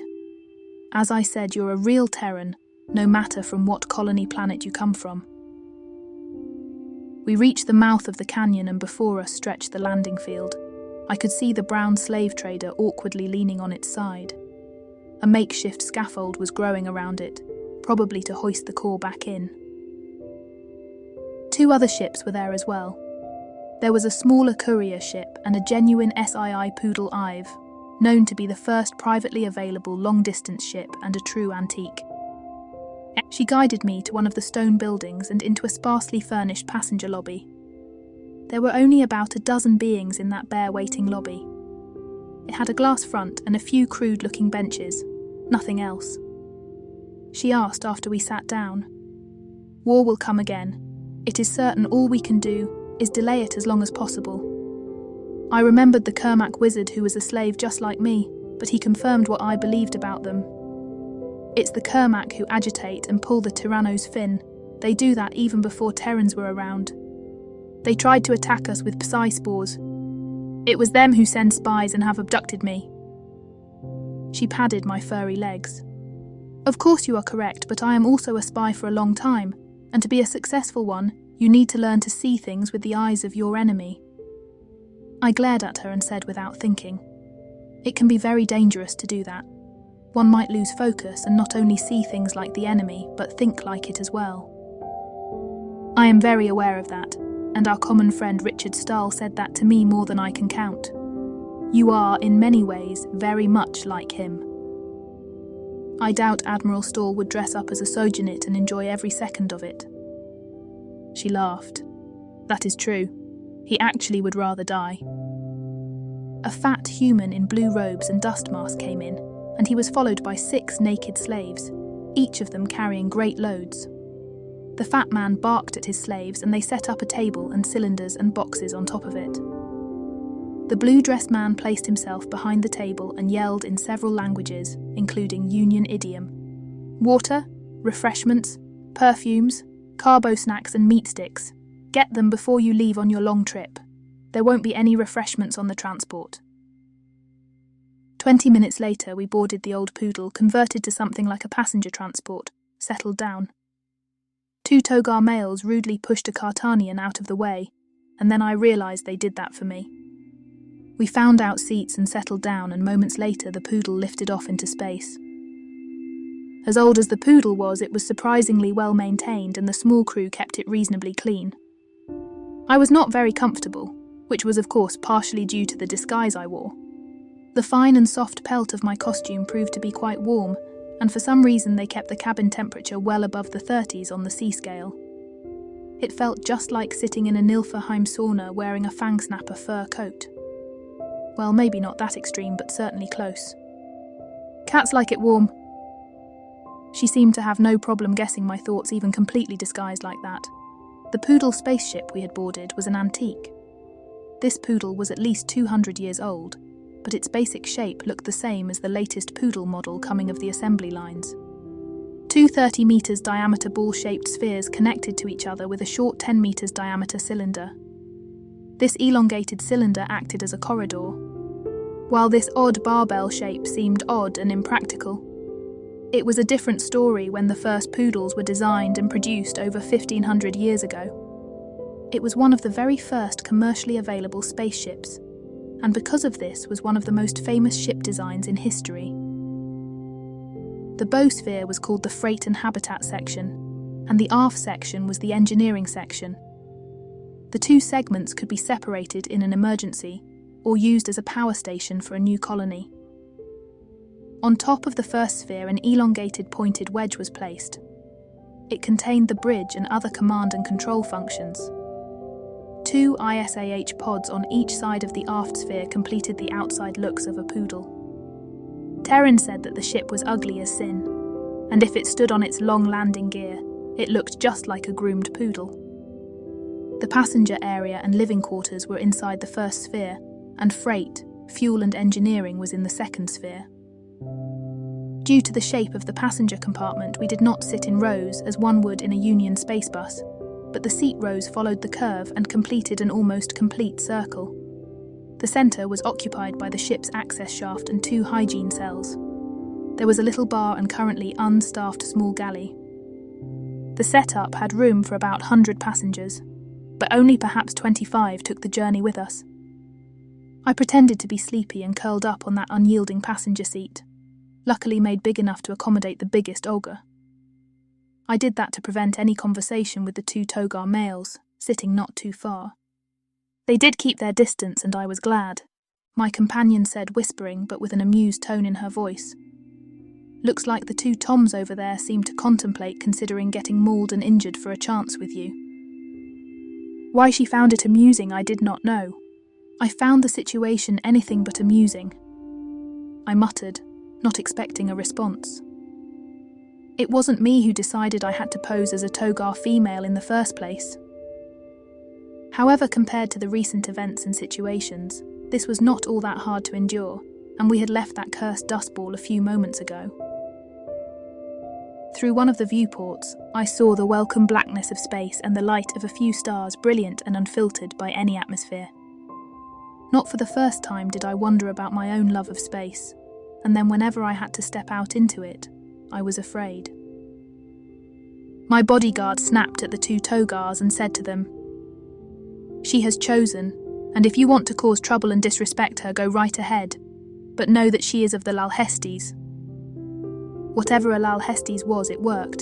The two males looked for seats as far away as possible and settled down. I asked, "So where exactly are we going, and what is a Lalhestes?" She leaned closer as my real ears were covered with bioflex material, and my hearing was somewhat impaired, and said, "We are on our way to planet Calamant. It is probably more to your liking, as temperatures never exceed 10 degrees and usually hover around -20 on the C scale. There is no native life on Calamant other than a selection of primitive amoeba and plankton that floats around in vast quantities in the planet's oceans." I listened and found that a planet with decent temperatures and oceans could not be all that bad. She kept on telling me, "Calamant has also an abundance of a rare crystalline form of magnetite, a mineral absolutely vital to spacefaring civilizations." There I had to correct her. Maybe she had spent too long in free space.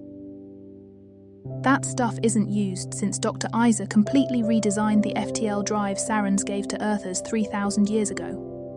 We don't even use it in blasters anymore because it is not very efficient and unreliable compared to the reliable and 99% more efficient ICH lattice that can be manufactured to the exact same specifications instead of using a natural rare crystal that, like all natural things, never is completely the same. She patted my hand. Yes, my Union child indeed. No one in the Union with ready access to ISAH components considers Kalimun, as the Cartanian call it, anything but a nice export mineral. Consider this, my Soja. Not every civilization is as obsessed with efficiency as the Terrans. The Sarans used Kalimun for thousands of years and were quite surprised when ships of United Terra outran their ships only 10 years after they'd given Terra the secret of FTL propulsion. We are in free space, and we are now approaching an area that is claimed by both the Cartanian and the Togar. No one outside the Union can simply place an order for ISA pods over Galnet and get precise engineered FTL engines a few months later delivered by freighter. The process how the lattice is synthesized, that holds the antimatter containing magnetic fields in precise balance, is known only to ISA Inc., Earth, and they managed to guard its secrets even against other Union competitors. I swallowed the hidden critique at my ignorance and said, "So this planet we are going to is not in free space anymore?" She chuckled, and since her disguise was quite real, she managed to curl the enormous chops of that Ogar Moor into a quite frightening grin. That my Soja is a question that many like to be answered, and a situation that simmers slowly to a boiling point that will mean war.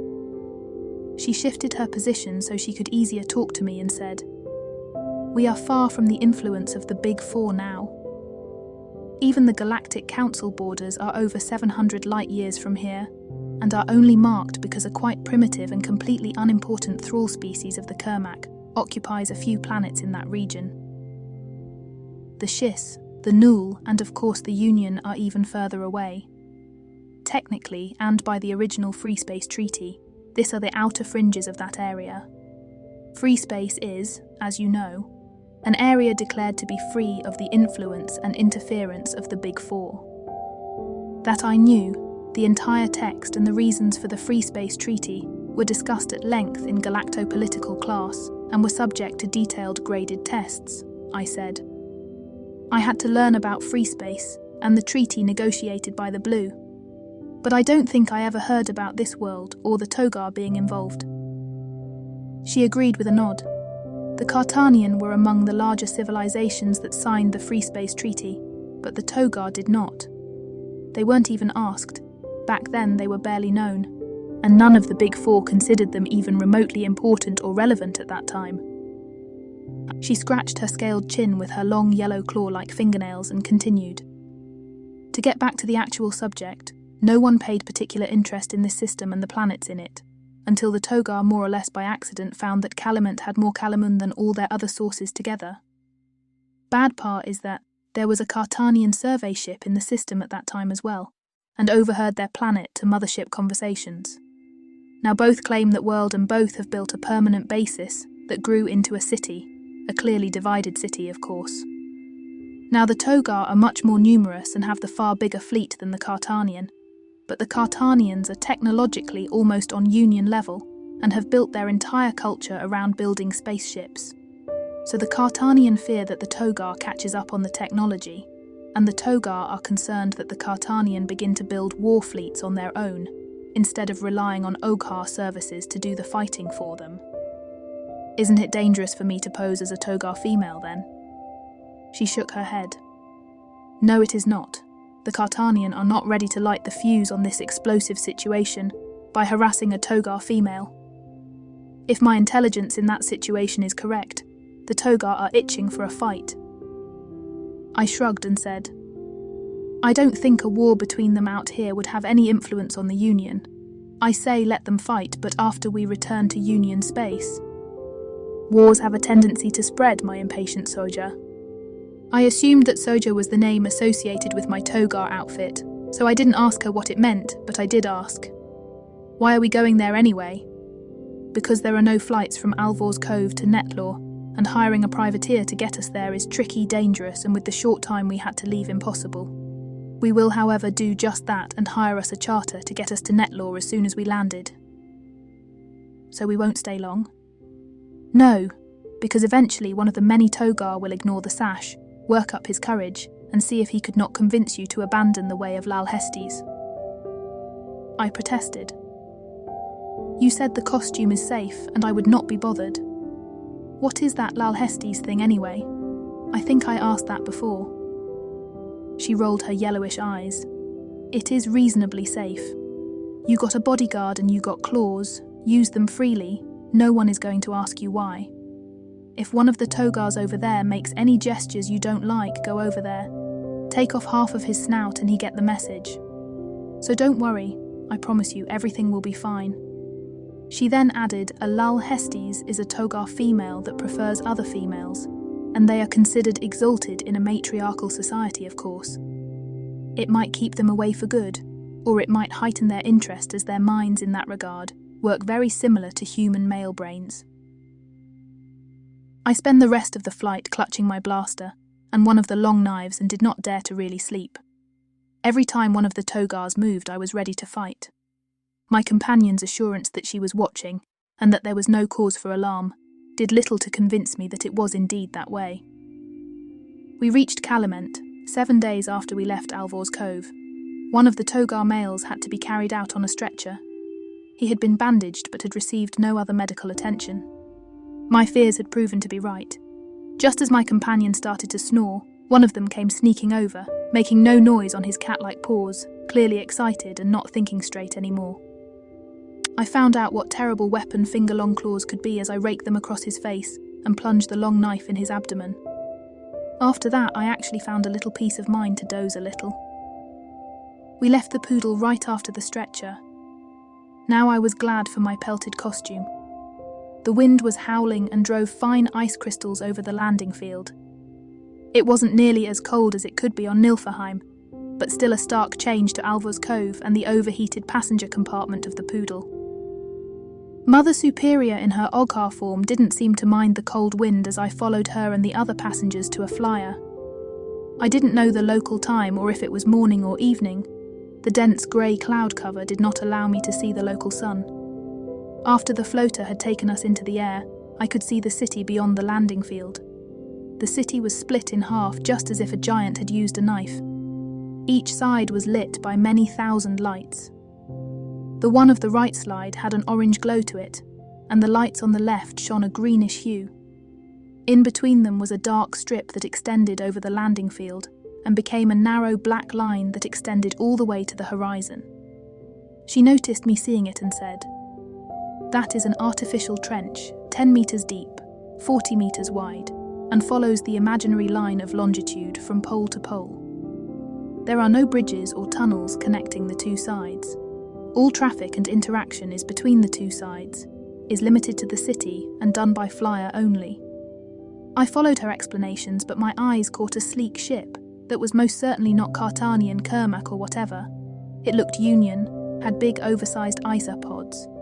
It was armed with Loki torpedo launchers and had several retracted gun turrets, as I could see by the closed gun ports. The entire ship was coloured in a bright metallic red. I estimated her to be about 750 metres long. A yellow rendering of a snake with claws and wings was painted all along its sides. I always prided myself as a spaceship expert, and even before I joined the fleet, did I try to learn all the ship types. As much as I was certain this came from Union designers, I had never seen any ship quite like it. I looked to her to ask, but she appeared to be as surprised as I was. Her eyes glued at the red ship as well. She finally said, "That is the Red Dragon. It belongs to a new and mysterious pirate. He appeared only recently and with a ship that no one is able to identify, and many think it is a complete custom job. The pirate captain running and owning it also calls himself the Red Dragon. He managed to become one of the most wanted pirates in a short time. There are rumours that he has excellent connections to the Cartanian consortium, and that Jibes, the guild master of the hull makers, is his friend." I pointed with my snout towards the ship and said, "I see 2 Loki torpedo starters on this side, and despite the red colouring, I am certain that's ultra neat. That ship isn't Cartanian." She grabbed me by the arm and said, "Just this time, let's keep the details of that pirate ship a little longer a mystery. We have a schedule to keep, and you have an appointment with Admiral Stoll." I sat back down and said, "I am the last to argue that. I want to get back home real bad." "Then don't get up and think about ways to get over that trench and closer to that ship." At first I wanted to argue and protest. Why would I want to get myself into more trouble or another side tour so close to getting back? But then I realised she was right. I had stood up, and I did check out that trench and the layout of things, and somewhere inside I had already begun to hatch a plan to somehow sabotage that ship, blow up those Lokis and find out where he got them from. Meekly I crossed my arms and lowered my head. "Am I that predictable?" She nodded. "After knowing you a little while, I'm afraid so. There are those who live their entire life doing their jobs and nothing will ever happen to them. And then there are those like you who could walk into a flower shop to buy a bunch of roses and end up fighting a galaxy-wide conspiracy. You, my friends, belong most definitely to the latter type." There wasn't much I could say to that. Reflecting on my life so far, she certainly had a point. The flyer descended and landed a few seconds later at a terminal that looked sturdy but incomplete. Some window panes were missing, not all lights were working, and as we walked inside, I noticed cracks in the walls, sloppy paint jobs. She whispered, leaning close. "So you noticed famous Togar workmanship. It gets worse the further away you get from the Queen's palace." "I really don't want to see a Togar engine room then." There weren't any entry checks or custom controls to speak of. Every Togar around us was armed. I wasn't the only female Togar with a red sash, and it was no problem moving through a checkpoint, as the controlling Togar did not really want to ask me for credentials and let us pass. We took another flyer to the other side, where Ogar guards performed all the security-related tasks for the Cartanian, who, as I learned, did not like to interact with non-Cartanians. My knowledgeable companion told me that Carthanians were xenophobes, and only few of them managed to overcome their phobia, usually for commercial reasons. Unchallenged, we reached the Carthanian side of the spaceport and boarded, much to my dismay, a Valorian freighter, brownish red and black ceramics, and pretty much the same organic sea snail-looking hull as the slave ship, that most likely was still sitting on the landing field of Alva's Cove. This one had been maintained much better and didn't stink as much. This time we had a tiny passenger cabin for ourselves, barely enough room to stretch out, but we could close the door and have some privacy. I looked out the small viewport and saw Ogar and other aliens service the ships, disconnect service and fuel transfer hoses and said to more to myself than to her. I wonder why there are so many Olgar here in free space. I thought they were a union species. I remembered Azaz. She answered nevertheless. The union Olgar are called Oromals, and they are as loyal and dependable as any other member. The Oromals once belonged to the Olgar Empire before it fell apart into dozen smaller kingdoms almost 8,000 years ago. The largest of these kingdoms, Oromals, joined the Union, I think about 1,200 years ago, but there are 9 such kingdoms left in free space, and most Olgar hire out as mercenaries and labourers to other civilizations. You are much like Narth or Wetty. Narth, I think, tries to memorise the entire Encyclopedia Galactica, and Wetty can remember the slightest details of anything she ever came across. I am glad Wetmouth found her place in friendship. She would never been happy as a Sojournit. Shortly after she said that, the Valorian lifted into space. We managed to reach Netlor without incident or pirate attack, which would not have been unlikely in this region of space. As we debarked the Valorian ship 7 days later, we were greeted by a warm yellow sun, and the surrounding area beyond the landing field was green. Netlor, so I learned, had its own life and had oceans. The temperatures hovered around 28 degrees on the sea scale, and that felt nice compared to the baking oven conditions of Alva's Cove or the freezing winds of Calumet. Netlor was, just like Alva's Cove in free space, but it was so Mother Superior told me well organised. While there was no real government, it was run by a consortium of several syndicates and a council of temple and faith leaders. Here on Netlor was the headquarter of a religious sect called the Church of the Golden Whispering Spirit of the Universe. It had, according to the Mother Superior, several million members, not only on Union side but also among several Kermak thrall species and free space civilizations. The members of that church had to travel at least once in their life to this place and bathe in the light of the whispering statue. On special dates advertised by that church, the light of the statue was in alignment with the heart of the galaxy, and during these times, believers and pilgrims by the hundred thousands arrived on Netlor and participate in a number of religious events, culminating in a light bath. Visitors by the millions were big business. The syndicates that ran the hotels, shops and restaurants in the planet's only town, as well as the church leaders, made sure pilgrims could travel relatively safely to and from Netlor, and enjoy their practices and worship activities in safety on the planet itself as well. Pilgrim convoys were well protected. Pirates usually stayed away from the planet as well. It was risky business to make these syndicates and the church your enemy. All this I had learned from the Mother Superior on our thankfully quite event-less passage to Netlor. The landing field belonged to a small spaceport. The field was clean Durocrete and there was a fleet of open top flyer taxis waiting for passengers. We managed to hire such a taxi right away and flew the short distance into town. Only a few buildings looked permanent. Most of the town consisted of stacked prefab containers and tents. Mother Superior, in her Olgar disguise, acted a little as a tour guide and explained. The actual light bathing ceremony only occurs during a special season of about a standard month. During this time, the sun is perfectly aligned with a hole in this world's tallest mountain. According to this religion, the sun of this system is then also aligned with the centre of the galaxy.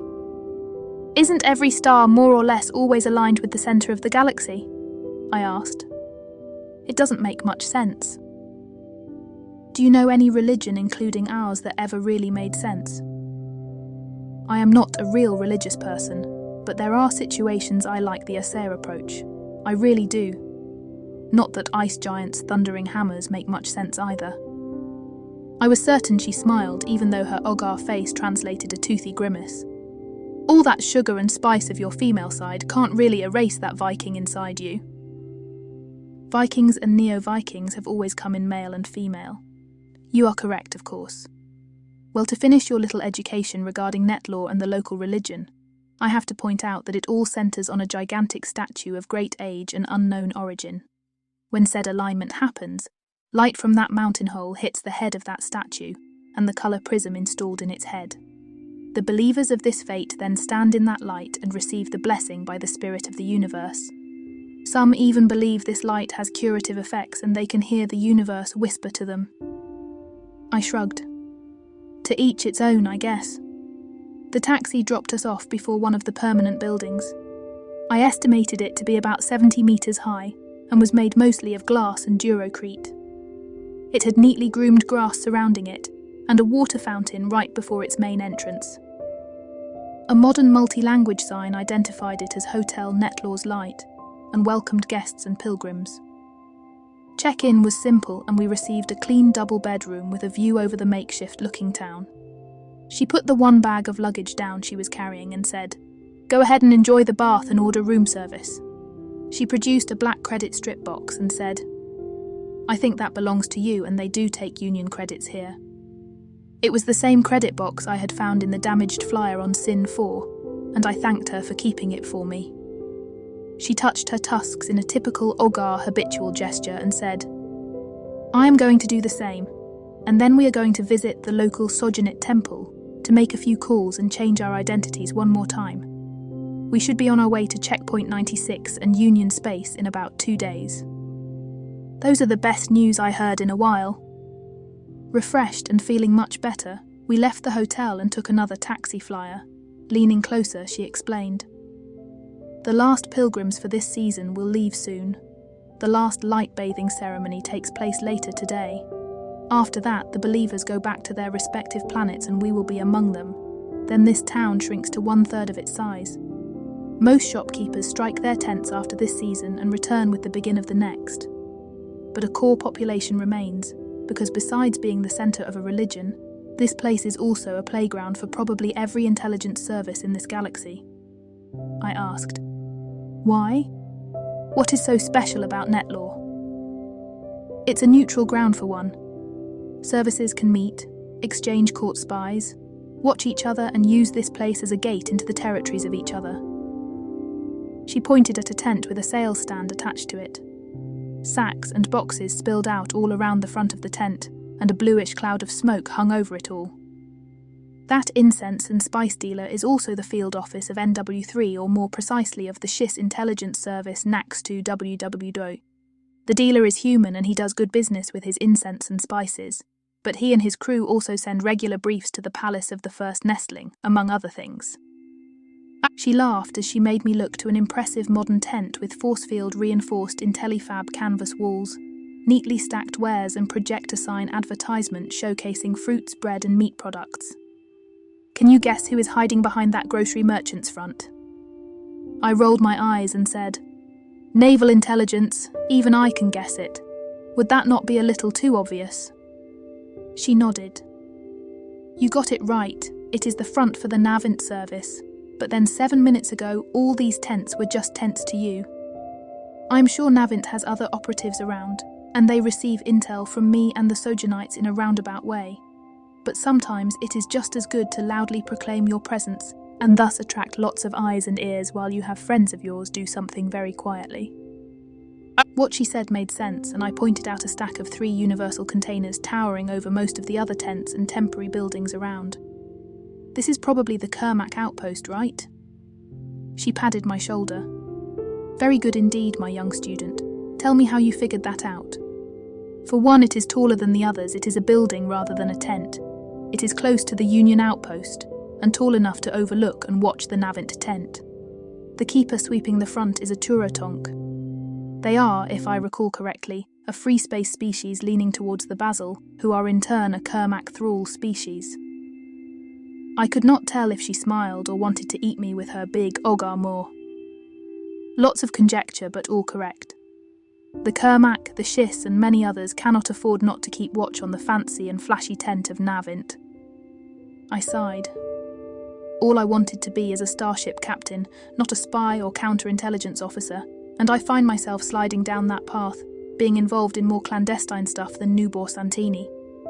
She asked, "Who is Nubor Santini?" I watched her as she gave the taxi pilot a few coins and explained. "He is the hero of a Galnet show that comes on every Thursday on the Action Teen channel, and he catches Kermac spies and such with his ultra-power team from Planet T." She seemed amused and motioned me to get out as the flyer had landed in the middle of an alley way between those rows of tents and huts, and after we stepped off she said, You might not be Nuba Santini, but consider all what you experienced as School of Life, and maybe one or the other thing you learn now about the universe will help you later when you are a Starship captain. I really missed pockets where I could shove my hands. This toga costume, of course, had none, at least none for the hands, so I crossed my arms instead and said, a little gloomy, "Right now, I simply hope I graduate, or if I am lucky, they let me repeat the month I missed chasing through free space." She took my hand and patted it. "No worries, my Soya. Richard is keeping taps of everything you do, and I don't think he misses much, even if he pretends otherwise. Even if you and I think he does not know about it, he does. He let you command that big tub, and I am sure there is a ship command for you somewhere down the line. You are still young, very young, and it might take years, sometimes decades, before they offer you a command chair and you got to fill the time till then doing something. You know the Admiral well." Her voice had a solemn quality to it as she said, "No one knows the Eternal Soldier well, I would think, with the exception of Alicia, perhaps. He is as much an enigma as he is the rock and the unshakable foundation. There is no one in this universe I respect more." I liked her even more after she had said that. We walked not very fast, and without apparent hurry along the gravel-paved alleys between tents and huts, where merchants praised their wares with coarse voices, and pilgrims in golden cloaks, and frocks rushed in every direction. She explained to me that a running person or someone in an apparent rush would draw more attention than a relaxed, strolling person. I looked at her and said, "What made you decide to become a spy? I mean Basidis being the Sojournit leader." She spread her arms and added, "Only a very few chose to be in this business. Usually it chooses you. Spies are made by others. It's not a choice, and it is an old game that is played behind the shiny facades of civilization since time begun. I sort of slipped into this business because I started to believe in our union, and I believe if our union wants to survive and stay on top of things, we have to play the dirty game too. I even want us to play it better, dirtier, and more efficient than all the others. Do you know why?" She didn't really give me time to answer as she said, "I love our union as much as you do. It has its faults and isn't perfect, but I am around for much longer than even the Eternal Soldier, and I have not seen anything like it since I left Ceres Prime 1,000,000 of your years ago." I gasped. "You were talking about yourself when you told me the story of the Sojournites. You found the crystal place, right?" "Yes, I was one of the Cerisi that left Ceres Prime with our last spaceship. The realization that she was the old made me wonder who she really was. I didn't doubt her word 1 second. In my own short life, I had met several immortals, but even the age of everyone I had ever met combined did not come close to her lifespan." She gestured to a big pink tent with a large Sojournit goddess statue about 200 meters ahead and said, "That is where we are going." After walking another 100 meters or so, she said, "You are very quiet suddenly. Have I frightened you? It is not often I reveal this aspect of me." I answered. "Frightened? No, I am not frightened, but deeply in awe and really unable to understand it, to put my mind to it." Only now I noticed she had her hand on my back and said with a warm tone in her voice, "You met immortals before, have you not? Eagle, Eckhard the Ancient Keeper, McElligott, Richard Stall, who takes particular interest in you. There are your coven friends who are older than me, and of course the Narth. It is very conceivable that you too will go this lonely path eventually. If you do indeed join the Narth, then your age is no longer measured in years or even centuries. I think the Narth don't even count and perceive time as the rest of us does." I never thought about that, and said as we closed on the Sojournit tent, "Narth is my friend on a level I can't explain, but I am not sure if these metaphysical things he says always mean something to a human. I am a simple neo-Viking of Nilfeheim. How could I possibly become a Narth? I know so little of them, and they are so completely alien, and besides Egil does not count. He is only something like 400 years old. After what point do you think immortality does count? Your distant grandfather, especially after he received help from the Cerisi, can get as old as he wishes to be." I listened to her and then said, "You know much more about me than you let on." She didn't respond to that directly, but said instead, "You still think in human terms, Eric. You barely begun your 2nd decade. Even in human standards, you just became an adult. Understanding will come when it is time to understand those things." Then she laughed. "Yes, you are a child of your world, but you have long ceased to be simple, my young friend." I frowned and said, "Not that I mind the company of immortals and all that, but I wish all of you would stop talking in this cryptic fashion. I always feel like I'm getting an answer but too stupid to get it." She laughed. "No, my Sawyer, not too stupid, too impatient and too young. No worries, once you get to be my age, you will find there are as many questions and things you don't understand as when you started. It happens to me every time talking to a Narth." With that, we entered the Sojournit temple tent. Inside, it smelled just like in the temple on Sin 4. It was a fresh, feminine perfume, not as sweet and thick as the smell of the incense candles I still remembered. It was cool, and a typical Sojournit in the standard pink uniform sat behind a frilly desk and greeted us with a voice as frilly as the desk. "Welcome, travellers.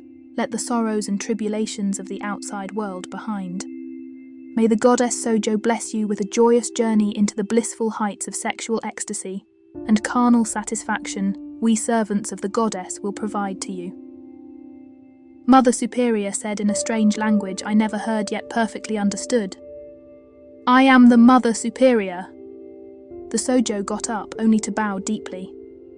"Your neural patterns are indeed those of our most exalted leader, and your aura matched the one on file. Welcome to the Netlaw Temple of the Goddess, Mother Superior." She touched a flower-like inlay on the artfully decorated desk surface, and a pink sheer-looking curtain flickered with purple energies and vanished. The seemingly wispy curtain was actually a hollow-disguised transdim force field. This so innocent-looking large tent could probably withstand the onslaught of a large-caliber FE cannon. The tent was about the size of a Nilfeheim 3 family home, and behind the force field entrance were several separate service chambers arranged around an indoor pool filled with perfumed water and fed by an illuminated colour-changing water fountain. 2 Sojournites bathed with a human customer. He paid little attention to us. We entered one of the separates. She closed the curtain behind us, and I could hear the fine humming sound until another force field was established. The room was filled with satin pillows, rich carpets.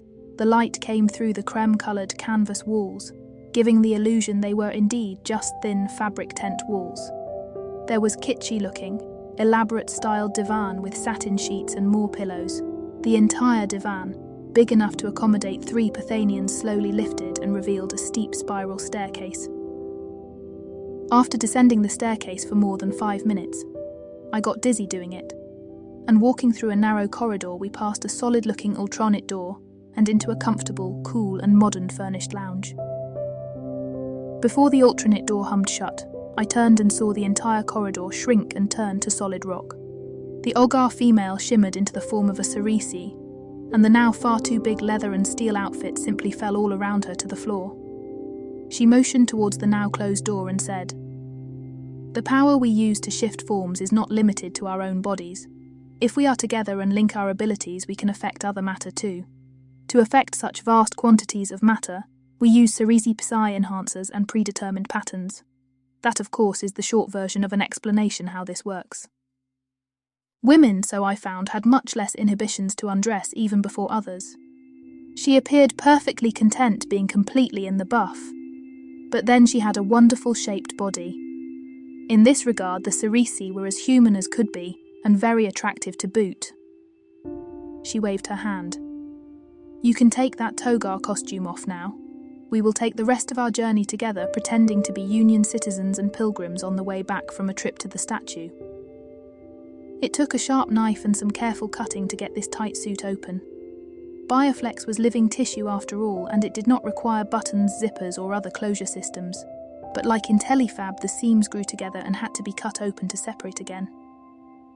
A Sojournit came in, gathered the items and said with a nice inviting voice, "If you would like to tend to your bodily needs, Sister Nightshade, there is our bathroom facilities if you step through that door." I was glad I could leave the room. Despite my recent experiences, I still liked to wear clothing, especially in the presence of women. The Sojournit opened the door for me and said, If you like company or like to be washed, let me know. I blushed and thanked her for the offer but declined.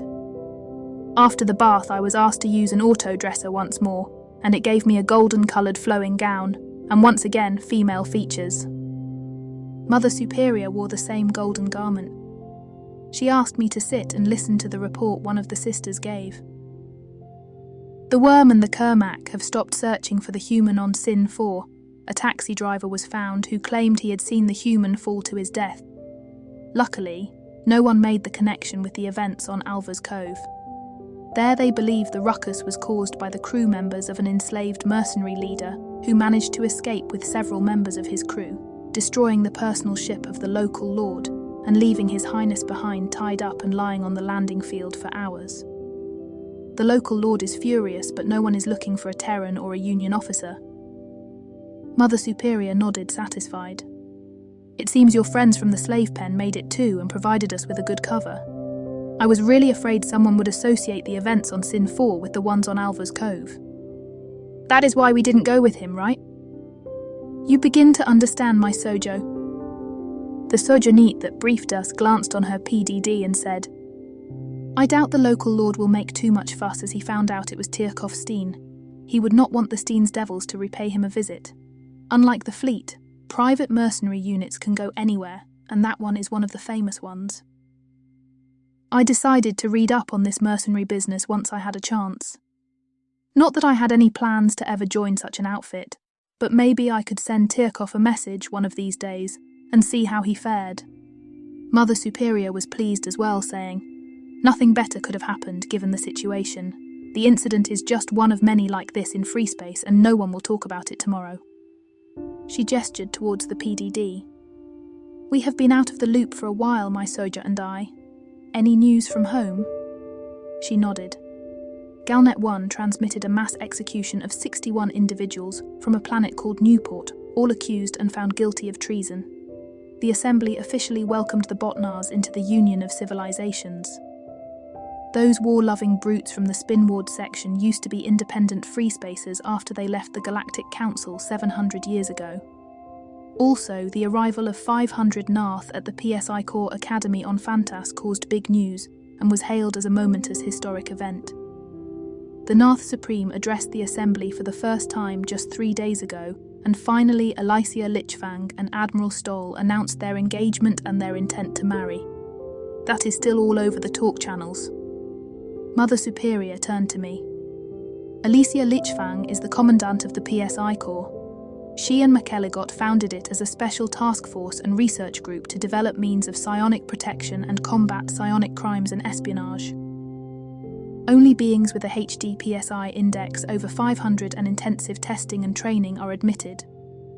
Lichfang has many psionic talents and no one can lie or not answer her when she is present. If rumours are correct, she is hoping for Stahl to pop the question now for over 1,000 years. I didn't know much about the PSI Corps, but I had met the General in Admiral Webb's office when I was admitted to the Academy. But there was always plenty of talk and scuttlebutt about them and everybody knew something. From Academy classes, I knew the PSI Corps was one of the most potent Special Forces units, primarily engaged in internal security and counterintelligence.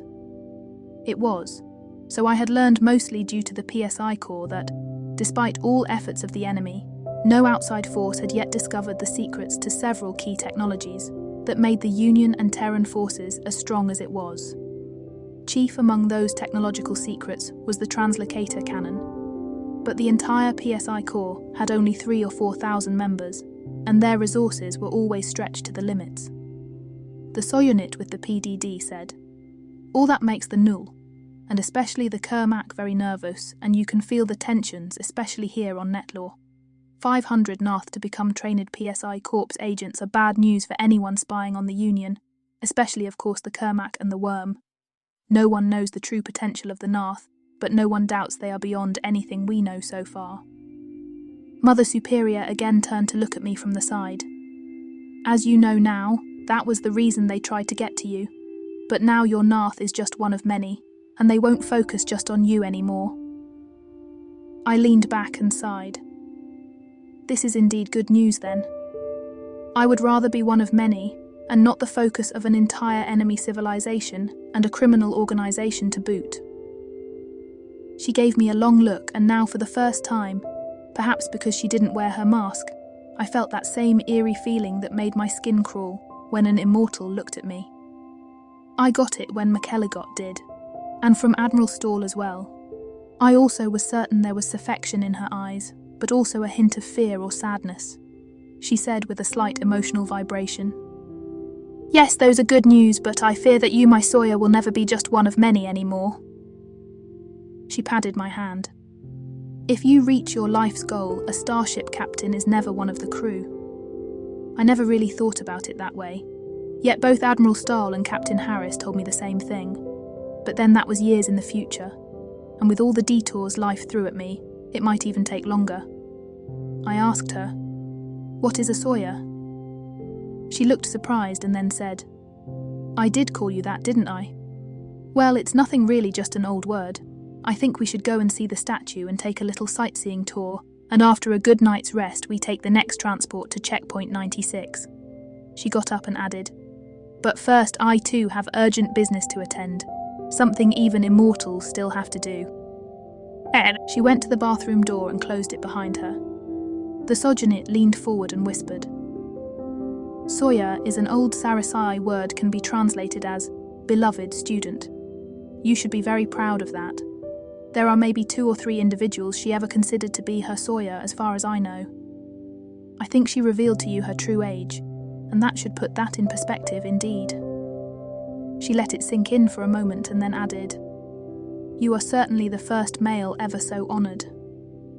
I was still thinking about that, and why she had chosen to call me that when we left the Sojournit tent. The lanes of gravel between the tents and makeshift buildings were now filled with human men, women and members of several non-humanoid species. They all wore these golden dress-like robes, girded with a tasselled rope around the hip. On the feet they all wore simple slippers, just like we did. Many wore additional capes with attached hoods. Not everyone wore them up, but we did, and our faces were partially hidden underneath a veil that was supposed to keep the dust and local insects away. We instantly blended in, and there was a busy din of voices as the pilgrims frequented the stores, shops and souvenir stands. We too stopped at a few and looked over the offerings. There were miniature statues in virtually any material and sizes. The statues all depicted a somewhat human-shaped being that stood inside a hexagonal frame with outstretched arms and legs. The figure had no feet or hands or any other details and was smooth and featureless.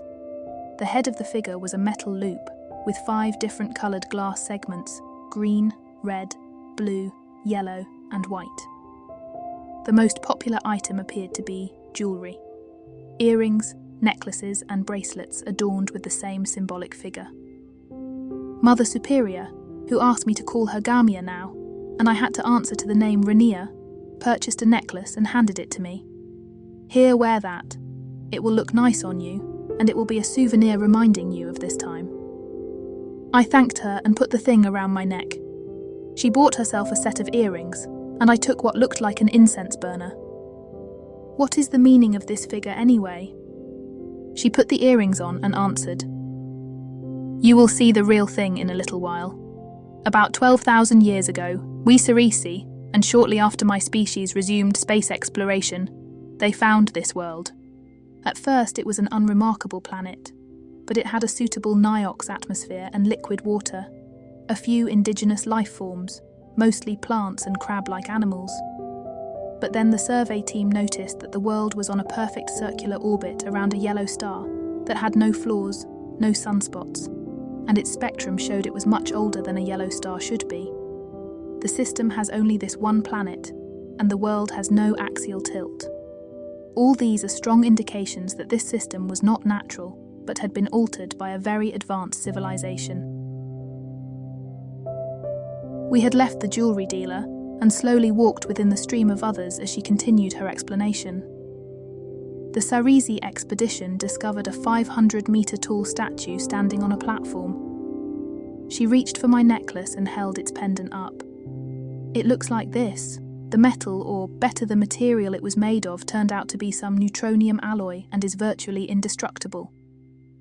The buildings became more solid now and were mostly made of local stone and appeared quite old.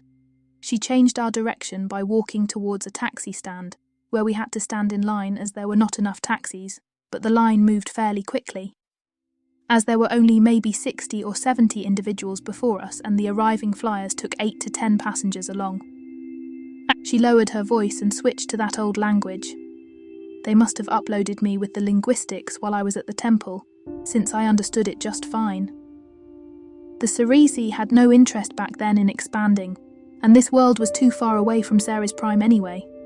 So they took notice, recorded everything, and more or less forgot about it. It was rediscovered by others after the Third Intergalactic War, and by treaty included in free space. Archaeology teams of the Big Four started digs and excavations, and it was generally accepted that the statue is of UNE, or perhaps pre-origin. They have found ruins of a much younger and very primitive civilization, but determined that the ruins had nothing to do with the statue itself. Some of the ruins excavated you can see here in the core of the Netlaw settlement.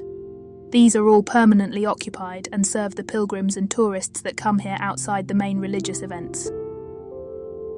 It was our turn to board the next flyer, and we shared it with 8 loudly and agitated chatting golden-robed members of that church. They paid little interest in us. All 8 were human and spoke Union Standard. Unable to ignore most of their conversation, I learned they all came from a Union planet called Guzzler, 763 light-years away, and that it was not only their first pilgrimage but also their first time off planet. One of the female pilgrims unfastened her veil and took a long sip from a water bottle, fanned her hand before her face and complained about the dust and the heat. She then went into a long discussion how to make mud pie for the church coffee and tea gathering. While I was not in the least interested, just how much cocoa powder was needed to make mud pie, she obviously felt the need to include everyone in her conversation and then pointed her finger at me. "Don't you agree, young lady?" I was completely caught off guard by that and simply nodded. Since it was impossible for the Mother Superior to tell me more about the place, I was thinking about my return to Union space. It hadn't been all that long, but it had felt like a lifetime. The fat pilgrim lady from Guzla began to annoy me, especially since I had made the mistake agreeing with her. She included me in her conversation and asked me again, "You agree, don't you?" This time I didn't even know what she had talked about and said, "I think you should stuff some of that mud pie in your pie hole. Maybe that will shut you up at least for a while." For the first time there was silence. She acted like a fish on dry land, opening her garishly pink-painted lips and gasping for air. I nodded, agreeing. That's the ticket. Keep breathing for a while and we all can enjoy some peace and quiet. Now she turned colours underneath her hood, and a chinless man with thin black hair, not wearing his hood up, patted her hand and hissed at me. "Galleria is the soul of our church group. How dare you tell her to shut up? You are one rude person. You should be expelled from our community." After all I went through the past weeks, this trivial, unimportant scene somehow annoyed me.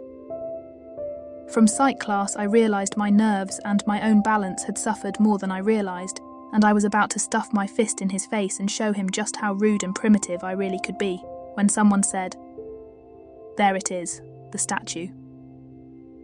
Everyone including me looked, and at the horizon before a rugged-looking mountain range stood a huge version of the symbolised being. It was not bad or ugly or anything, but to me it was just some sort of huge piece of alien art. While 500 metres was quite tall, I had seen the Devastator land. I saw the sphere of assembly and the immense towers on Pluribus. That statue was about as unexciting to me as seeing an alt painting. No one, not even the alt, could tell you what the smear was supposed to represent, and yet everyone went, and ah, when Master Nub released another masterpiece. The Mother Superior pulled me back down into the seat and whispered, "Let us keep this station in our journey a simple and short one. I don't think we need the trouble and trying to hide from the local syndicate guards because you pounded a pilgrim group to pulp." That made me sit down and be quiet very fast. No way did I want to be in any more trouble, not so close before getting back. "Yes, ma'am." She leaned close. You do have a short temper. I think you need to work on that a little. What seemed a lifetime ago, I accused my father of having a short temper and reflecting on my actions since I left Nilfeheim, and not for the first time either, I realised how much trouble I could have avoided if I had kept a cooler head. We were dropped off at the base of the statue, and I watched thousands gather on the platform before the statue and throw of their robes, standing completely bare, mimicking the pose of the statue. I never was much of a religious person, but standing there in the buff seemed particularly silly to me. She leaned close and said, "I assume you do not want to join them and bathe in the light, right?" "No, not really. I told you before I respect your religion. I even try to respect this one, even though seeing this makes it quite hard. But I limit my religious activities to occasionally call on Thor or Odin and curse Loki." Even though I could not see her face as it was underneath the hood, I was certain she was amused. Her voice certainly sounded that way. "Yes, you told me, and I respect your decision on that. I too find this a little silly. I think there is a Kermac or Sarasi telepath hiding somewhere, paid by the local syndicates to give some of them a religious experience to keep the mystery, and thus the donations and the business alive." She then said, "But I thought since we are here anyway, we might as well see it. For one thing, travelling educates, as they say, and it never hurts to see something new. That is a particular problem when you get into my age." She took my hand and pulled me out of the way of other arriving pilgrims that immediately climbed up the stairs. I thought about that for a moment and whispered back, "Do you really remember everything you have seen and done in all that time? Would you not simply die of boredom having seen everything in one form or another?" Now she really laughed. "Thankfully not. No, I don't remember everything, but occasionally I remember things I thought I had forgotten." Some sudden revelation came to my mind and I whispered, "Can I ask you something, Mother Superior?" "Of course. Are you the goddess? I mean, are you Sojo?" There was a moment of silence and she squeezed my hand. She was still holding a little tighter.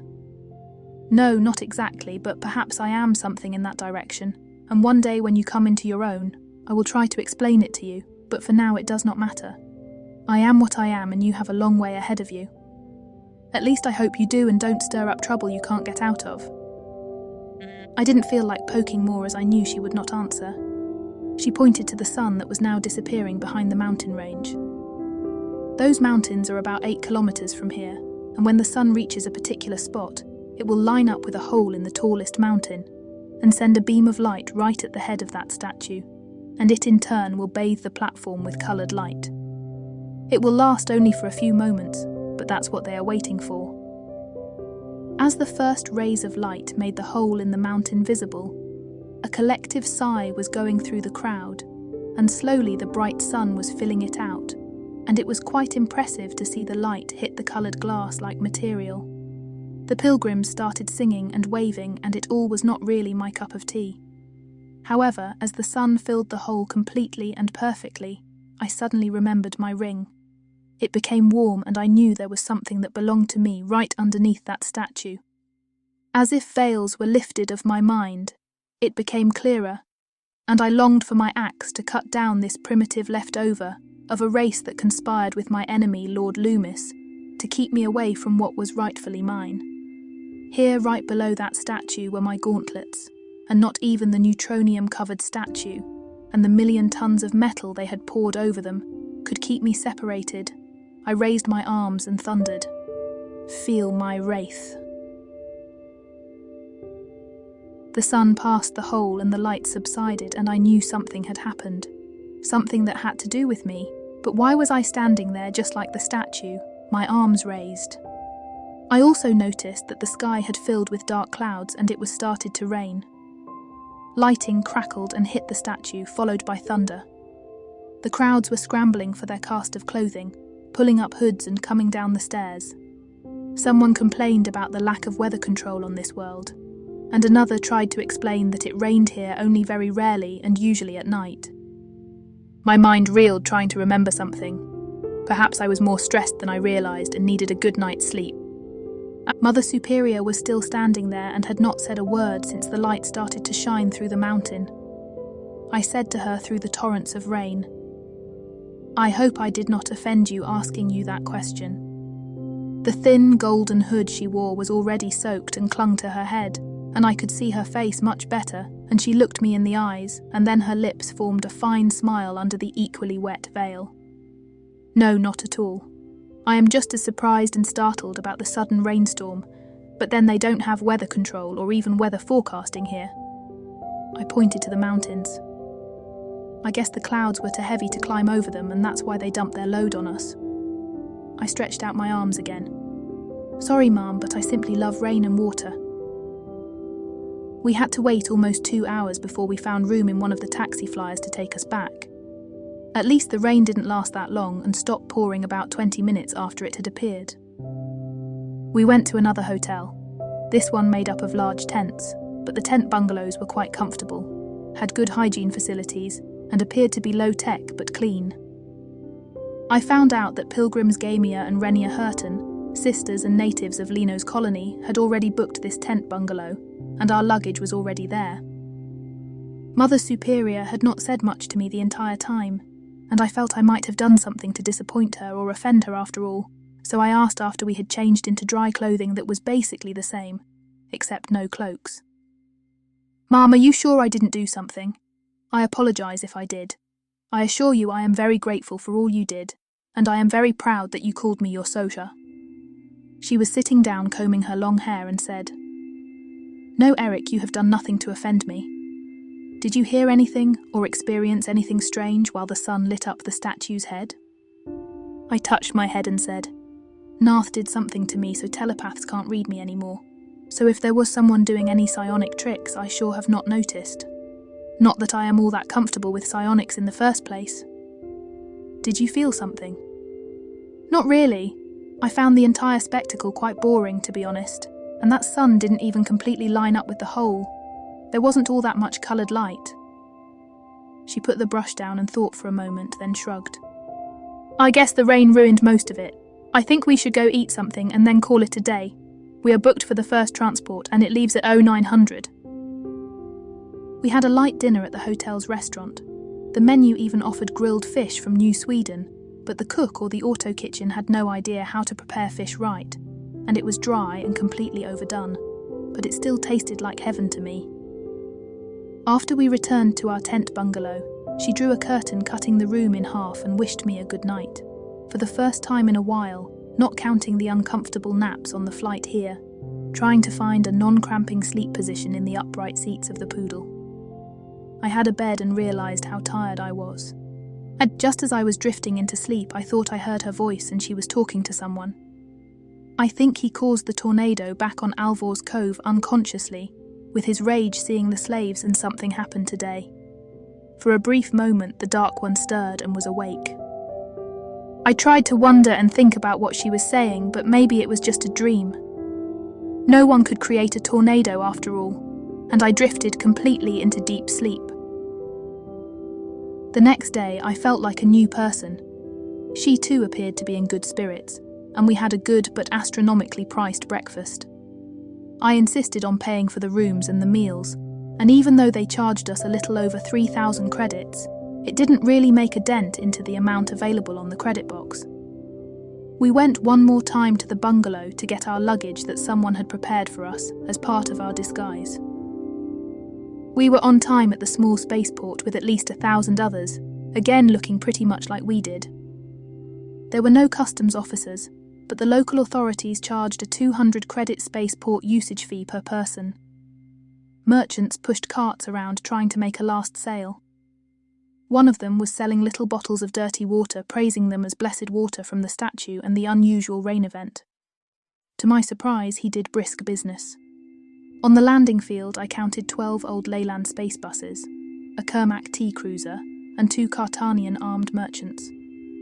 Even the old buses were fitted with weapon turrets, and Mother Superior explained to me. They fly in convoys, and the T cruiser is there to fly protection. The syndicates and the temples here pay protection fees to some of the bigger pirate outfits, and these armed convoys prove to be quite effective to keep the smaller and lone wolf pirates away. In rare cases, pirate attacks do occur, but usually not during the main season. I hoped she was right. I did not want to be captured and sold as a slave and headed for Alva's Cove again. Non-Union ships wanting to do business in Union space have to stop at one of these checkpoints that dot the imaginary border between Union and free space to get customs clearance and a transponder code. While civilian ships could freely enter Union space, they could only land on Union worlds with the proper customs documents. Detected warships of other civilizations would result in a border alert and cause an immediate response from the fleet. Checkpoint 96 was a small ice planet with a rock core approximately the size of Sol System's Pluto. It orbited along with 5 other similar small planets around a very old bloated red sun named Hermann's star that probably swallowed most of the bigger planets as it expanded. We had made it. I was back in Union space. The dark, grey, inhospitable-looking ball we approached looked better to me than Netlore, which was a garden world. It appeared our transport had received landing permission as it descended fast. Now we could see the first details of a sprawling spaceport, vast Duro-Crete surface, modern-looking sturdy surface buildings. There at the other end, as big as a mountain and shaped like wedge, sitting on enormous isopods, a Union fleet battleship. Seeing this beautiful symbol of Union might caused a knot of pride in my throat. Octobots rolled busily around and brilliant floodlights bathed everything in cool bluish light, separating the spaceport from the stark darkness of the rest of the planet's surface. There was an orderly, businesslike, efficient atmosphere over everything. A mechanical arm took our transport like a toy and guided it with machine precision past a force field curtain into a passenger unloading terminal. I could barely wait until the doors were opened. Moments later, we stepped on a spotless, clean surface, and at that moment, as if a weight was lifted off my shoulders, I felt free again. Working slide belts, advertising signs for McDonald's, Arthur's Swine and Dine and Fat Eddie's stir-fry made my mouth water. Outside on the landing field, a fleet destroyer descended. It was a new Barracuda, and a platon of Mariners stomped in perfect military precision towards the waiting ship. Even out here, far from Union core, everything was in perfect repair and working order. Never in my life was it clearer to me that my decision to become a Union serviceman was the right one. It was my calling to join the fleet and defend all this, and our way of life against slaver scum, pirates, scheming Kermac, and whatever else out there trying to do us harm, she said, standing next to me. It does feel nice to be back home, does it not? I could barely contain my excitement and said after giving air to a deep sigh, I never thought arriving on a little outpost would feel so good. I have to restrain myself not to get on my knees and actually kiss the ground. There were times in the past month I thought I would never return. It makes me realise how fortunate we are to be Union citizens. She pointed towards public restrooms. Before we go through customs, we need to get changed.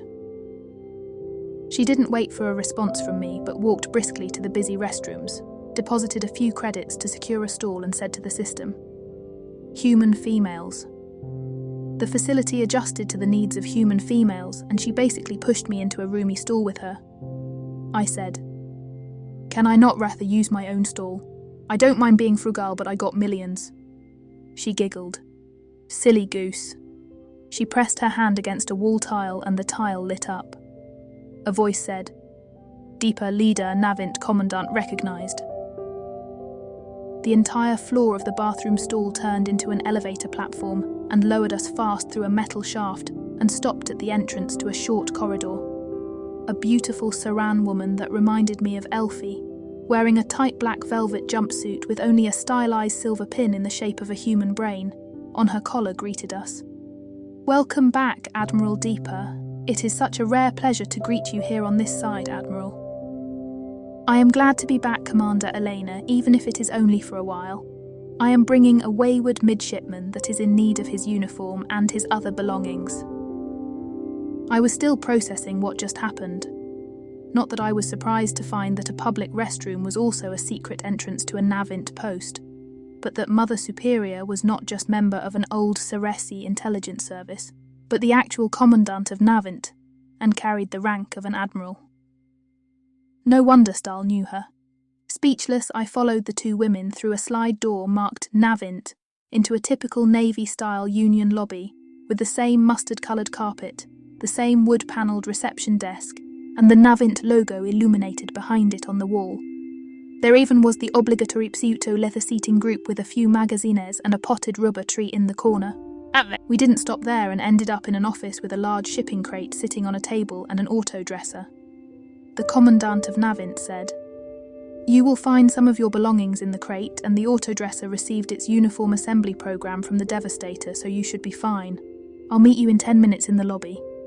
Without waiting for me to say anything, she left chatting with the Saran PSI Corps officer. A few minutes later, I had used the auto-dresser and looked at myself in the mirror field. All the female things were gone. No Bioflex mask, but my own face. I was me again. Wearing a crisp black uniform with mirror shine-polished boots, the uniform blouse diagonally parted with the white lining forming a triangle across my chest. My ribbon read out on the left and my name tag to the right. On the wide black belt, a low-slung holster with a Union TKU Hellbore Type 6 sidearm. Over it all, my leather jacket with the fighter patch, black gloves and a black duckbill hat with the Navy logo at its centre, and white circular top completed the outfit. I checked the crate, and to my delight there was the brown leather holster with my Colt 45, the H&K missile rifle and the Kermac line blaster I had found on Sin 4. I put my 45 back where it belonged, and TKU sidearm in a fast-draw low-slung hip holster. I felt right as rain, but I could not help but miss being female. That part of my adventure, I had to admit to myself, I enjoyed very much. However, it was time to be Eric again.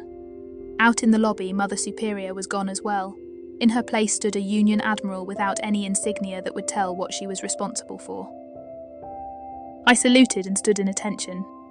There was an admiral on deck after all, and this time I even felt joy in this simple military protocol routine. "Midshipman Olafson reporting as ordered, ma'am." She smiled and returned the salute. "Seeing you like this makes me realise that you are also a very handsome young man. I guess I won't be able to call you Soldier anymore, but I think we still can forgo the military protocols. I am sure you heard my name and you can call me Deeper, and as our time together draws to an end, let me say I feel blessed to have met you both, Eric and Erica, your female side. I have enjoyed your company, and I hope you can see past the Admiral and past the things you know about me, and we can remain friends. I will answer your calls when I can." "Yes, ma'am, I mean Deeper. I have no words I can use to express the gratitude I feel for all you have done for me. I am very proud I was allowed to be your soldier, to be Nightshade, and to be allowed to call you friend." She stepped closer and simply hugged me. "I'll keep an eye on your career and you, I promise, and I am certain we will see each other again." I didn't know if I should return the hug, but I did, and then we stepped apart and she said, "I will remain here to take care of a few things, and then I must return to Sin 4. You, however, will take the elevator back up, pass through customs and report to the fleet office. They have standing orders for you." 10 minutes later, I resurfaced in the passenger terminal, and with a purposeful swing in my steps, almost tempted to whistle. At the security custom point to access the concourse, I swiped my city and the customs officer said, "Welcome back, citizen. Did you bring any luggage, weapons, or illegal wares?" "No luggage, but I carry weapons." He checked them and my readout. "The Kermac line blaster needs to be registered or disposed. The H&K cannot be carried loaded, but other than that you are cleared. Your duty sidearm is of course permitted." I simply left the Kermac weapon with him. He pointed down the terminal and said, "Officers and fleet personnel do not have to go through civilian customs. Next time you can use the military terminal down there." I thanked him and joined the people and beings in the busy spaceport terminal. The golden robes were everywhere, mostly queuing at the space bus terminal for connecting flights to their actual home destinations. But there were also other civilians and service members of many different Union species. There was a Tachyon merchant talking to a tall spindler and a Saran. Two flawless Sarasi beauties with long silver hair and skin-tight catsuits, sitting at a cafe in the company of a Clack and a Terran, discussing something, the Terran of course recognisable by his sunglasses. A giant Ptharian in police uniform and his robot partner, giving a group of tall Andorians directions. 6 Union Army soldiers with planetary defence patches laughing at jokes a 3 made. This cauldron of species and individuals dressed in a myriad of colours and fashion choices, shopping, walking, travelling in a bright environment that was, despite all these beings, clean and free of trash, was such a stark contrast to Sin 4 or Alva's Cove. No one here was afraid and tried to hide what they were. No one seemed it necessary to hide from where they came. My good mood observing all this got a serious damper as I saw a group of 5 smudgy, sloppy-dressed galdrifts, some of them bare feet, others wearing beads and purposefully torn clothing. They were sitting underneath a tree that was part of a grass and fountain area with benches and bushes. One of them was playing some sort of stringed instruments. 2 of them smoked. A 4th and 5th simply sat there and watched. As one of them saw me, he began to make obscene and loud remarks about the violence-loving, government-sanctioned murderers of the fleet. This was Union, and everyone had the right to express their opinion and lifestyle they preferred, but it still got to me, especially since one of these derelicts ejected the core on Alva's Cove and betrayed us all, thinking he could save his hide that way. I wondered if that group would yell insults if they were in a slave pen, waiting to be sold. I could already see the entrance to the local fleet office, marked by 2 Marines guarding it, and below the fleet logo. My temper had caused me enough trouble, and I certainly didn't need any right now. So I told myself that there were only a few of them, and that the entire Guldrift culture was laughable small. Yet my fists clenched as I saw these leeches. One of them, with long filthy blonde hair in long dreads, got up and actually approached me in strange, almost dance-like movements. "Hey killer, got a few creds to spare? Instead of killing defenseless aliens, do some good and help out a few free spirits, trying to get of this ice ball." I was actually proud of my own self-control as I simply ignored him and walked on. He didn't give up and danced around me. "Come on, killer. You love to be called killer, don't you, soldier boy?" He kept dancing around me. "I know you government slaves got paid today, so how about some creds?" His choice of words, and seeing that the jacket he wore was a torn, mutilated fleet-issue uniform blouse, made me wish I could rip it off and stuff it down his throat. But as far as I knew, it was not against any law to wear surplus uniform pieces. "So what was your last assignment? Oppressing a peace-loving culture? Or perhaps forcing union laws upon a civilization that rather wanted to stay free?" Then his eyes went big, and he actually poked me with his finger. "You're from the Devastator, a Wolfcraft fighter jock. How does that work out for you, government crook? Getting orders from a non-existent propaganda lie thinking it would impress anyone? If that legendary piece of garbage really existed, he should be arrested and turned over to the Kermac, and then we would have universal peace," I said slowly and while reciting general orders in my mind. "Why don't you take your filthy arse and that ragtag bunch of leeches and go there if you don't like it here? I also suggest you let me go now. Give me some creds and I think about it, but you can't tell me what to do. No one can, that's what we are all about. No rules, no laws, just freedom. Not even if that swine stall would exist and be right here. Not even he could make me do anything." He wasn't finished ending his sentence when I grabbed him by his collar, twisted it tight and pulled him close. I say that only once, so listen carefully.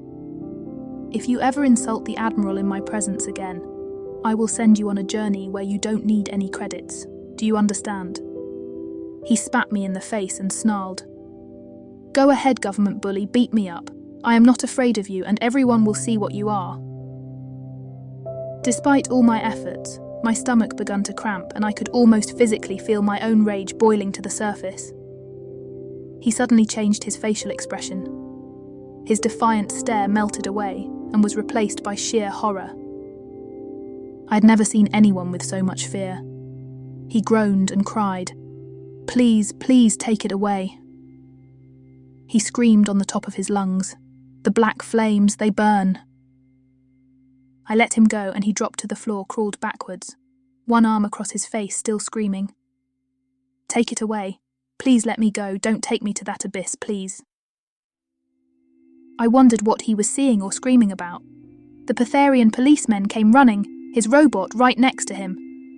What is going on here, midshipman? I pointed at the Goldrift that was now curling up in a fetal position, sobbing and crying. He tried to panhandle money and harassed and insulted me. After he started physically touching me, I took him by the collar and told him to back off. He then started to scream, and that is pretty much all. The robot said. Polio scan results complete. Citizen statement was 98% accurate. The police officer glared at me from his 6 yellow eyes and then growled. I am sorry, Midshipman Olafson.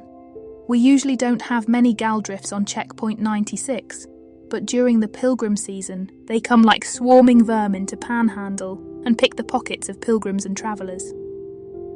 More cops had shown up and they rounded up the rest of the Galdrifts, while they protested loudly about police brutality and government oppression. The robot lifted the still sobbing and almost catatonic dreadlock guy from the floor and said, Medical scan inconclusive, but subject carries a 5-gram vial of caliform. Drug-induced side effects are likely cause for mental condition. The Ptharian officer made a sound like breaking rocks, and I realised he was sighing. Caliform, now that explains everything. Thank you, officer, and sorry for the inconvenience. We've got enough now to arrest and charge the bunch. The robot carried the man away and he was still crying and muttering, Take it away, please. No more fire, no more black flames, please. I didn't know much about drugs or caliform, other than it was some kind of illegal and dangerous drug. With a handheld scanner, the Ptharian scanned me and said, Just checking if you got any caliform on you. That stuff makes you an addict by skin contact alone. He checked his readout. Looks like you dodged the beam, sir. I still suggest you check with a medical facility for decontamination. You got lots of his genetic material and some body fluids on you. That statement made my skin crawl with disgust and had the cop show me the next such facility. My good mood slowly returned after I had my uniform deep cleaned and myself showered and decontaminated at a med facility.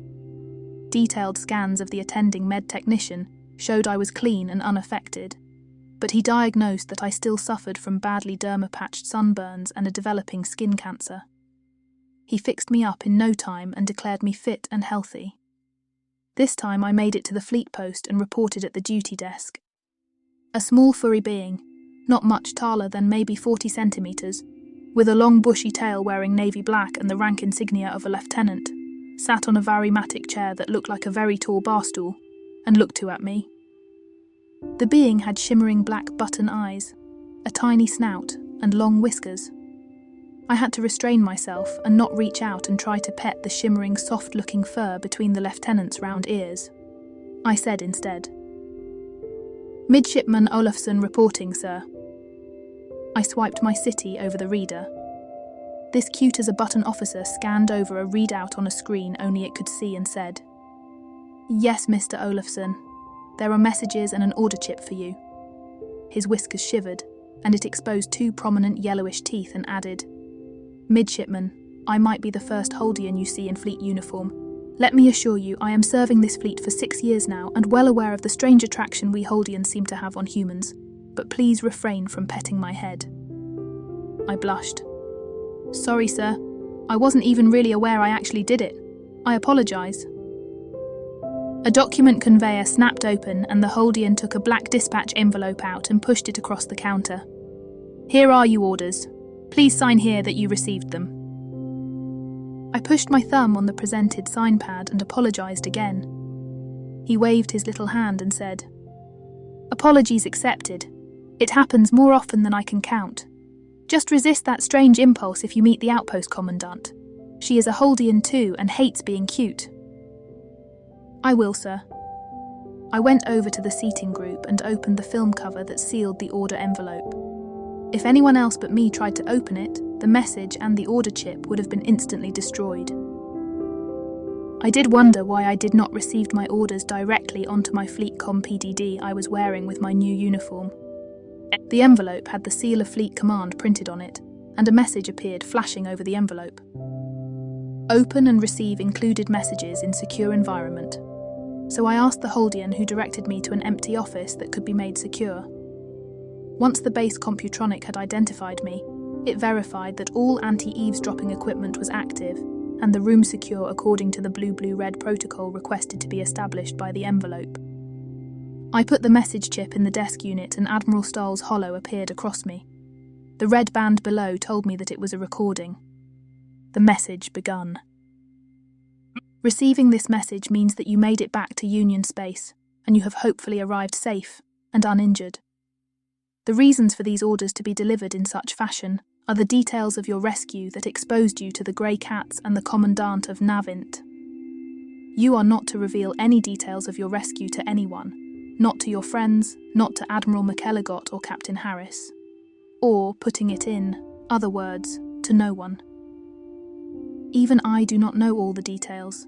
The Commandant and I are friends. The nature of her business and her position make it absolutely imperative that you keep those details to yourself. I know you will understand that, and you have been exposed to those secrets because we know we can trust you with them. I am aware that no psionic trickery can make you reveal them. Your friend Narth confirmed that with me. Please be aware that the level and nature of some of the secrets you now keep make it also necessary to deal with you according to blue-blue-red protocol, if there is any suspicion you might have or will reveal them. And it meant that if there was the slightest suspicion that I was compromised, I was to be executed on sight. He leaned back and continued. I know your integrity is unquestionable, but I am forced by our protocols to tell you all that. I simply said, Yes, sir, I understand and I will comply. The intelligent recording appeared to have waited for that response, and he nodded with a smile.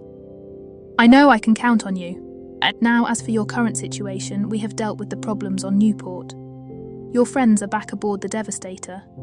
It was planned to also extend your team by one person, your Narth friend. However, he overextended his own abilities, saving us all, and has returned to Narth Prime, but he is well and will also soon return. I could not help but grin from one ear to the other, hearing that my friends were okay. Even though hearing that Narth did something that affected him, I knew instantly and without doubt he was safe and well. Stahl had not stopped talking to me, so I backed the recording up a few moments and started it again. He said, Return, and then continued. The Devastator is on the way to checkpoint 96 and our current ETA is 15 days from when I made this recording. I checked the displayed chronometer date and compared it with actual time and found that the DV would arrive in 4 days. The Ancient Admiral smiled. Don't think we're making this trip just to pick you up, Mr. Olafson, but Fleet Command found it is overdue. We show a little muscle in that area, as there is increased pirate activity. Your orders are to stand by until we arrive. Take a day of R&R and then report to the station commandant for a duty assignment, which should help to keep you out of any unusual situations till I get there. Again, welcome back. Stahl out. I destroyed the message. Knowing the Devi was coming with my friends aboard were the best news I heard in a long time. With my personal mood once again completely restored, I left the base office and looked for a public Galnet terminal. First I called home. The call to Olafson Rock was answered by my father. There was no hello or anything. We just stared at each other for a while, and then he broke the silence and said, It is good to see you, son. You look every inch like the Starfleet officer you always wanted to be. Thank you, father. How are things back on Nilfeheim and at the Berg? Short summer is still 3 years away, and it is a particularly cold long night this season. Ice fishers complain that the ice cover is thicker than usual, and the fish even less active. He shrugged. But you know how it is, they say that every long night around this time. Our clan is doing well, and I am very proud of Elena, and I will step down as clan chief after the next Yuletide meeting, and plan to make her officially the first female clan chief of Nilfeheim. He paused and looked down. You are not opposed to that, right? No, father. I made my decision, and recent events made me realize that it was the right one. I am proud of Elena too, and I know she will be a good chief. But will she be accepted by the others? He slammed his huge fist on the desk he was sitting behind. I will break anyone's neck who gives her any disrespect. She is Olafson. Besides, most of our associated clans have long accepted her. She has been running things for quite a while now, and she is doing a better job than I could have ever done. We are prosperous and our coffers are full with profit. She is courted by every single warrior, as she has truly become the most beautiful woman on Nilfeheim. I think there will be a wedding soon. I greeted the good news and asked, "How is everyone else, Uncle Hogan and Exa?" "Eleanor, my brother and his family, which includes Exa, are off-planet. They all went to a place called Para. Ever since the first visit to Pluribus, the spell seems to be broken and everyone travels a little more. The space bus service is now weekly and the bus are always booked." We exchanged a few more words and then concluded the call. Next, I tried to reach Eagle and got a connection too, but instead of Eagle, it was Eleanor who answered. "Eric," she yelled. Then she turned and yelled someone outside the viewer field. "Hurry! Exa, tell the others Eric is calling." Eleanor was wearing a dark red bikini, and the PDD's visual sensor gave me a very nice look at her well-developed chest. Her hand manipulated what seemed to be a small PDD and switched its optical to wide view. Now I could see her sitting on a wooden recliner, right at a beautiful beach with white sands and an azure green ocean. There were many others around them. No one wore much in terms of clothing. Like a beaching landing tank making gushing tidal waves, Uncle Hogan came running from the water. I had never seen him just in a pair of swimming trunks. He was truly humongous. Most of his chest and his arms were covered with black hair. Right behind him surfaced Aunt Fridays. I saw Exa hopping up and down the beach and waving at someone to come. Elena moved the PDD around and heard her say, "Uncle Eggle went to the beach store to get ice cream. His Cerisi friend went with him, but the Narth is here." I saw a Narth in his typical get-up, looking completely out of place at the beach, but floating in a very relaxed body position, as if he was using a recliner, a few feet of the ground. Next to him floated a basket-like contraption that was partially covered with a blue cloth. Even though Narth looked alike, I knew it was not my friend, but most likely the Narth representative. I could hear Elena. "Uncle Narth is watching over little Eric. The Narth representative takes his godfather duties very serious." The Narth turned his head without changing his position, but now I could see there was also a glass of something orange with fruits and a straw floating on the other side of him. It pleases one to behold the sharer of what is Narth to be well and safe. One likes to convey that your Hugav Shara is also well and will return shortly. His voice was very low, and then he said, "One wishes to ask you all to reduce the level of acoustic expressions perhaps by a factor of 17%. One observed that noises beyond this tend to wake my godchild." Eleanor objected before I could say anything. "Eric doesn't call all that often, and he should see his nephew. He never has." The Narth did change his position now and got up. "Analysing human social behaviour indicates that you have raised a valid objection. She who is Elena." The Narth most gently took a baby out of the basket. It was a healthy-looking boy of about 1 year of age. He wore, to my surprise, a little version of a Narth robe.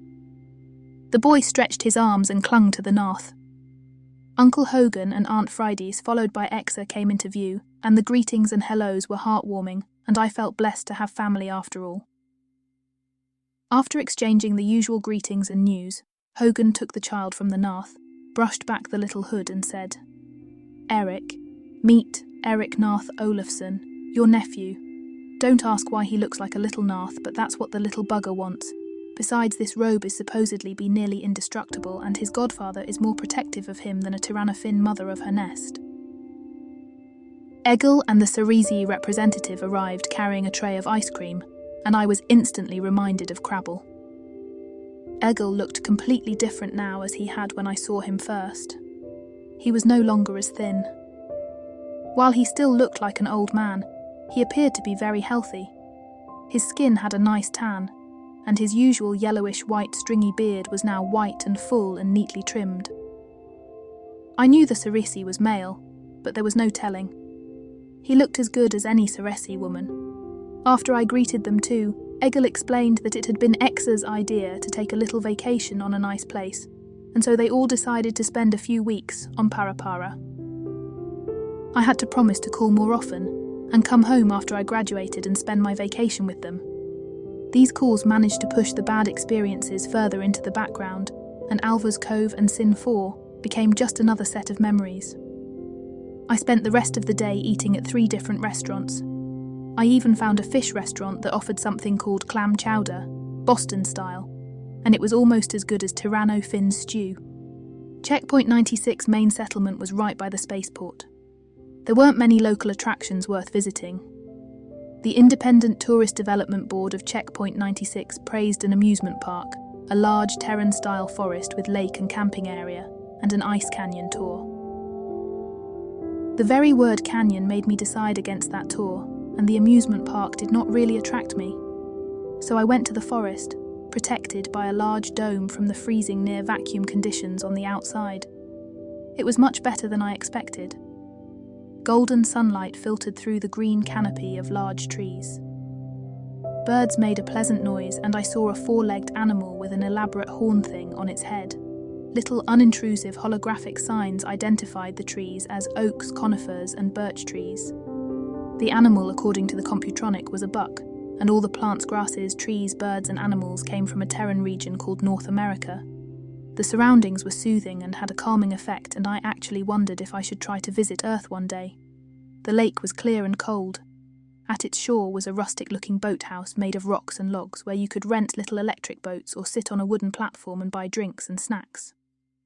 There I rented a locker and purchased swimming trunks and a towel, and moments later dove headfirst into the fresh, cool water. It had been ages, so I found that I was immersed in water and could swim and dive. I could not tell how long I swam, competing with the small, fast fish that were abundant in this cool and clear lake.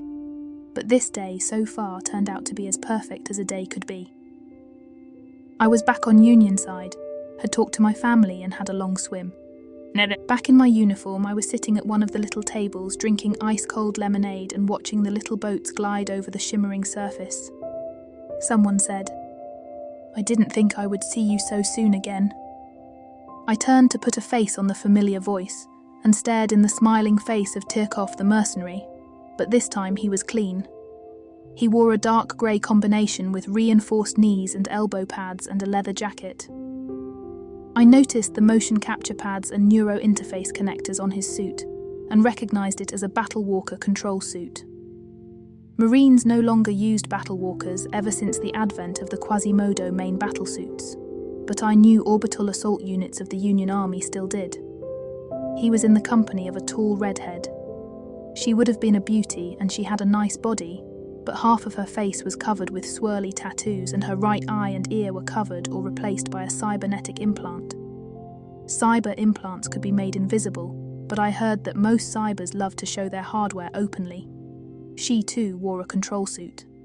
Tirkov turned a chair so he could put his arms on the backrest, and he was chewing something.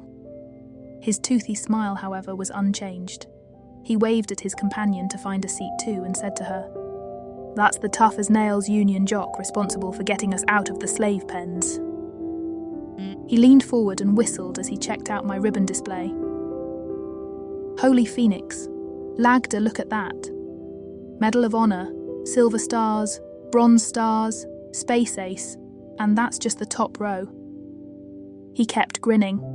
"You weren't fibbing either, you are of the Devi." Finally, I managed to say something. "I did not expect to see you here either, but I am glad to see you made it of that cursed dust ball." He waved for the waiter and ordered hattar. As far as I knew, it was some sort of very strong alcoholic beverage made by a galactic council species I could not remember at the moment. His companion simply looked me over with her left eye but said nothing. He said, "Our mutual friends and I liberated the surviving rest of my crew and hired on a bunch more and paid a late-night visit to the local lord. He was very accommodating and let us borrow his private ship." He laughed loud, took the drink right of the waiter's tray and poured the greenish liquid right down his throat, throwing back his head and smacked his lips, saying to the waiter, "Get a few more of these, good man." To me, he said, "Of course he wasn't all that happy that we left him tied up on the middle of the landing field. I wonder if he made it, or if they found him after he baked for a few hours in the sun." I sipped at my lemonade and said, "As far as it concerns me, I would not mind to hear that a ship landed on him or a lizard dragged him away for food." He downed another drink and his companion did the same. Then he said, I guess it was bound to happen that we ran into each other here on this outpost. It is the closest one to Alva's after all. The Union Sits are on their way home. We got us a nice reward for each of them. Now we're here to lay low and safe until the Hard Eight, my personal flagship, arrives. The local lord, as you might suspect, is a little upset and has a bounty on my head. But as soon as the Hard Eight and my crew arrives, this will not be a problem. He didn't even wait for me to say anything and pointed at my patches. I guess my offer could not compete with being a fighter jock aboard the Devastator, but if you ever change your mind, give me a buzz. He snapped with his fingers and the woman handed me a business card and he explained. I don't advertise where I keep my HQ, but I maintain an office on Pluribus and usually can be reached, unless of course I end up in a slave pen again or worse. The woman spoke for the first time, and her voice synthetically enhanced with a metallic background, and echo gave me the creeps. Now, we never had a friend inside the mighty fleet. Maybe you could help us with a little intel. All we want to know is where that cursed Harlequin currently can be found. All you Union fleeter need to do is raise your voice just about anywhere, and a computronic provides you with all sorts of data. I looked at her as cold and business-like as I could. I am glad you know that part. Only because of respect to Tirkov, I am not raising my voice and call for security. But let me make that clear to both of you. I am not your friend inside the fleet, and should I ever witness you breaking the law, I will do whatever is necessary to restore order and bring you to justice. Tirkov raised both hands and leaned back. Whoa, don't get your black underwear all bunched up. All we did was ask. I owe that mercenary colleague of mine a nice vacation on Alvor's Cove, and I put all other business on hold until I can make sure he knows how much I loved his travel arrangements. For you, it would be easy to check scanner results all up and down the line and find the last location of that SOB. But you got your regulations and laws and all that, and that's exactly the reason I run my own outfit. He got up and tipped his head. Well, thanks for getting me out of that cage. I owe you one for that. Maybe we run into each other again. Not that I want to be anywhere near where that flying continent does business. Take care, Tirkov. She got up as well, but put her hands on the table surface and leaned close, scanning me with her one good eye. You're just a little boy in a black uniform. I am not impressed by those medals. The boss says you helped him escape, and that is the only reason I am leaving you alive right now. I got up and moved close, almost touching her forehead. Anywhere, anytime, cyber bitch. Maybe I should simply arrest you under the suspicion of espionage activity and see what other dirt we find. Starting with your cyberware and checking if it is properly registered. Tirkov called. Leave him alone, Lagda. He has a short temper, and I seen him slice and dice a Togar warrior with his own knife. She left, giving me one more look, and then after a few 100 meters they both disappeared behind trees following the winding forest path. I could not shake the feeling that this wasn't the last time I heard from him or her. The next day I reported to the fleet post commandant as ordered, and reminded myself that she was a base commandant and reached the rank of commander, meaning she had completed academy and basic training. Yet she was about the cutest thing I had ever seen. The fur that stuck out the black uniform had a peach-coloured shine to it, and it looked softer than anything. The urge to touch it just once was almost irresistible. She had somewhat longer and more pointed ears than the Holdian lieutenant I had met first. Her nose was pink instead of black. The large, all-black eyes shimmered soft, and I was certain she had black, long eyelashes. The Holdian commandant sat behind her desk, or more correctly, she actually sat on the desk and looked over my file. No sense to keep a young man idle, we are always short-handed out here. She got up from the pillow she used as a seat and paced up and down her massive desk, and then she threw her small hands in the air and said, "It's bad enough to be out here as it is, but during that crazy religious season on Netlaw, we are simply overwhelmed. I only have one battleship and 2 supercruisers to keep an eye on 580 square light-years of spatial borderline, but we have the dubious luck to be the closest Union system to Sin 4 and Netlaw. Every scum and every spy is trying to get past us into Union space. Now they send me a midshipman decorated like the Silver Rat of Mount Actura, from the Devastator no less, and orders directly from the immortal warrior." She stopped her pacing right before me and looked at me with quivering whiskers, her little fists stemmed in her sides. I could not say much as I was still standing in attention. She then pointed her pinkish paw-like hand that was covered with the finest touch of fur at my nose. "You appear out of the blue. No ship has landed that I don't know about, and no officers or soon-to-be officers have been transferred. You are here to check on me, right? Fleet Command doesn't think a female Holdian can do the job and sends me midshipman to give him something to do." She placed mimicked quotation marks with her fingers as she said, "Midshipman." She pointed her little finger at me again. "What do you say to that?" "Ma'am, I'm still in attention." She snapped with her fingers in a very human gesture and said, "Oh right, sorry about that midshipman Olafson at ease. I worked very hard to be where I am and it wasn't easy, oh no. Everyone thinks of me as some cute cuddle thing, and rarely do I get the respect other commanders get." She glared at me. "Do you find me cute?" Well, perhaps if I compare you to a Petherian I might come to the conclusion, but otherwise you're just another officer to me, ma'am." Liar. She accused me to be, and I could not even defend myself without lying more, so I didn't. Then she went back to her pillow and sat down. Now since I could talk, I said, "Ma'am, I assure you I am just a midshipman, and I arrived here from Netlaw. I am not here to evaluate you or report on you. I know next to nothing about this checkpoint other than that it exists, and until yesterday I had never seen a Holdian, nor did I know a Holdian commands this base." She was still giving me a smouldering stare and said, "Netlaw, I see. Perhaps you are a spook. I don't trust you Navint guys one bit. Yes, I know you are necessary and no disrespect meant. Perhaps you are not a spook and just a believer like the rest that goes to that place. I am supposed to give you something to do for 4 days, and then what?" "Then I hope to be reassigned ma'am back on my ship to hopefully graduate." She waved. "Your ship is the Devastator. She won't come here to pick up a midshipman." She pressed a contact on her desk unit. "Command and Control. Check for me what ship is supposed to come to pick up our guest." A voice responded. "The DV is on her way, ma'am. Mr. Olafson is scheduled to transfer in 4 days." She glared at me even more. "Simple midshipman, my furry behind. Excuse my language, Mr. Olafson. Now report to Lieutenant Yordat, he is the flight boss here. You supposed to be a Wolfcraft ace and we got lots of patrols to fly." "Yes, ma'am." I turned and was about to leave, fighting to keep the grin that is creeping in my face long enough under control until I was out the door.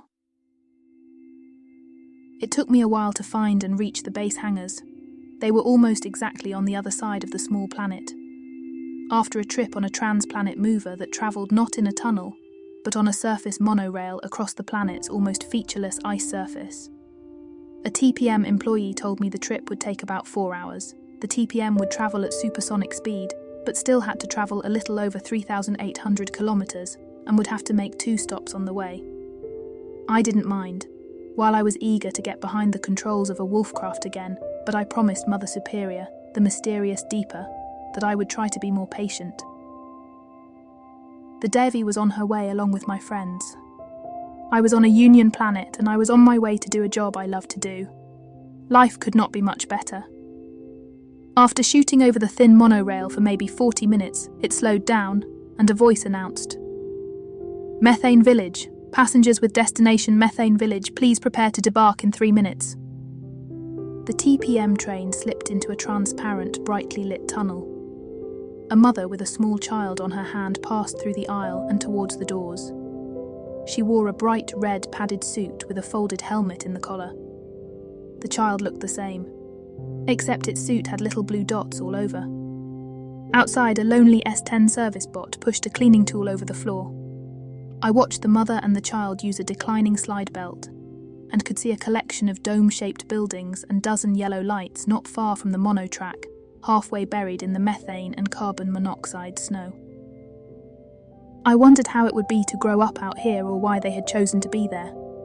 The train moved on and I made it to the fighter base. The TPM came to a halt, and I exited with 3 other fleet men. Enlisted from the looks of it, and perhaps back from a few days R&R. Most of the base, so it seemed, was built on the surface inside a shallow but sizable crater. In the distance I could see they had built Wolfcraft revolving starters right into the rim of the crater, aiming into the dark sky at a steep angle. 6 large surface-to-space planetary defense batteries with long-range translocators, megaload capacity from the looks of it, dotted the crater floor. I also counted 12 missile silos, most likely long-range anti-ship drones, and 18 tall turrets with quadruple Loki torpedo starters. That was some serious firepower for a little planet like that. But then it was near the most pirate-infested and lawless stretch of space in the galaxy. And when the battleship associated with the checkpoint was on patrol, the base was not helpless. Most prominent in the centre of the crater was a humongous deep space scanner array. I doubted the Devi had bigger scanners. The installations looked like they could be reached via subsurface tunnels and IBTs. An IBT carried me right to the local fighter squadron. I knocked at the designated door for the squadron commandant, was called in and faced a short, muscular man. He had his flight suit sleeves rolled up to show his sinewy, muscle-bulging arms. His hair sleek and black, regulation short. He had bright blue eyes and a goatee and moustache. The lieutenant came around his desk and shook my hand after I reported with the proper salute. "No need for that, Midshipman Olafson. I was just informed that we get a real ace, from the Devi's 12th no less, to fly a few patrol sorties with us." I shook his hand, more embarrassed and surprised by his greeting than everything else. "Nice to meet you too, sir." "Rockhound. The call sign is Rockhound. Hey, call you the Viking, right?"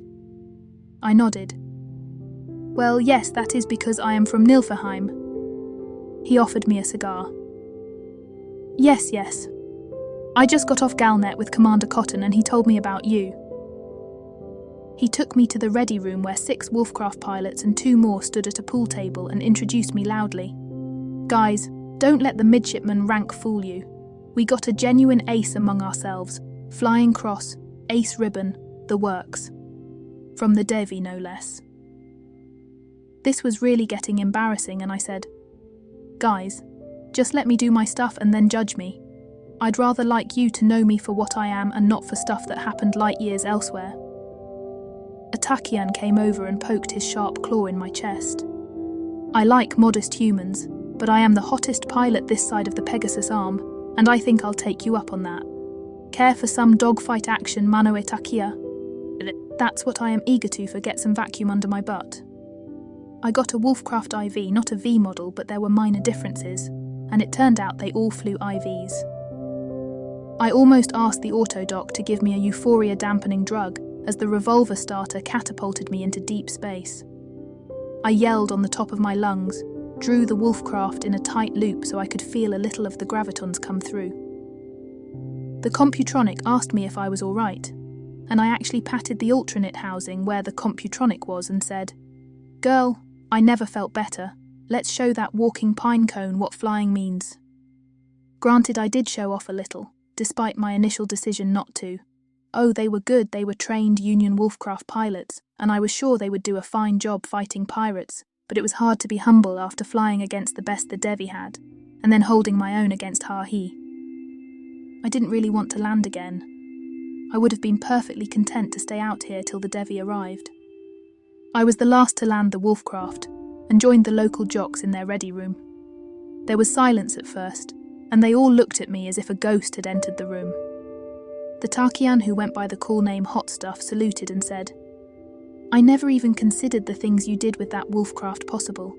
I always considered myself a good pilot, but you beat us all even as we tried together. Viking, we tried to make a fool out of you and didn't believe the hype Rockhound told us about you. Boy, you showed us." Rockhound handed out cigars to everyone. "That's what they smoke on the DV," Commander Cotton told me. "Maybe that's their secret." He laughed and pounded his hand on my back. I received quarters and was assigned a regular duty roster, and completed the first day flying wingman to a patrol through the system and escorting a space bus with engine trouble further out, until a bison came and towed it to the checkpoint. Rockhound, Hot Stuff and 2 others told me we all would now complete the day, having a drink at the officers' lounge. While I was technically a midshipman and not a commissioned officer yet, I was a Medal of Honor recipient, and as such the lounge was open to me. The first thing I noticed after the sprawling windows giving a view over the crater were the many different uniforms. There was a lot of Union Army green around, much more than fleet black or marine blue. 2 light blue Science Corps officers looked completely out of place sitting at the far end of the bar. By an old assembly decision, it was decreed to maintain an army, despite the fact that all the tasks an army would have in a spaceborne society could be done by spacers and marines. Of course, the only real reason to keep an army were traditions carried over, especially by the Panzerans and the Terrans. To give the army a legitimate task, Union Army was responsible for planetary and system defences, pluribus assembly security, and designated for full-scale planetary surface warfare. The Army also fielded and maintained several specialised units. Among them was the Planetary Army Engineer Corps, the prestigious 1st, Guard of Pluribus, Orbital Para-Assault Divisions, and technically the PSI Corps was an Army unit as well, even though it was independent of all branches. Unlike the fleet, it was not helmed by an immortal, and did not have the same budget or attention the fleet received. The Army could by assembly decree not have any ships, so they maintained a fleet of transport barges and drop boats, and they compensated by equipping their troops with megatanks, towering battlewalkers, and mountain-size planetary siege engines. None of the 25,000 Leviathan PSE had ever been deployed in real war, but every 5 years the Army argued before the Armed Forces Committee they needed better and upgraded ones. I was on my 2nd Pilsner and Aquavit while I was thinking about what I knew of the Union Army, when 2 Army men started an argument with a Navy officer 3 tables down. Hot stuff, as a true Takian looked more or less like a walking pine cone and came from a very hot planet, enjoyed a small vial of water. To Takians, who were silicone-based life forms, water was as intoxicating to them as hard liquor was to me. Hot Stuff sipped at his water vial and said, "How come you know so much about Takians?" I tried to ignore the argument that became louder and answered. I had the good fortune to serve aboard the USS Hyperion under Captain Zezaz. The communication officer of the Hyperion, Lieutenant was Takian. He shook his head. I happen to know Lieutenant, but he isn't Takian, but Takian, almost the same, but we are pronounced with 2K. The Takians are very close related to us, much like the Sarans and Terrans. I had to raise my voice a little to make sure he understood. Seems you both enjoy water to get drunk. He downed the rest of his water and said, "We sure do, but then we are the only silicone species that get drunk from water. The PME, for example, who are silicone beings, can't do nothing with water." We both tried to keep our conversation neutral and ignore the argument, but then an Army lieutenant reached for the Navy ensign and pulled him half across the table. Glasses tumbled and the 2nd Army officer actually whacked the ensign across the face, and I said, "Come on, gentlemen. This is an officers' club and not an enlisted bar. I suggest you take it outside and do be fair. 2 against 1 isn't exactly honourable, you know." The lieutenant, quite obviously drunk, dropped the ensign. "Who asked you for your opinion? This is an army base and we should not even have to share our facilities with the high and mighty Navy." He kicked the table aside and moved towards me, his intentions clear. Did I ever manage to stay clear of trouble? He was a lieutenant. Army or not, hitting him would be not a good idea. But Rockhound laughed and rolled up his sleeves even more and grinned deeply satisfied.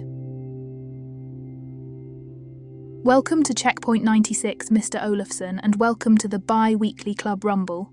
Well, a rumble it will be until the Marines get mixed in, so be careful and duck."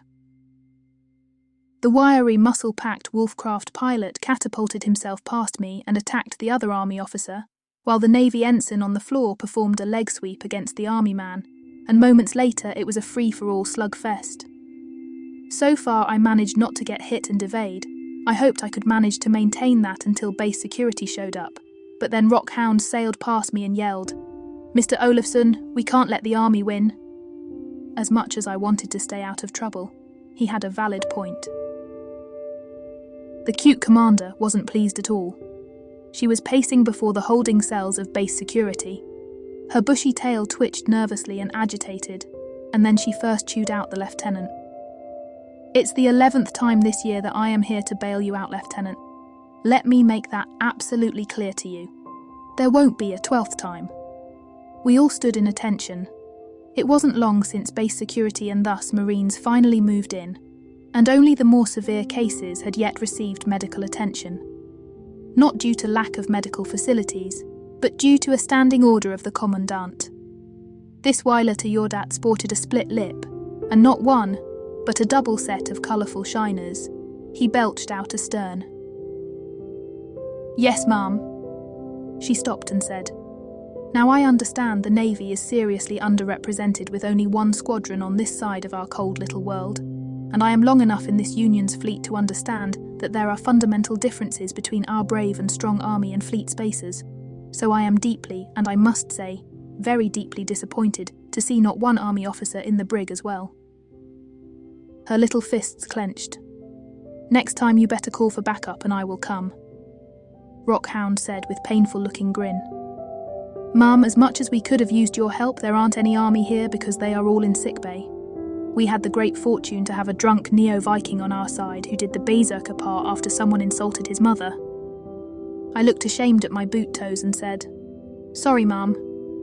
She looked up and said to Rockhound, "Don't tell me the Navy won this time." "Yes, Ma'am, the Navy won." Her voice changed from the shrill accusing tone to a satisfied one. "Well done, men. Let's get you out of here and then you need to tell me all about it. Just after I send my apologies to the Army Commandant."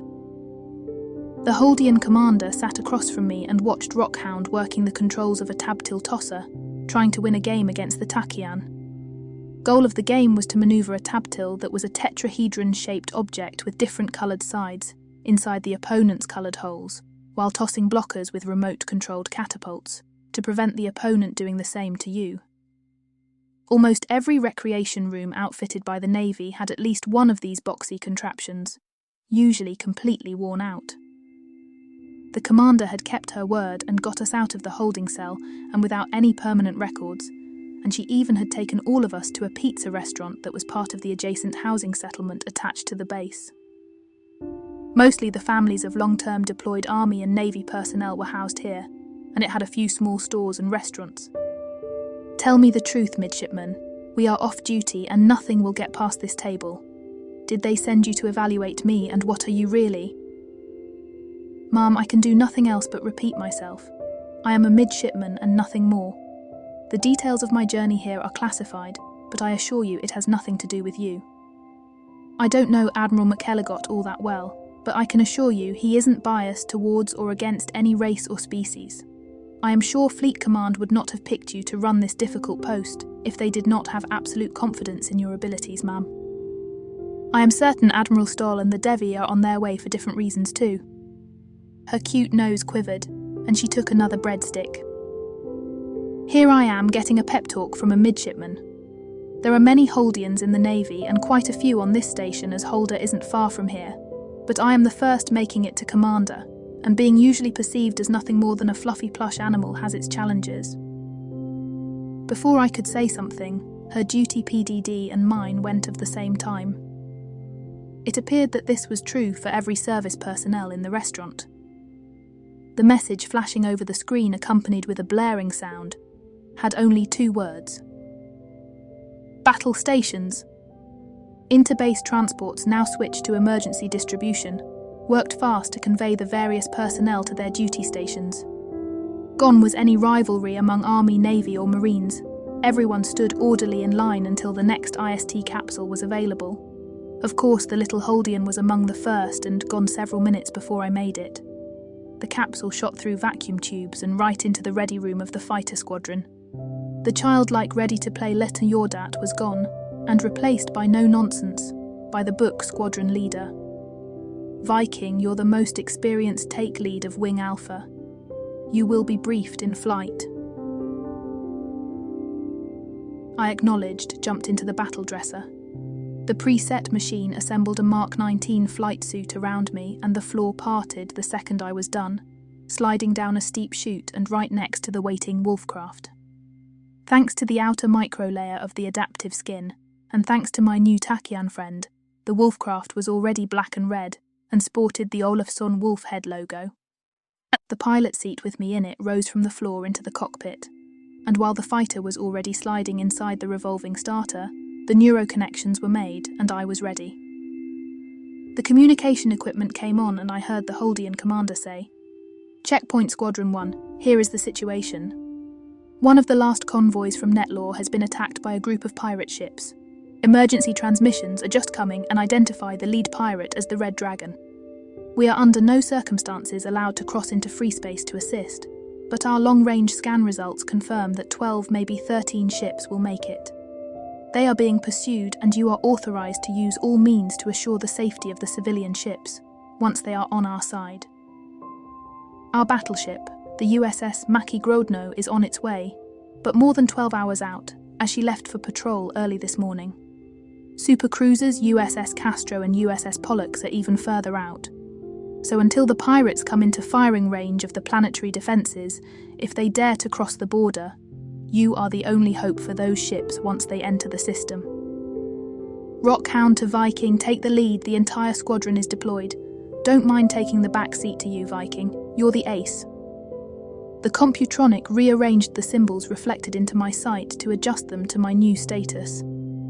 This was no time to argue or ask why he had done that, and changed my position from wing to squadron lead.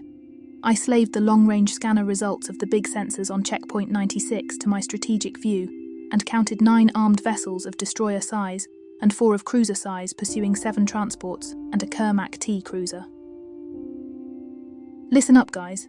Beta Wing, take the Z-axis and jump to the coordinates I'm sending. Stay about a light minute over Hermann's star. Delta Wing, you do the same at the opposite, and then you activate your camouflage and wait. Alpha, Gamma and Delta, we stay in spearhead formation and approach openly. If it comes to a fight, there is not much those tubs can do to you. You've got excellent shields and translocator rotaries. Always keep an eye on the weapon scans of the enemy ships. But for the most part, you should be too fast for them to hit you in the first place. Take out their engines first. Over the much slower channels of the civilian ships, we heard a blood-curdling horror story unfold. 30 ships had left Netlore and were systematically picked apart and raided by the pirate fleet. All pleas for mercy had been ignored.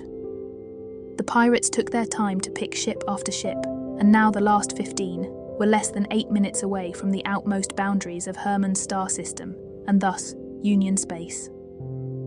The pirates caught up with 2 of the strugglers and shot the transport's engines to scrap. Not many civilizations had developed means and weapons to scan, intercept and disrupt a ship travelling in quasi-space. To see the red ship use Union ISA field disruptors to pull the lightly armed transports from that semi-spatial dimension was more than disturbing. Even more concerning was the fact that my scanners clearly identified paradigm shields and trans-quantum resonators. Paradigm shields would make the pirate ship immune to the instantaneous destruction effects of translocator bombs, and could only be brought down by pounding the shields with translocator bombs and Loki torpedoes. A battleship would have no problems defeating those shields with a few well-placed gigaloads, but it would be a hard nut to crack for the small loads our Wolfcraft fighters carried. I relayed that info to the base. The rest of the 13 transports made it across into Union space and continued on their way to checkpoint 96. We had to watch on our long-range scanners and optics as the pirates boarded the 2 ships they had crippled, and to our horror we witnessed as the pirates spaced hundreds of pilgrims. The common system reported an incoming Galnet transmission on military channels, but without any coding, and a metallic, distorted voice spoke to us. This is the Red Dragon speaking for the Sinister Alliance. I know your support battleship is out. As you notice, I can hear and listen in. You are so arrogant that you do not even code your military Galnet messages. My ship has the finest Union sensors and other surprises, so I know where you tried to hide those Wolfcraft fighters, and I can see the planet defense capabilities. Very impressive, and I would be scared if I was a run-of-the-mill average space crook. But I am the Red Dragon, and I want you to remember that name. Well, those who survive. The voice changed and became deeper. However, I will be your nightmare, Union. No ship, no colony and no base will be safe from me if I chose to attack. Checkpoint 96, you will be first. The voice laughed and added, Oh, I know you transmit that now to fleet headquarters, and that fat old fart face McElligott will send hundreds of ships this way. But you can't go where I can, and who knows where I will strike next. His fleet of pirate ships abandoned the 2 looted transports, each surrounded by a thin cloud of frozen, drifting, golden-dressed bodies, and begun their attack run. I had to go by the book, even though the pirates' intentions were obvious. "This is Squadron Leader Olafson, calling hostile craft. You are now entering space claimed by the United Stars of the Galaxies. You are Herbie ordered to cut all power, drop shields and prepare to be boarded. You are identified as a hostile and criminal party and no further warnings will be given." Fleet headquarters automatically sent out new code procedures and new channels. There was a sharp laugh. The pirate ships crossed into Union space and attacked. "All wings concentrate your fire on the other pirate ships. Stay at maximum range of your TL and concentrate on engine targets. Viking to base, lead enemy ship has latest paradigm and unique Terran TQ resonator field protection.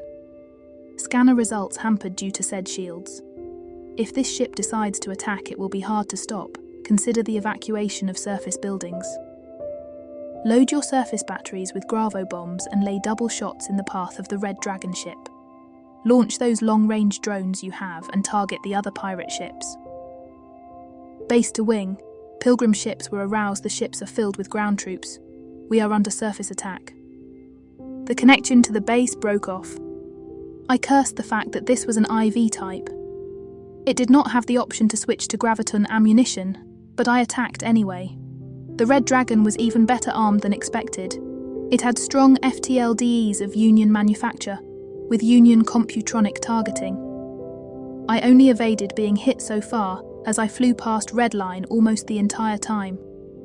12 of the pirate ships were burning wrecks. They had little chance against the translocator, Gatlings of the Wolfcrafts. But 2 of my squadron fighter symbols had just blinked out, and I could not raise them, only register the intense explosions on my scanners, where I knew them to be last. I had no time to feel sorry for them now, but I knew I would. They had come too close to the Red Dragon, and the pirate ship caught both with a combination barrage of Union FTL FEs and Null Froth casters. I was down to 20% ammo, but risked a direct assault. I still had 2 Lokis, and I would make them count. This time I could not evade the bluish energies of the Frothcaster, but I managed to stay out of the firing cone of the FTL directed energy cannons. My forward shields almost died on me, but I deactivated the aft shield generators and reduced the side shields to 20%, while feeding the freed energies into the front shields. All this while screaming at maximum acceleration towards its aft engines. His shields had to have structural gaps there. I released both Loki torpedoes and fired long burst into his aft section. Without aft shields, I turned and prayed to Odin to give me the 5 seconds to reset, hoping my almost insane attack had worked. Something did pepper my side, and I checked on my squadron and gave flank protection orders. Only 15 of the original 20 Wolfcrafts remained, and Rockhound reported that Matchstick, Power Socket and Ronin were out of ammo completely. Odin must have heard my prayer, because Hot Stuff was close enough to hear my plea for flank cover, and he peppered 20 TL loads on and inside the hull of a Cartanian cruiser that was part of the pirate ship fleet. The coffin-shaped Cartanian who had just fired on me expanded in the middle as if someone pumped air in it very fast. Bright white lines followed every armour plate and it was ripped to pieces by a series of explosions, microseconds later. Now I had time to turn the Wolfcraft in a tight loop and check out my handiwork. The Red Dragon was fleeing with severely damaged aft section and only 1 ISAH pod left. As much as I wanted, I could not pursue. 3 pirate ships remained and they were still fighting and approaching Outpost 96. It took us still 12 more minutes to defeat the last pirates and then flew with all due speed towards the outpost. We still heard nothing over Galnet. I called Fleet Command, delivered a very short report and transmitted scanner and battle data and requesting assistance. Fleet Command assured me help was on the way. Could those freaking pirates not have attacked just 48 hours later? Of all ships, the Devi was on her way. But then the pirate was listening in. He had a Galnet terminal. I did not want to imagine what would happen if the Union had to face an enemy that had the same resources and the same advances. I wondered if Deepa was already on her way back to Sin 4, and hopefully was not caught in the middle of this. We reached the planet, and the so clean and spotless spaceport looked so different from before. Burning and twisted wrecks of the transport ships, a toppled and destroyed Octobot had crashed into the upper terminal building, the tough transparent duranium window panes cracked. My stomach tightened as I saw a space bus, its side perforated with dozens of large blaster holes, still burning. Most of the pirate transports were undamaged, and we saw pirate troops carrying loot. I actually screamed in the audio pickup, "Let none escape. Strive them with your DEs." Flying just a few meters over the ground with my artigravs and the engines pushing as slowly as they could, I pressed the FTLDE in pulse mode and mowed them down. It took us no time to clear the landing field and destroy every one of the transports, but we still received sporadic fire from individual pirates hiding behind cover. We dared not fire back, as it would have caused even more damage to the base itself. I ordered half of the Wolfcraft to the base on the other side and ordered them to survey. Squadron Leader Viking switched to Secure Channel Protocol NPBM6. It was the Admiral. It was Stahl. I found I had to use my wrist PDD Galcom protocol as the Wolfcraft com equipment did not have that option to go to nanopulse burst mode. Sorry, sir, that it took so long. This com didn't have any NPBM capability. I ordered all fleet com to switch. Some heads will roll in my com. Department as they should have known Wolfcraft 4 do not have that equipment. We are still at least 20 hours away. The Devi is going as fast as she can. Assess situation and report. The Admiral cut out, but now we could reach the base at least the other side of the planet, and a colonel of the army responded. Viking, we are cut off from the city. They have severed the monoline. The troops with flight suits, Cerberus robots and the 9 flyers, we have just reached the city. There is heavy fighting. I have a battalion of orbital assault troops here, but no way to get them there fast arm. Get your men ready. We will shuttle them on the Wolfcrafts. Make sure their mag boots work. They will ride on the outside. Giving the orders now, Viking. It turned out we could move 40 men at a time, or 5 battle walkers. The army units had suits that looked much heavier than the Quasimodo, and I learned they had only a few recon units that could fly. The rest were only able to jump. Each trip took only a few minutes as there was no atmosphere to speak of, and their mag boots and claws held fine.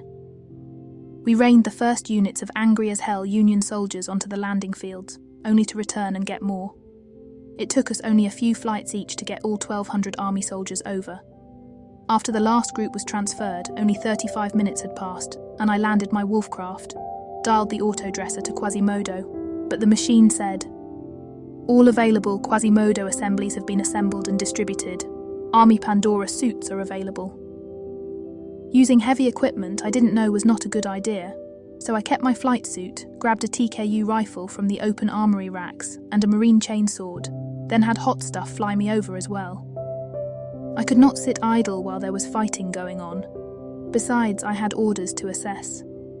Riding over an almost dark ice planet outside, glued to a Wolfcraft only by the electro-cohesive forces in my boots and gloves, would have most likely frightened me at any other day, but not now. My blood was slowly starting to boil, and I knew the feeling all too well. It was the cursed Neo-Viking berserker rage, but this time I tried to keep focused, and I hoped the army left me at least one of the pirate troops alive. I dropped, not waiting for hot stuff to land. My flight suit was, despite the name, not flight capable, and nothing more than an armoured spacesuit, but it was flexible, and I could move in it as if I was wearing nothing. The natural gravitation of the little planet was artificially enhanced, at least locally, for the base and the close-by city. I ran as fast as I could towards the terminals. All I saw were bodies, no one alive. Very satisfied, I noticed the number of pirate bodies increased the closer I came to the busted entrance doors. Even in all this chaos, Union technology was something to be proud of. Yellow nanite foam had sealed hundreds of blaster holes. 4 S-10 robots, 1 damaged, started cleaning the debris off the floor, and an emergency membrane force field was established over the hole where once a transparent duranium door allowed access to the spaceport concourse. Never in my life did I see a scene as horrifying and depressing as what I saw now. For the first time I saw what war really meant. The once so spotless, shining clean floor was littered with bodies of women, children, Union beings of all kinds. There were large puddles of frozen blood, a woman cut in half, her shopping bag strewn around her, and her baby stroller on its side, pink blanket, and a football-sized burn hole right through it. That scum had actually fired on a baby stroller. Arthur's Swine and Dine was completely destroyed and looked plundered, and so did most of the businesses. Around the body of the Ptherian police officer, I counted 30 pirates' troops all dead. The Ptherian had fought bravely and to the last. I saw many Ogar among the pirate dead, many Togars, beings I did not recognize, and even humans. Nothing around me was alive. It was eerie quiet. Only the occasional crackling and sparking from damaged advertisement signs. Somewhere in the distance I could hear the faint pitched hiss of a missile rifle and the deep-throated whoop of TKUs. It came from where the fleet base offices were. I didn't think it was that far, but then I had used slide belts before. When I reached it, the fighting appeared to be over. 6 army soldiers in their bulky suits guarded about 30 pirate troops. They were alive and had their hands up. A sergeant with his yellow stripes prominent on his headpiece almost shot me. A smoking hole in the wall next to me made me reconsider running unannounced towards soldiers fighting pirates. Someone in his troop had yelled, "That's a navy suit." The sergeant apologized and then said after he read my name tag, "You're Viking, the guy flying us over here." He then added, "We are mopping up the rest and I think we got the place secured." I looked around. "How bad is it?" The soldier looked gloom. "Can't give you any numbers or anything like that. The intruders did not make it far into the city. There are only 3 access tunnels and the city defenders blew up one tunnel and were repulsed by the arriving Marines and Cerberus robots on the other 2.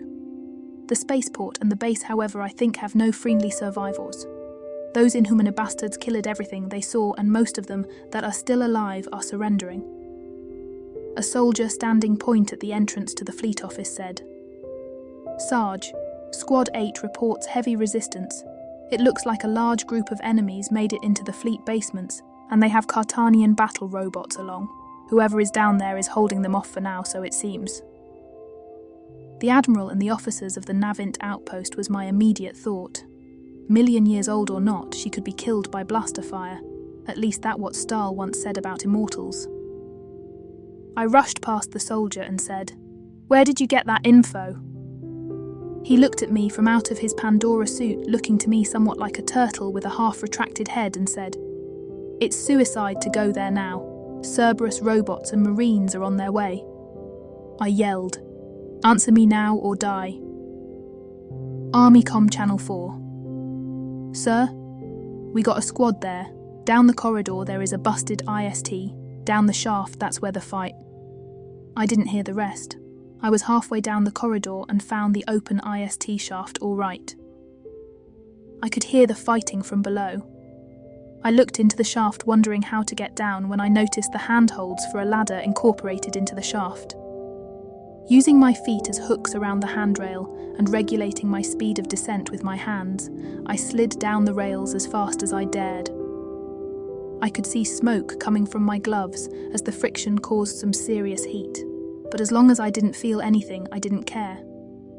I reached the bottom through the open access hatch of a IST capsule stuck there, and 3 heartbeats later was greeted by 2 blaster shots, one grazing the side of my suit, the other melting the IST manual input panel next to me. The flight suit did have shields, nothing like a Quasimodo, but strong dual-layer paradigm. The suit's intelligent systems, however, were limited to auto-dock and emergency deep space procedures, and had of course no ground combat capabilities.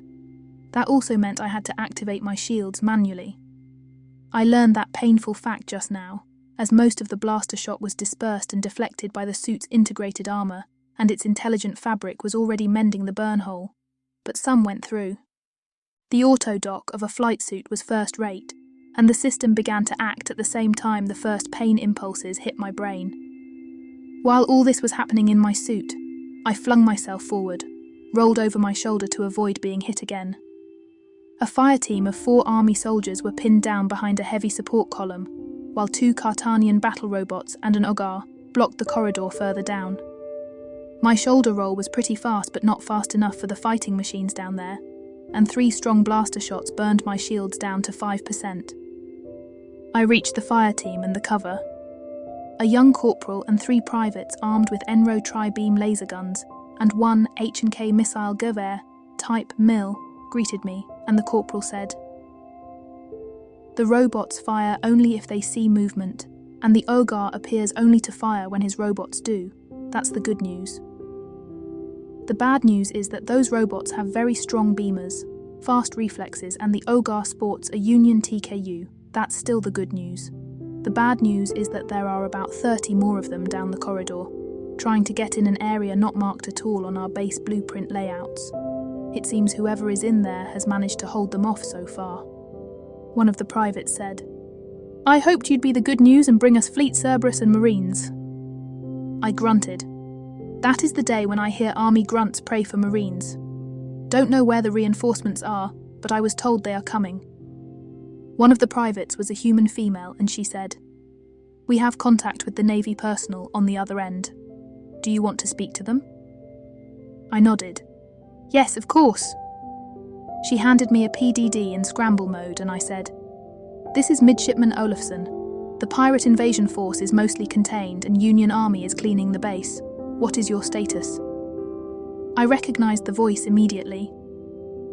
"Eric, this is Deepa. We are in serious trouble. The bathroom elevator is buried under rubble and we have a large number of wounded here. Our PSI talents have erected a psi shield, but it won't last much longer, they are at their end." Her voice sounded strained and I knew she was adding her energies to that shield. I said, "No worries. I am coming." I could hear her laugh weakly. "I saw her. This is too dangerous. Wait for reinforcements." My mind raced to figure out how to get down that corridor without being roasted. My shields recovered, but I doubted they would hold even halfway when both bots opened up, not to mention a TKU. I glanced around the corner and said, "Soldier, do you have a spare missile canister for that H&K?" He responded, "Yes, sir, but it is marked heavy surface engagement and cannot be used in confined battle situations." I grinned and said, "Excellent. Corporal, fire your weapons into the ceiling above the IST." He stared at me as if I was mad. "Sir, the enemy is that way." He pointed down the corridor without exposing himself. I yelled, "The next time you question or argue my orders, I will use you as shield while running down that corridor. Open fire." The corporal did, and I said to the private, "Toss that pack as hard as you can and make it slide across the corridor floor. Show me what that Pandora thing can do." I ordered the other 2 to provide cover fire, and the soldiers did as I asked. As I hoped, the intense heat created by the melting ceiling, the shower of liquid metal confused the sensors of the Cartanian robots, and they completely missed the sliding backpack-sized missile container sliding towards them. I aimed carefully and fired. The 3rd blast did the trick. Surface engagement meant antimatter warheads. Just a few molecules in each of the small rockets, but all 2,500 missiles of the container together, hit by my TKU blasts. The detonation was so intense it lifted us off our feet, and despite helmet, support column and shields, the sound and blast wave was so loud it almost deafened me. I did not wait for my shields to recover or check on the army soldiers. I ran down the corridor, chainsword at the ready, and through the spherical blast zone the AM explosion had caused. The blast had created a new 20-meter perfectly round underground chamber. I found the legs of one robot. There was nothing left of the second or the Ogar. This I registered only passing by. On the other side I found survivors, pirates struggling to their feet. I didn't bother with the TKU. I used the chainsword. Coldness reached my consciousness. I wanted to see blood. There were 30 of them at least until I lost count. Some of them had shielded suits, but it made no difference. I would have walked through twice as many. At least that is what my bloodlust wanted. The truth, of course, was that I was near the end of my resources as well. My TKU down to the last blast, the chainsword energy cell on its last indicator bar, the shields of my suit had long been gone, and the generator melted with no chance of a reset. The suit's magnificent armour of woven ultranet mesh and carbon fibre was the real reason I had made it that far. It too was beyond its repair capacity. My arm felt like lead as I pulled the chainsword with protesting whine up the crotch of a pirate ogre and up to his guts, through steel, leather and flesh. I had reached a soap bubble-like barrier, and behind I saw 4 PSI Corps agents and the Admiral on their knees, their hands pressed against their temples. The pretty Saran PSI agent looked more dead than alive, and blood was dripping from her eyes. I had to use manual controls to activate my PDD. My helmet controls were fried. "Deeper, Admiral. You can let the shield down. I am here."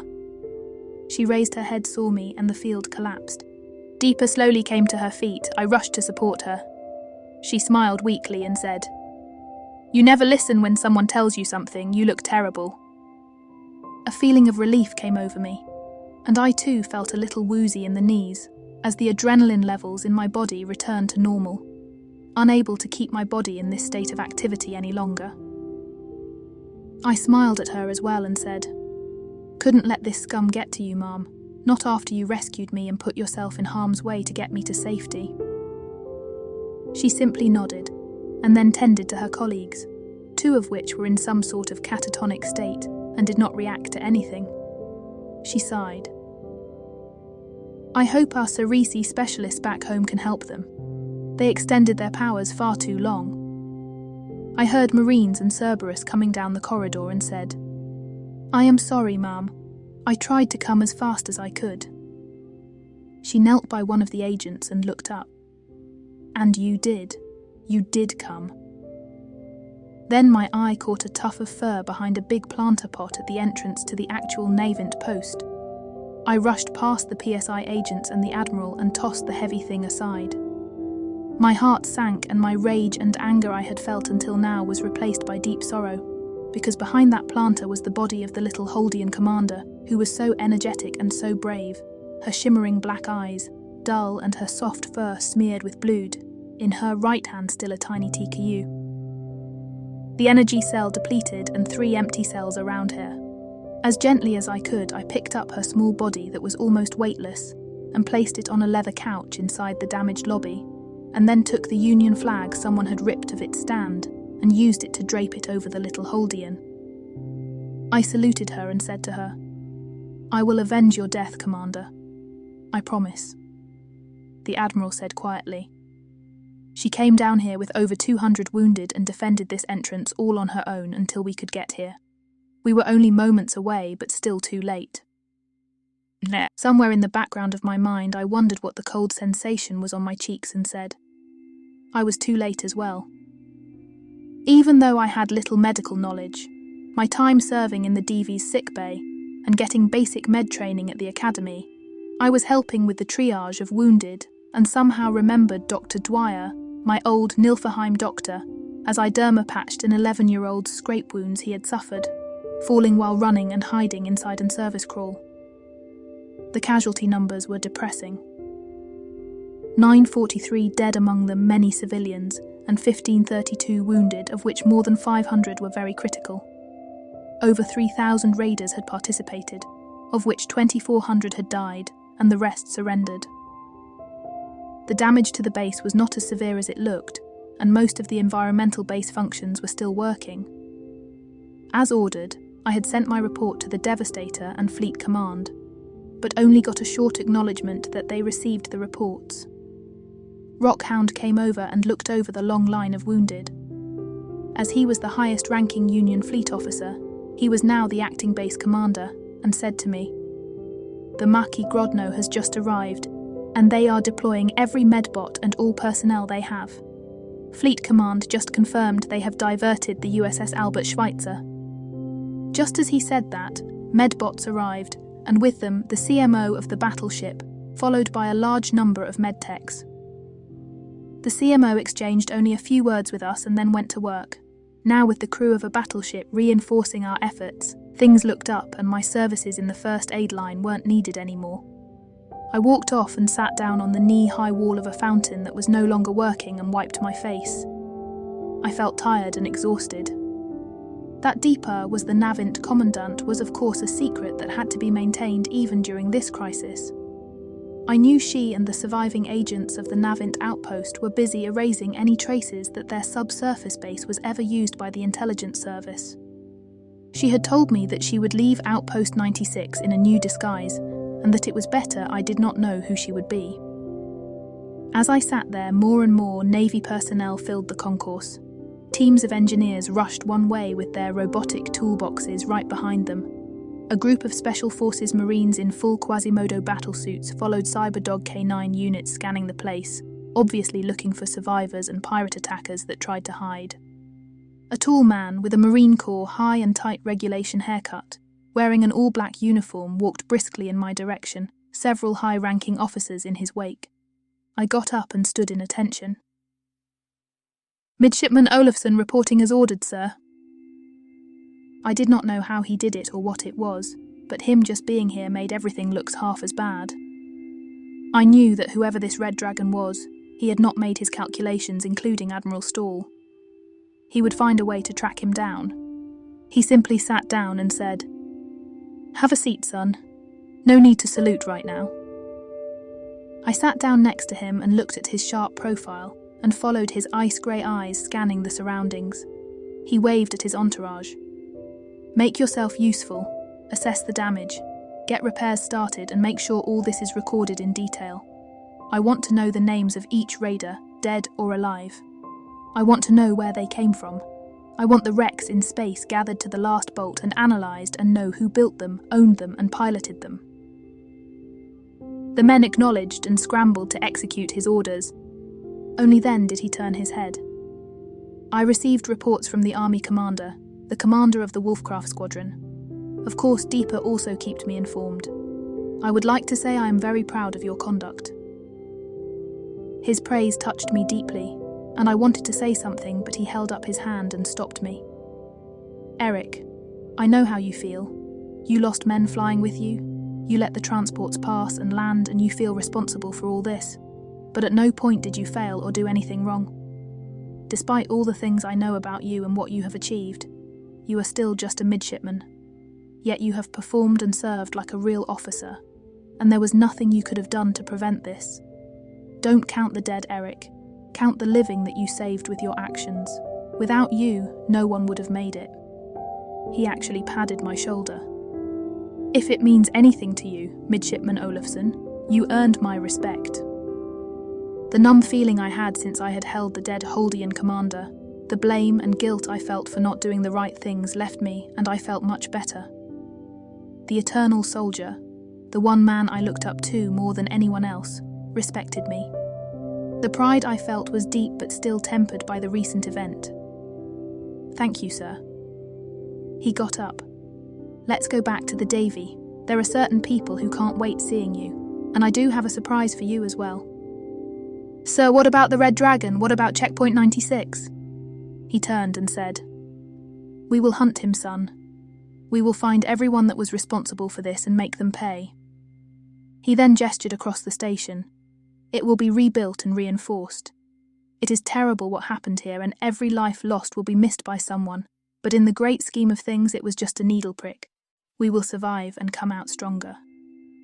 Before we go, sir, I want to make sure that the former commandant of this base is honoured and that her name and conduct is not forgotten. She might just have been a little Holdian in stature, but her spirit in person was as big and tall as the very best of us, sir." He made a solemn face. "I know, she was one of those I had picked, just I had picked you. I will make sure she receives the highest honours and goes home as a hero should." A shuttle was talking us up to the Devastator, as the ship was too big for the spaceport facilities. Everything on the Devastator was gigantic, and so was this shuttle flight deck. In the distance I could see Captain Harris and a crowd of people, but chief among them 9 I would have recognised anywhere. The Admiral was right. The 9th person standing next to Ha-He was a surprise. There was a being completely shrouded in a black flowing hooded garment. It was Narth. I knew it was him, not another member of his species. I approached the captain and saluted. "Midshipman Olafson reporting back as ordered, sir. Permission to come aboard." Captain Harris saluted back, and the Master Chief of the DV blew the boatswain whistle and gave the traditional boarding signal usually reserved for high-ranking officers and dignitaries. Then the entire crowd behind him saluted at the sound of the whistle. All the Devastator's midshipmen, Commander Cotton and the 12th Squadron was there as well. The captain then said, "Permission granted. Welcome back, Midshipman Olafson, glad to see you among the living." The admiral behind me said, "I am the first to point out that military form and traditions are the backbone of our navy, but today I say to hell with regulations. Mr. Olafson, your friends are waiting." He barely finished what he said as my friends rushed me. Crabble beat them all and embraced me in his long, hairy legs. It wasn't really that long ago when I had seen the big arachnid first in a lobby on Arsenal 4 and found his form frightening. But now I threw my arms around his body, knowing what a good and gentle heartbeat inside. "Crabble," was all I could say, my throat constricted. Crabble said, "We all missed you so much." He complained. Crabble let us get to him as well. The big spider partially released me, and Hi gave me a tight brotherly hug, and we padded each other's backs, he said. "It's good to have you back, brother." Shaka was next doing the same thing. "We thought we had lost you." Mao actually kissed me on both cheeks and then bear hugged me. Circuit said while he embraced me, "It doesn't show, Eric, but I am almost exploding of joy to see you." I hugged him and said, "I missed you just as much. My chrome-faced friend and I always can tell how you feel." Hans scooped me up like a little child and pressed the little air I had left out of my lungs. "Mein lieber guter Frey." He had said something in his native language and then added, "My dear, dear friend, I have missed you very much." Elfie gave me a long kiss, and it wasn't on the cheeks, and then said, "Never do that again, we all almost died thinking you were gone." Wetmouth slung her arms around me, kissed me gently on the lips, and then she started sobbing and cried. "I missed you so much." Her body felt soft and tender, and she was sighing deeply. I had to blink and fight my own tears as well, and said in her ear, "Everything will be all right." Finally there was Narth. He took my hand and something passed between us that could not be described in words, and no emotion, no human experience could be used to compare. Then he said with his deep, non-human and yet so familiar voice, "May I execute the physical exercise of enfolding you with my upper extremities to complete the traditional greeting as I have observed your other friends do?" I simply pulled him in and embraced him. "Will that suffice as an answer? I am so glad to see you here as well." "I have orders of a permanent transfer to the Olafson gang. I'm deeply pleased to say."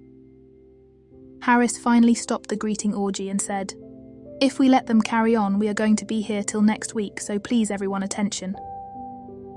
It took us a little longer than usual, but we managed to get to attention. Once more shoulder to shoulder with my friends. I knew then I was the richest man in the universe. The captain said, "There is unfinished business, and first and foremost, I hereby close the chapter on the rig and trophy." A lieutenant next to him held up the large metal cup. Harris pointed at it. "The Olafson gang has won the competition officially for the Devastator. They were instrumental in uncovering a great conspiracy. Even after they witnessed the apparent demise of their leader and friend, the team performed far and beyond any expectations, and brought great honour upon the ship and themselves, and made me proud to have such individuals serving with me in this fleet of ours." I whispered to Ha-He next to me, saying, "You won the challenge?" He nodded, barely noticeable, and said from the side of his mouth, "I thought you would have wanted it." I doubt I could have felt more blessed and proud of my friends than at that moment. Yes, Ha-Hi, I would have wanted it. The captain added the Reagan Trophy ribbon to our displays and stepped back. Now the Admiral said, "There are still 8 weeks till you graduate, but for you the testing and the school education ends today. There is plenty of education and learning ahead of you, of course, but school is out. You are dismissed from midshipman country and allowed to move to the officer's deck, and you are, as of today, acting ensigns until your ranks are confirmed at graduation day." That caused the cheer that went through the crowd, and I too felt a big worry dissolve. I had made it. I wasn't a midshipman anymore. I had a real rank and was an officer. The Admiral motioned everyone to settle down. "There is more official business before I dismiss you for 3 days of R&R. He nodded to the captain, who called us into attention again, and said with solemn tone, "Some of you might find it strange or unusual that I am about to do. Some of you might think I do this so often it loses meaning, but I am here as directly requested by the President of the United Stars of the Galaxies and the Assembly, who were direct witnesses of the events in Herman's system after the de facto declaration of war by a group of pirates. The Assembly had seen the actions of Ensign Eric, and I was asked to decorate this young man on their behalf for showing great courage beyond the call of duty, to represent and stand true to the values of union and fleet even in the face of great adversity, to preserve and protect many lives, both through his direct action and indirectly through his commands. He is hereby presented with the Great Medal of Merit of the Union Assembly." He pinned a physical medal to my uniform and then motioned me to say something. "I am deeply honoured by this, but it should go all the defenders of Checkpoint 96, to the fallen Wolfcraft pilots, to the dead and wounded civilians, and to the Holdian commander, whose name I actually never knew." Stoll's face did not change as he said, "I give you my word, not one will be forgotten." The move from midshipman country to the officer's deck was both a milestone in all our careers and a bittersweet moment. We no longer would stay in a shared dorm, but had our own rooms. In most ships, the junior officers would still share accommodations with 1 or 2 others, but the Davy had plenty of room and everyone got their own. We all went to the village, as the central recreation area of the Devastator was called. There we crowded into one of the street cafes, and I had to tell my friends everything that happened to me, and I did except for the part I could not.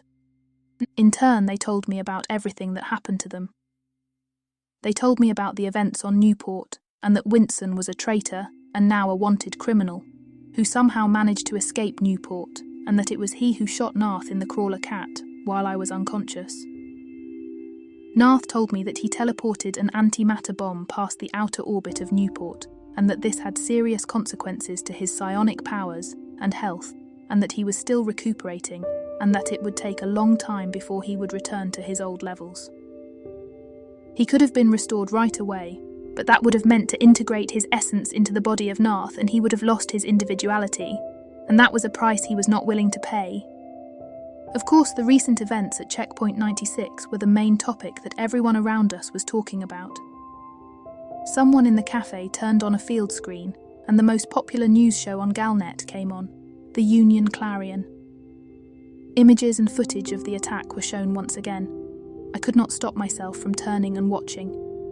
The newscaster's voice was heard over a visual of the Assembly in session, and it said, "In a follow-up session to Assembly Resolution 59 of the 5th October 2018 regarding the events in Union System Herman's Star and the Battle of Outpost 96, a proposal to disregard the Free Space Treaty and risk war with the signees of said treaty was narrowly defeated in a Union citizen vote this morning. A surprising 48% of the citizens voted for decisive military action, while 52% voted for a tempered approach. This high percentage should send a clear message to the Assembly and our representatives that the citizens of the Union are fed up with the ongoing pirate problems." The image changed, and a reporter stood before SII Needle 1 at Omni Planet, which was the corporate centre of SII, and interviewed a high-level executive of the Giga Corporation. All this information came across the screen in a ticker band. The executive said, "On behalf of SII Galnet, and as the provider of the military Galcom network, we would like to send this message to the individual Red Dragon and the Sinister Alliance. We have sent destruct codes to your terminal. Furthermore, since you have chosen to use Galnet services without paying for the call, SII Communications will take steps to collect the 45 credits owed." An environmental specialist at the next table commented on that, saying, "Now his goose is cooked. The Red Dragon pissed of the wrong folks." Somehow I didn't like that. I wanted the Union fleet to catch the criminal, and I wanted him to be brought to justice. Dragged in chains before a Union court, and hanged and not killed by freelancing corporate assassins. Captain Harris and the Admiral came and pulled chairs up. Both were out of uniform, and I had to repeat the story of my involuntary journey again. It wasn't easy for me to lie to my friends and Captain Harris, but I could not tell them about the involvement of the Sojournites, of course, and made up a story how I escaped. Of course, Stoll knew the entire story, and I was certain I noticed a blinked approval from his eyes. Much later that day, we found ourselves at the same spot underneath a big tree close to the lake that was in the centre of the village. Once again, we wore bathing suits, except of course for Narth, Crabble and Ha-Hi. We had talked a lot, and now we simply enjoyed being reunited and able to put the events of the past behind us. I looked to Narth and said, "Why is it I can't really hear you talk inside my head as we used to? I still can feel your presence and know how you feel no matter where I was, but I can't actually hear your words inside anymore." He had folded his legs, just like Wetmouth often did, and floated a few inches of the surface of the grass. His hooded head turned, and his glowing eyes had lost much of their intensity, and he said, "You are blocked in the most efficient way from all external thoughts, even from me, your Hugav sharer." "I don't want to be blocked from you." "Then we must start your psionic training. Only you can allow access through that shield, and to allow only one and not all access is quite difficult to learn. But I am confident you will learn this in 5 to 6 of your decades. You are, after all, quite intelligent for a human." I boxed him in the side. "Only you can insult me and make me feel I just got a compliment. There is no faster way. I mean, in 50 years I might be retired from the fleet." Narth boxed me back and said, "No, Eric, my friend. If I wanted to insult you, I would say thick-headed Neo-Viking. This would be a proper insult if I understood the instructions of the Narth that spends much time with Neo-Vikings now correctly. I personally do not understand, as I have not observed that you have a thicker head than other comparable humans." He chuckled. Human metaphors can be a tricky thing to understand indeed. The 3 days of rest and recreation were over. While I would not have complained about more, I was ready to go back on regular duty on the Devi, without any particular huge responsibilities or associated problems. However, we were called to the captain's ready room, instead of receiving new duty assignments and shifts. He was waiting for us sitting on his desk, the Reagan trophy prominently displayed on his desk, and asked us to forgo any formal behaviour and to sit down. 10 Varifrom chairs had already been placed in a semicircle. He began right after we all found a seat and said, 3 days may be not enough, but this is the Navy, and the Devi isn't a cruise ship. There are still close to 8 weeks before your final year is over, and you officially graduate and get your commissions and a well-deserved leave of absence before you are dispersed to your new assignments and duty posts. As you know, we are at the fringes of Union space, and recent events have made it clear that we must pay more attention to this area. A 3-dimensional projection of a tactical sector map appeared between him and us. Checkpoint 96 was flashing, and a tiny symbol depicted the Devastator. He then reached inside the projection and pointed at a distant star system, and the projection focused on it. "This is Richter system. It has a new Class B fleet base on planet Richter 4. There is an automated long-range sensor station on Richter 8, and the latest survey reports that there are possible ruins of a Tech Level 1. Civilization on Richter 5. As you can see, Richter base lies at the outer fringes of the Sagittarius Arm and the 2500 light-year void to the Orion Arm. Technically, the extension of the Sagittarius Arm in that area is free space as well, but due to the sparse star population in this area, there is virtually no space traffic, and the 3 closest star systems on free space side, as you can see here, are almost 80 light-years away and contain no habitable planets." He pointed out the stars he was talking about. He continued, "The reason for free space extending into this area in the first place is this planetary system, inhabited by a Tech Level 3 civilization, the Bitlers. They are signees of the treaty and simply declared all this empty space and those 3 systems, their empire, and no one objected. As you can see, their main world is 120 light-years from Richter," Ha-Hi said. "Aren't they still using laser push sails and ion motors?" It takes them almost a month to accelerate to threshold speed. Harris nodded. Yes, and it takes them the same time to decelerate at the destination. He looked up and said, looking at Ha-Hai, I know what you want to ask. Why put a Class B starbase there if an outpost would have been more than enough to keep an eye on things there? Now it was Ha-He who nodded. That is what I was wondering about, sir. A Class B is usually home to an entire battle group, or even a fleet. The captain acknowledged Ha-Hai with a smile. Back when the decision was made to build a base there, it was to be just that. Home to the 67th Fleet and have a supply station at the edge of the Big Gap, to provide us with a backdoor into the Nosira conglomerate, as a war with them was at that time very likely. If fleets could be moved across the gap at this point, we would have been able to attack from two sides, and through the proverbial backdoor, reaching the Nosira main worlds without having to fight through a large number of well-defended systems at the other end, where their territory reached Union space. Now it was Mao who scratched his head. Sir, that was quite a while ago, and the Nosira joined the Union quite a while ago, and so did the Shale, who were the original reason for those initial hostilities. Harris sighed. This is true, but our big, wonderful navy is also a big bureaucracy. The construction of 2 large Class B stations was planned almost 750 years ago. One here at Richter and one across the gap at Lionstar. And as the war didn't come, the project importance was reduced from high to very low, but it was not cancelled. Construction orders were given by the Fleet Asset Bureau 12 years ago, and now we have 2 new and big bases that are more or less obsolete. However, since they are there, regulations also require them to be staffed and maintained by a crew of 600 enlisted and 25 officers. Richter Station is 10 officers short of that required complement. The Personnel Allocation Office at Fleet Command will dispatch 10 officers in 6 to 8 weeks, since you are officers and dismissed from school. We thought it would be a nice quiet duty assignment for you before your actual career starts. After the briefing, Harris held me back and handed me a sealed order chip. Ensign Olafson, keep this order chip sealed and do not open it unless you feel or observe anything unusual. I took the chip and said, Sir, would there be a chance that I observe something unusual?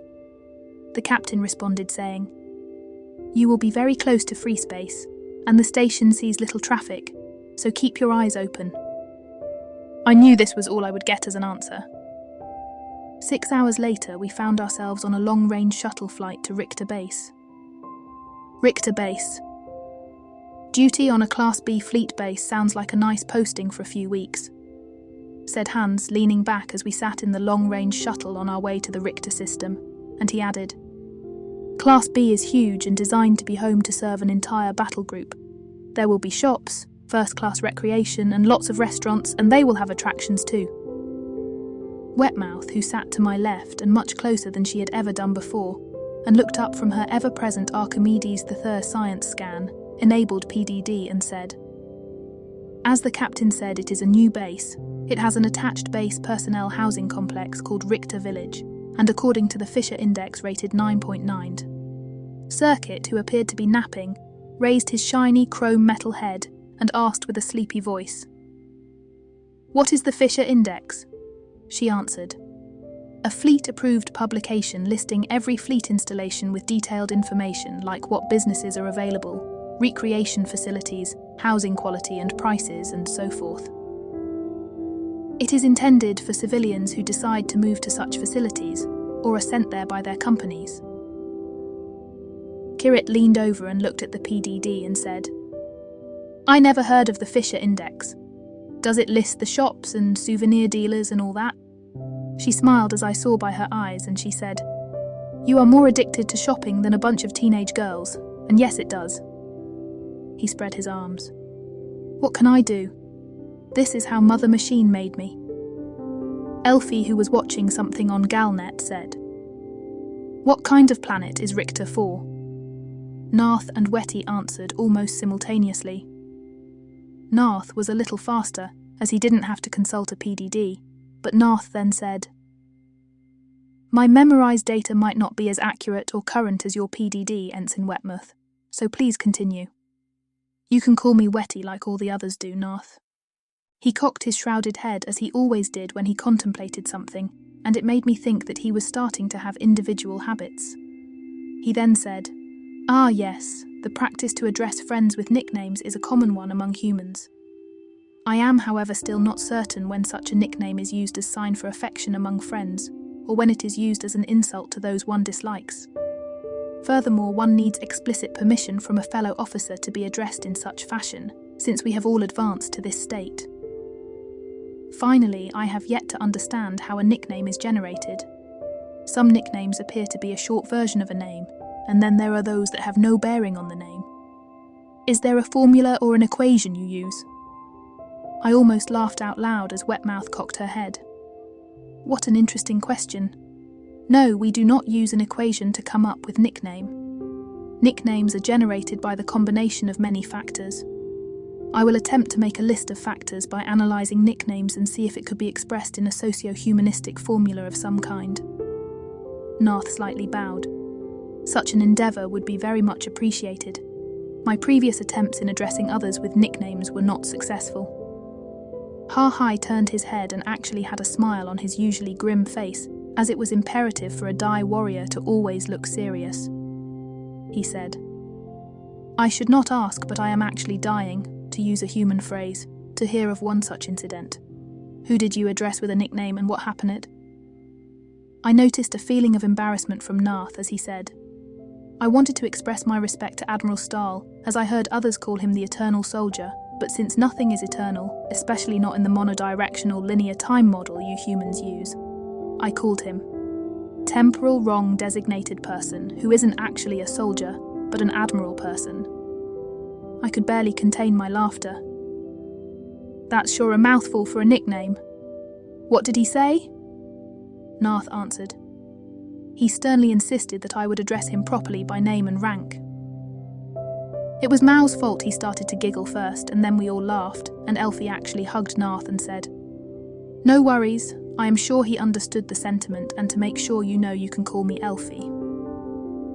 Finally, Wetmouth managed to answer the original question and said, "Richter 4 is a Type 9 rock core planet, with a thin carbon dioxide atmosphere, and temperatures in the range of -50 and +10 on the sea scale.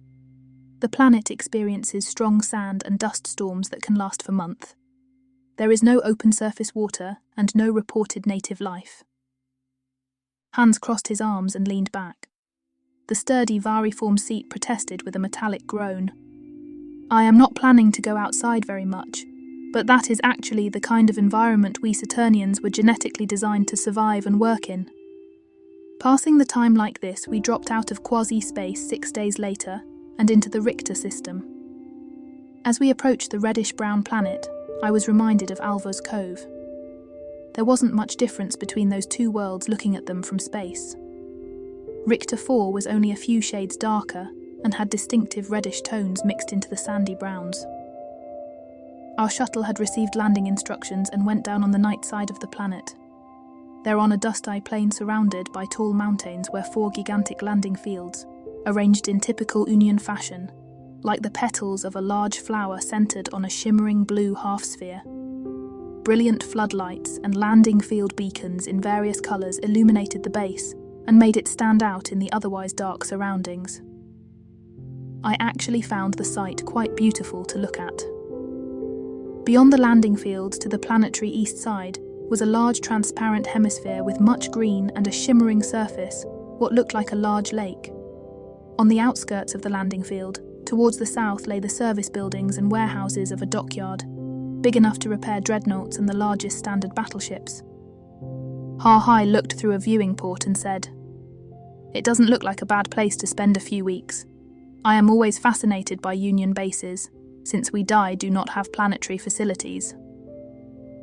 Shaka was staring through the viewport on his side and said, "Does it not strike you odd that there is not a single ship on any of those 4 landing fields?"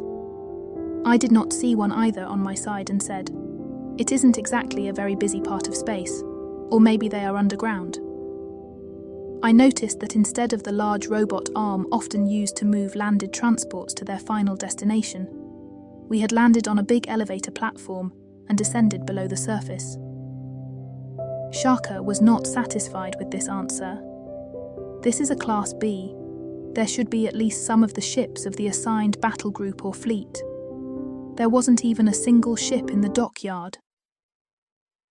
The shuttle pilot who had come from the flight deck to open the back door and lower the ramp turned and said, "I was thinking the same thing. Never seen a dockyard with not at least one ship being worked on. But then this is a quiet quadrant of space and a new base." We took our gear bags, and Hans shouldered the small container of additional gear we had taken along, wished the pilot a safe return, and went down to the surface. A team of new-looking S-18 service robots approached the shuttle to refuel it, as we stepped on a slide belt carrying us towards the spaceport buildings. This subsurface hangar was enormous, but no shuttle or transport other than the DV shuttle was to be seen. More robots and a large cleaning machine polished the already spotless surface in the distance, but there was not a living soul anywhere. No load handlers, no technicians, nobody. Shaka turned to Wetmouth. "Does that Fisher Index say what fleet is assigned to this base?" She shook her head. "No military information is included, but I am checking Fleet Central, one moment." The slide belt merged with a faster one and carried us into the main terminal. The usual shop signs and restaurants were all there, but most of them were dark or closed. Only a fully automated swine and dine seemed open. There was no one. "The main terminal should have been busy," Wetmouth said.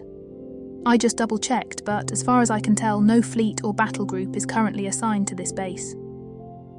The slide belt ended before the entry checkpoint that was not attended. Mao dropped his bag and turned once around his axis. "Don't tell me we are all alone here." "Maybe they are all hiding and do a big surprise thing. They only missed my hatchling survival day by 7 days." Crabble responded. Hahai's hand went to the butt of his gun. "Someone is coming." A man on an RTG scooter floated from across the concourse and stopped behind the entry control point and simply deactivated the entry denial fields and lowered the barrier. He was a human commander and wore fleet uniform, but instead of boots, he wore slippers and he was unshaven. He waved us to come in and said, "Sorry guys, I expected you a few hours later, but welcome to Richter Base." I called my team to attention and said, "Ensign Olafson and team reporting as ordered, sir." I held out our official order chip for him to take and inspect. He wiped his hands on the seat of his pants, took the order chip and put it in his pocket. He didn't look friendly or pleased to see us. The commandant of such a base should at least be a commodore or a one-star admiral, but he was a commander, and he said with a grumpy voice, "Here is the thing, ensigns, this is a completely obsolete and unnecessary base. You see, we are at the fringes of the Sagittarius arm. There aren't many star systems left around us, and then there is a wide void of 1,500 light-years." I took the chance without him ordering so and said to my team, "At ease." To the commander, I then said, "Yes, sir, we have been briefed about the strategic location of the base." He snorted. "Splendid. Did they also brief you that the war never happened? That there are no settlers or colonists pushing into this region because there isn't anything to colonize? Our sister station across the gap at Lion Star had better luck. There are a few Nosira systems within reach, and they became the base for the 273rd Fleet. Here, the closest inhabited Union system is 62 light-years from here, and only technically in our jurisdiction, but they have the Union Ranger Sector office there and never need us." He raised his arms. "But Navy regulations require a Class B base to be staffed, and so it is. It is a quiet and peaceful posting, and those who are here like it that way, as there is absolutely nothing to do. Technically, we are supposed to provide quadrant security, but there are no Union assets in this quadrant, so the battleship that would be needed to do that was never assigned to us. The Wolfcraft fighters are still in parts in their original shipping crates because we have not received the necessary personnel, namely Wolfcraft fighter pilots and technicians." I already feared the answer when I asked, "What is it you want us to do then?" He kept his arms in the air, saying, "Do whatever you want. That's what everyone else is doing here. I do have one order for you, though. Stay out of my hair. I like my peace and quiet, and I don't want green-nosed." Wet behind the ears, freshly graduated ensigns, asking me every 5 minutes what to do. Any questions? Narth raised his hand and said, "This is a very unusual request, sir. I had no intention to stay in your hair at all. It would prove a very uncomfortable place for me to stay. I also do not have a nose that is green, and I can assure you my ears or any area that could be designated to be behind them is not wet. Since I do not possess any of these qualities, does that mean that you do want me then to ask you what to do every 5 minutes?" The commander blinked completely baffled and then said, "What is he? Some kind of joker? Well, he must be dressing up like a Narth." He pointed his finger at Narth. "Listen, Ensign, whoever you are. I don't care if you like to play Halloween every day.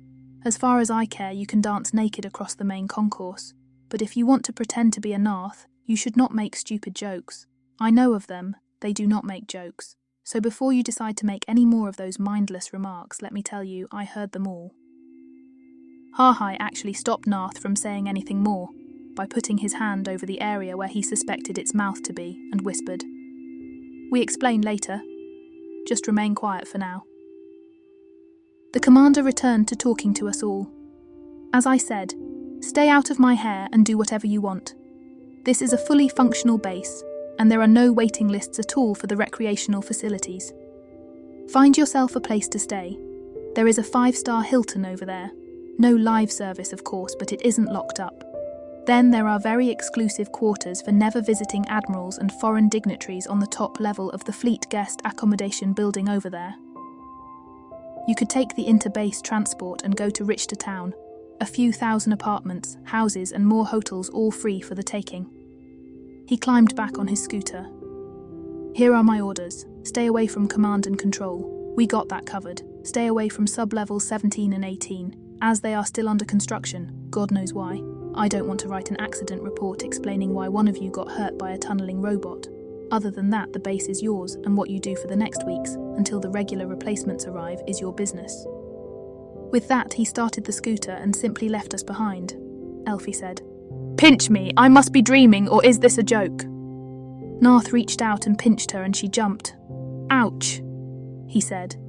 "If I observe your state of consciousness correctly, I do not think you are dreaming.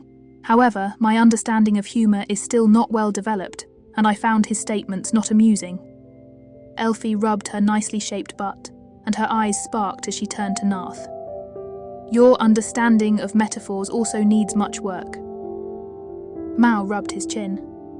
"I think Captain Harris knew exactly where he was sending us. Maybe so we have a few weeks of some sort of vacation. My gut, however, tells me this isn't going to be a vacation after all." Harhai shouldered his sizable and heavy-looking bag and asked me, "So what do you want us to do?"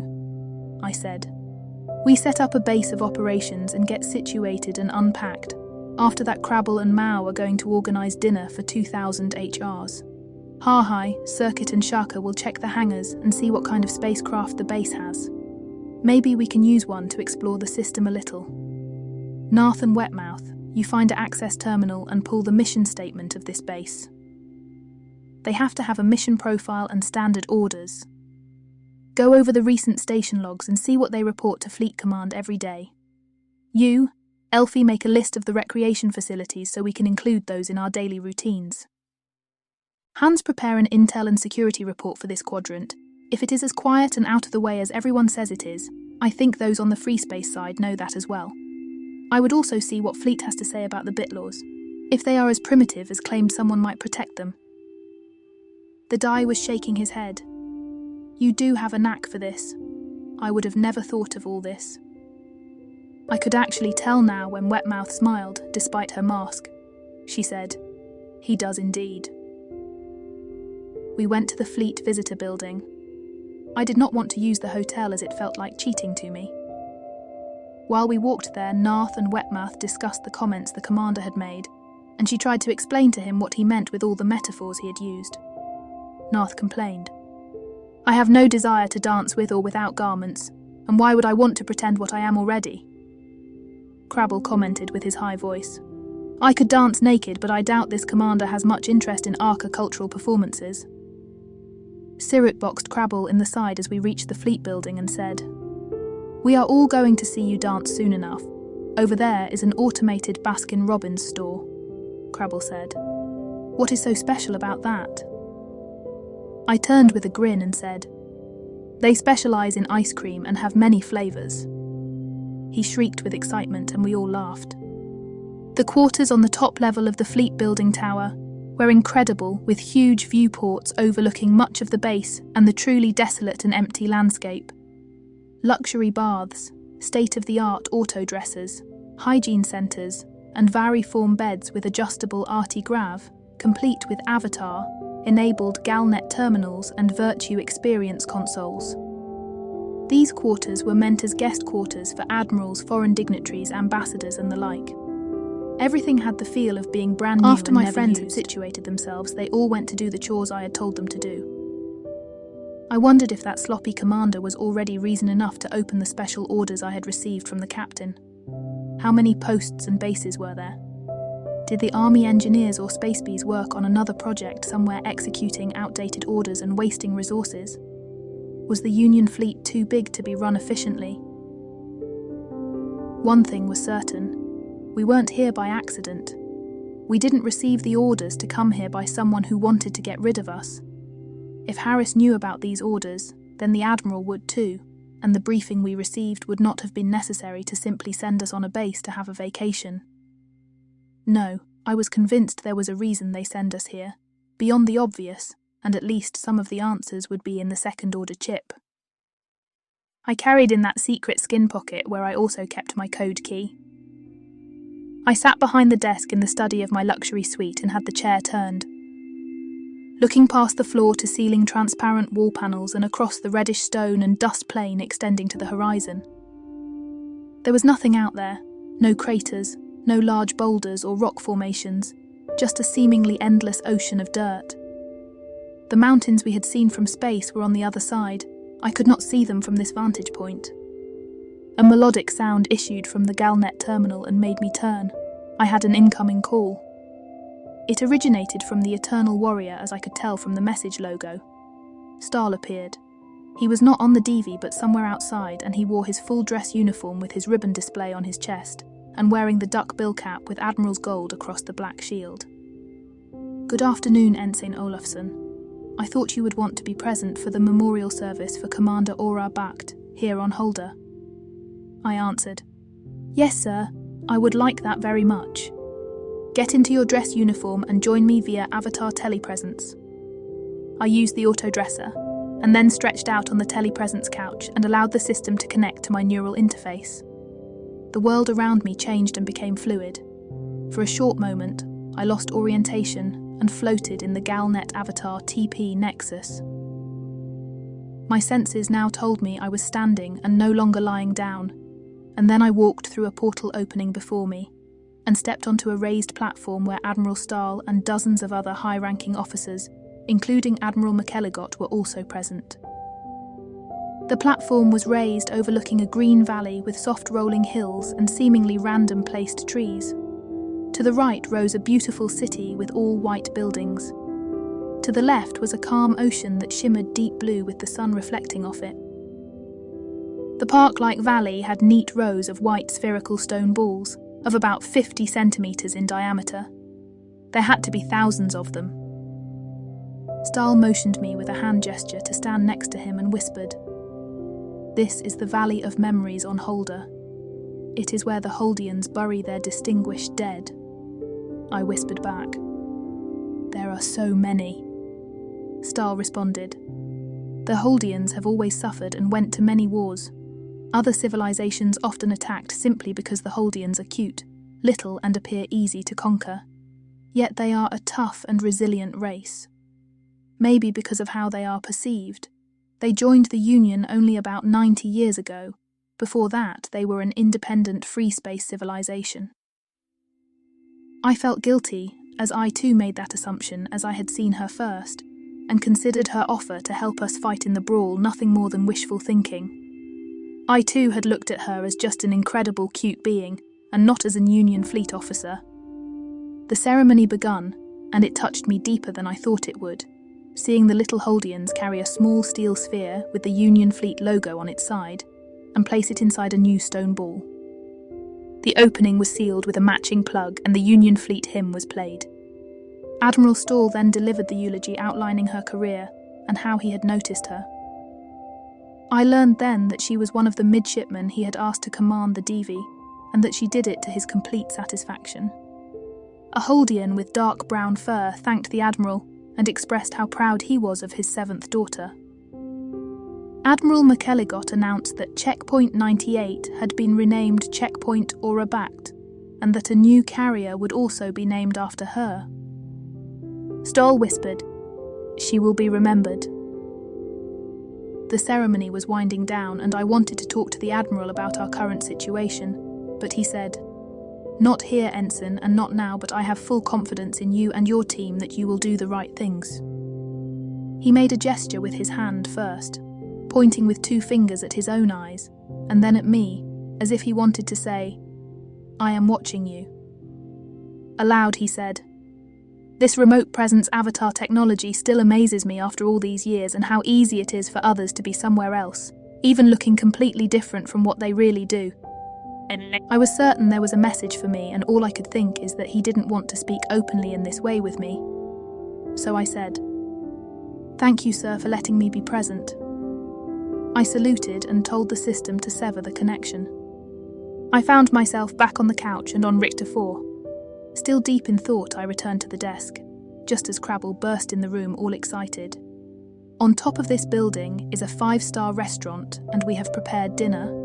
I am telling you, the stasis freezers of the Hilton Hotel are stocked to the brim with every delicacy you can imagine. We won't go hungry for sure." I handed him my cred box and said, "You had better pay for everything you guys take that is not fleet." He took it and put it away. "I will do that right away, and I actually came to tell you dinner will be ready, and we have quite a few culinary surprises for you all.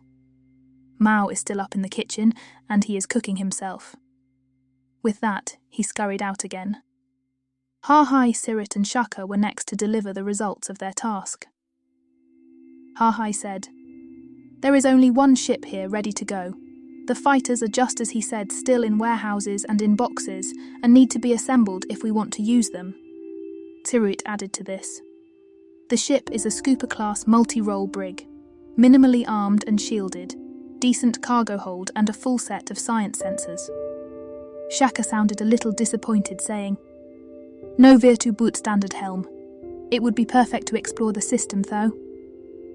Elfie came in, sat on a sofa and crossed her legs. Looking at her own PDD, she said, "As for recreation facilities, there is everything you could want. Virtue theatres, restaurants, bars and clubs, swimming pools, gyms, amusement park, aqua fun facility, and a big Terran-style forest with lake, waterfall and hiking trails. The park has over 12,000 acres and is really big." She tapped on her display and said, "As for local attractions, there isn't that much listed, as such things usually grow out of local observations and such, but there is a list of geological surface features listed as worth visiting, and there is supposed to be a cave system leading to a large underground lake with liquid water." I remembered how much fun I had exploring the caves with Brenda on Wichita, at least at the beginning when it appeared just to be a scientific exploration, and said, "I guess we could mount a geological survey expedition. Doing such things are after all part of our job description." Hardy held up 2 fingers and said, "Especially now that we have not 1 but 2 science-obsessed friends. I bet they will be happy to hear you say that." I grinned at him. "I saw some of the hardware you packed. During such an expedition, we could certainly test some of it. There aren't any neighbours out there who would complain." He spread his arms. "Hey, I like science and all that too. We die aren't just about weapons and vaporizing things." He mockingly tried to look insulted. "You'll see, I will go and scan rocks and go ah and ooh when I find one that's interesting."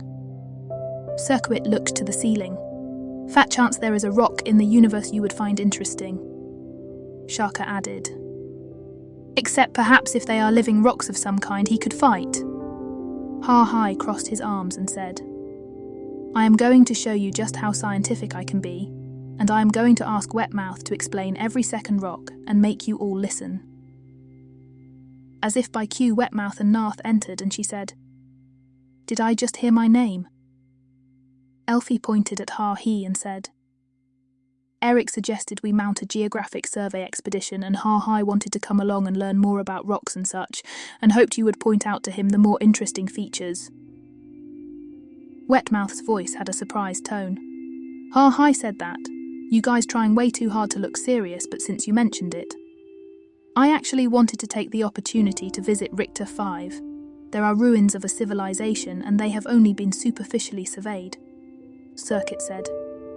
"There is a ship available, and it has decent science equipment, not to mention that the base here has an entire science section with the finest Union lab technology."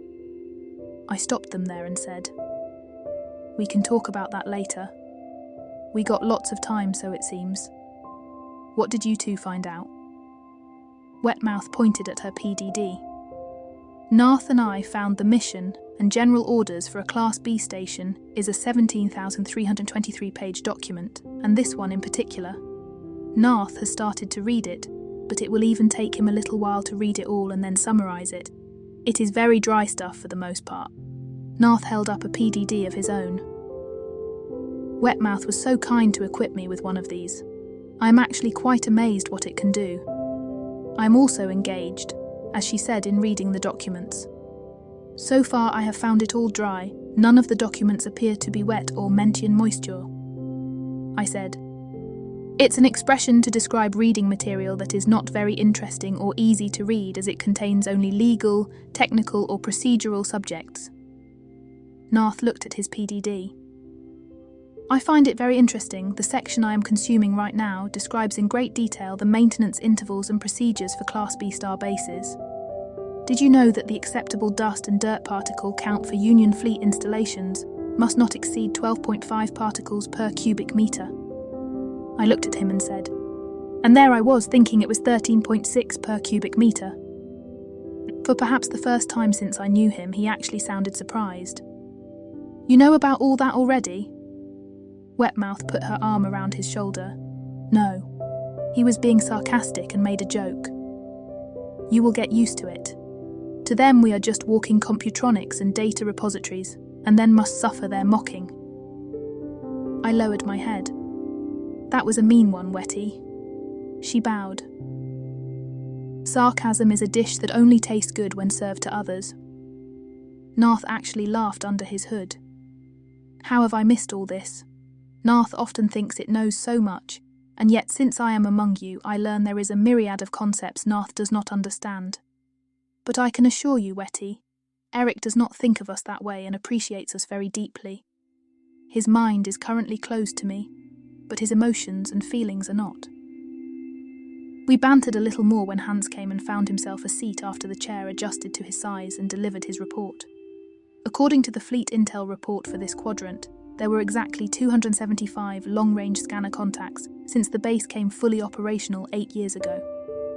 That comes to about 35 contacts a year. None of the contacts were identified as hostile or unknown. 22 civilian ships of various free space civilizations used this base as entry point into the Union and have been processed by customs. Ha-He frowned. "It certainly is a quiet corner of the universe then, and I can almost understand the commander's sentiment." Hans tapped on his PDD and said, "Internal security, however, reported 89 fatalities, including suicides and accidents, since this base became operational. Recent accidents include 2 officers who were crushed by a tunneling robot about a year ago. An able spaceman's second class drowned in the recreation lake after drinking too much and falling of his inflatable raft. And only 6 weeks ago, 10 just recently assigned officers perished in a surface mission as their crawler cat drove into a dust lake and the reactor overheated." I sat up straight. "That is a very high number of accidents for a quiet place like this." He agreed and said, "Fleet came to the same conclusion and an investigation was done. The investigation team of CID came here. In their final report, they state that carelessness due to boredom was the underlying cause," Shaka said. "I can understand that. I mean, if you are posted here for a year or more, it might get boring. I wonder how many of these obsolete or unnecessary posts there are, staffed by bored crews." Wetmouth interrupted her reading and said, "These postings are usually voluntary, but the so-called cabin fever syndrome is well documented and known for millennia. Normally, a good commander knows how to keep his troops occupied, but after several years that might be difficult in a place like this." I checked into the personnel files, and all the corps officers are here for 8 years and have not filed for transfers but asked for extensions. With few exceptions, all officers and enlisted have been requested by the commander. I said, "It's less than 8 weeks for us, and I am sure we can keep ourselves busy. I still want us to cross-train each other. During my little odyssey recently, I realised how little I still know about xenotech, and that my navigation skills are not anywhere near those of Crabble or Sharka. Despite the jokes earlier, I think we all need to brush up on general science some more. Since none of us is a real medic, I also want us to focus on learning more about battlefield medicine and general first aid. I want to know what I can do if Crabble gets hurt, or Circuit and I am certain all of you have areas that could be improved." Hahi grinned. "I thought school's out, but you're right. I sure could use some more science knowledge, and I mean that seriously."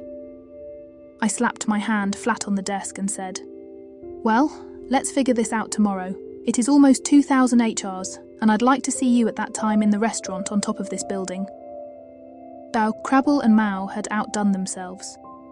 A long table was beautifully laid out with a centerpiece of sculpted ice and set with fine Union logo, decorated china and silverware. There was beautiful music playing in the background which Wetmouth identified as Mozart, who was, according to her, a Terran composer. Mao greeted us almost as if he was the restaurant owner and rubbed his hands.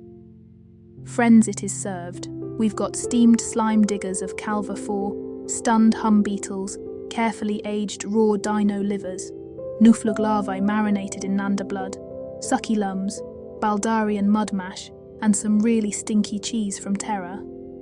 I almost gagged just hearing the choices, and I cursed. "Teaches me to ask a spider and a cannibal to make dinner." Crabble snickered. "I think we really got you fooled this time." He lifted the covers and said, "Pizza, roasted fish, mashed quad-tatoes, gravy, steamed veggies and roast beef. For dessert, of course, ice cream, but with a hot berry sauce over it." "We do have sucky lums, but they are for Mao," he insisted. I glanced at the one remaining covered dish and was certain the metal lid had moved by itself. "Do I want to know what sucky lums are?" I asked. Hahi, Hans and Wetmouth simultaneously said, "No, you don't." Elfie stopped Mao from explaining anyhow and said, "Go eat those later or on another table." Wetty groaned. "You can't be serious. You aren't Oromal." He smiled, defending his choice, and said, "Never judge before you tried. If you get over the fact that they..." Elfie said with a sharp tone, "Mao," then glared at him with her trademark dark eye glare, and he ducked his head. "All right, I'll eat them later." At exactly 2,000 HRs, I delivered the toast and raised my glass. Recent events made it even clearer to me how blessed I am for having such friends.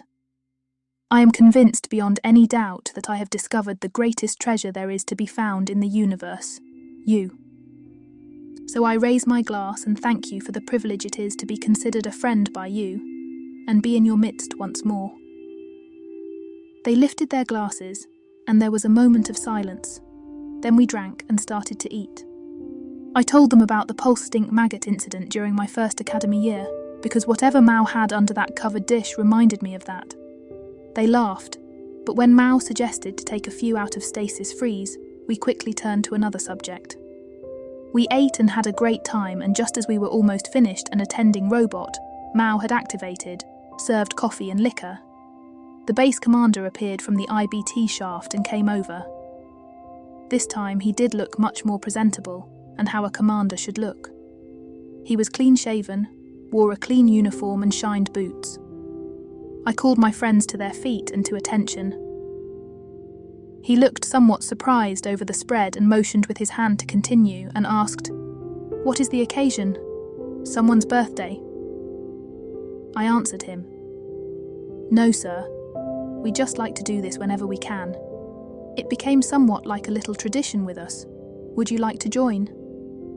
He shook his head. No, not really, Ensign. I tend to have dinner earlier and already ate. He then flared his nostrils and sniffed. Either someone here has used the table for a bathroom, or there are freshly opened sucky lums. Mao grinned. I found a whole case in the hotel stasis freezer. He pulled up a chair and sat down. In that case, I do accept. It's rare to find someone who isn't shale, shiss or ogre that appreciates sucky lums. Wetmouth shivered. It's even rare to find shale that still do. Mao lifted the cover and picked something about the length of a human finger. It was oozing with a milky, yellowish slime. The odour that wafted over instantly reminded me of the environmental tanks Hahai and I had to clean once, and I could not help but cover my mouth to suppress a gagging reflex.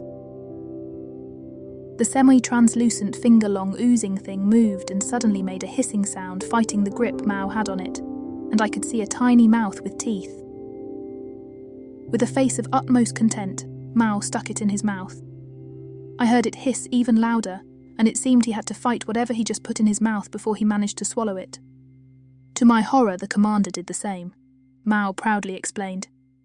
It isn't entirely without dangers. You have to get them just right, or you will know why they are called sucky lums. Ha-Hai was no less affected than I was, but had it somewhat better under control as he said to me, It's considered a great feat in the Shale Society to eat 10 of them without getting hurt or killed. While Elfie pressed a napkin before her mouth, Wetmouth said, It is because Captain Elgar of the USS Wintergreen did just that, swallowing 10 of these and during an Shale banquet, that the Shale begun to respect and trust humans and the Union. The Shale used their considerable influence over the Nosira, and instead of war, dialogue was started, and it ended all with the Shale and the Nosira joining the Union. I noticed the commander's name tag, and only now learned that his name was Cardwell. The base commandant nodded. All this, of course, made the reasons to build Richter Base obsolete. He shrugged, and after eating another sucky lum and drinking a glass of water, he said, I don't mind, I love this post. It is very quiet and leaves me time for my hobbies, but some can't handle it and get crazy. I asked. Like the ensigns in the crawler cat? He swallowed his third slime thing and nodded while fighting the thing inside his mouth. He swallowed and said, Totally unnecessary too, they held races across the surface, intoxicated with alcohol and drugs, way too fast and not wearing protective suits inside the cats, which is required by the way, and would have saved their lives. He burped, applauded Mao for doing what he just did, and pointed at us. That is why I was looking for you and came up here in the first place. I do not want to lose my cozy posting because you guys get bored and do stupid things. I was told you checked on the ship. Yes, we were considering taking the ship to explore the system a little, Wetmouth added. I am certain you have heard of this, sir. The initial survey team also checked on Richter 5 and found the remains of a primitive civilization, and I was hoping to go there to examine that further. He leaned back and declined Mao's offer for the last one and said, I told you can do what you like. Just do it properly and with all safety precautions observed. I said. I promise you, sir, we will. And was glad Mao put the cover back on the plate. Well then carry on and remember C&C is off limits. He got up, nodded to Mao and left for the elevator. Mao followed him with his eyes as the man left and said, Maybe he isn't such a bad person. I imagine it would take a certain type of personality to take a posting like this. I could see his tongue moving inside his cheek while he was talking, and then realised it wasn't his tongue. And Mao said, Darn, I missed the head. Something crunched, and he looked happy for a moment, then leaned forward. That is what my mind tells me. My guts tell me he was acting a role. Wetmouth almost whispered. Do you know where he graduated from? Ha-Hai groaned. Please don't say Newport. She said, Sorry, but it was plain to see on his ribbon read out. Narth, who had until now and with great interest followed the Succulum proceedings, said, His pulse rate increased and I could sense a jolt of fear as you mentioned the crawler cat accident. He didn't like that you knew about it. I put my coffee down and cursed. To hell with all those scheming, worm-infested bastards. There is no way this is a coincidence. No one can be that unlucky to get postings like that all the time and run into those shady characters and strange situations all the time. Before the fleet expends even one person and one ship, they should start cleaning their own backyard first. Ha-He also put his cup down and said, "Maybe that is why we here." Hans asked, "So what are we going to do about it?" While eyeing the covered plate that was moving, I said, "We continue exactly as ordered. He has not done anything wrong or treated us badly, but I think we should check our quarters for listening devices and keep our eyes wide open." I pointed at the covered dish, and we are going to make sure the food we eat is well done and not moving the tableware. Sirit said, "Those are high-security suites we are in are equipped with the latest anti-spyware to give ambassadors and flag officers the required privacy." I just looked at him and Sirit raised his hands. "I am going to sweep them nevertheless." I waved the robot to get me another coffee and said to him, "They have been here for years and had all the time in the world to circumvent things, if they are indeed up to no good. It was him who recommended these places in the first place."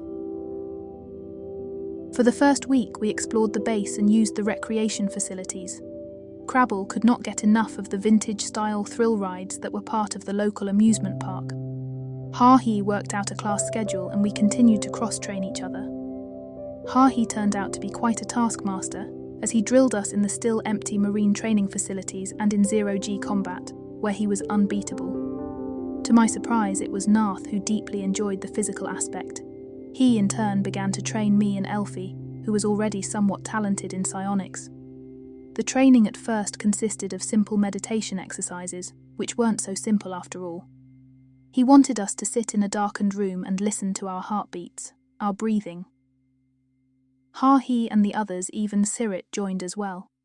Our sentient machine friend had of course no psionics whatsoever, but Narth was convinced that even Sirit could become more aware of these things. Elfie deepened our knowledge in communications and galactopolitics. It turned out she was very knowledgeable how the individual members of the Union worked together, what the issues were and how they perceived each other. The internal politics of the Union at federal level were easy to understand, but the nuances below were quite complicated, and I learned many surprising little facts and issues I had never known to exist. Hans, who knew much about that as well, deepened our knowledge about the various task forces, federal departments, and law enforcement agencies that existed, about crime and counterintelligence efforts and challenges. The Worm, so I learned, was only one of several such organizations. And even the Worm had independent cells. Old criminal organizations of the Alt, the Sarans, the Pan-Sarans, Terra, and all the others did not disappear after the Union was founded, but adapted and evolved. Some united their efforts, and some fought each other for territories and influence. It sounded worse than it was, as he said that the Union was a very lawful and orderly megaculture, if looked at as a whole. Wetmouth considered crime and criminal organizations even to be a vital part of a civilization, and that only a few completely totalitarian societies, such as the X-101 and Clack, that did not know organized crime. Crabble, however, told us that crime, theft and murder were virtually unknown in their society. Despite their carnivore origin, the Arca, so it turned out, were among the most innocent and open societies I had ever heard about. Shaka gave us complicated helm exercises, and also made sure we all understood the different helm systems and their technical aspects. Especially Narth and Elfie had still very little helm experience. Doing all this filled our days and time flew, even in this uneventful surroundings. On the first Saturday after our arrival, Wetmouth took us on a geological tour on the surface of the planet, and surprisingly, Ha-He did ask her lots of questions, and I knew he wasn't just pretending to be interested. As we returned with the crawler cat and several boxes of rock specimens, the commander greeted us at the entrance. "I see you do keep yourself busy, and I am actually quite pleased that you keep to yourself. Maybe I misjudged you to be just another bunch of busybodies. So what did you do out there anyway? We watched you as far as we could, and didn't see you do any races or other stupid things."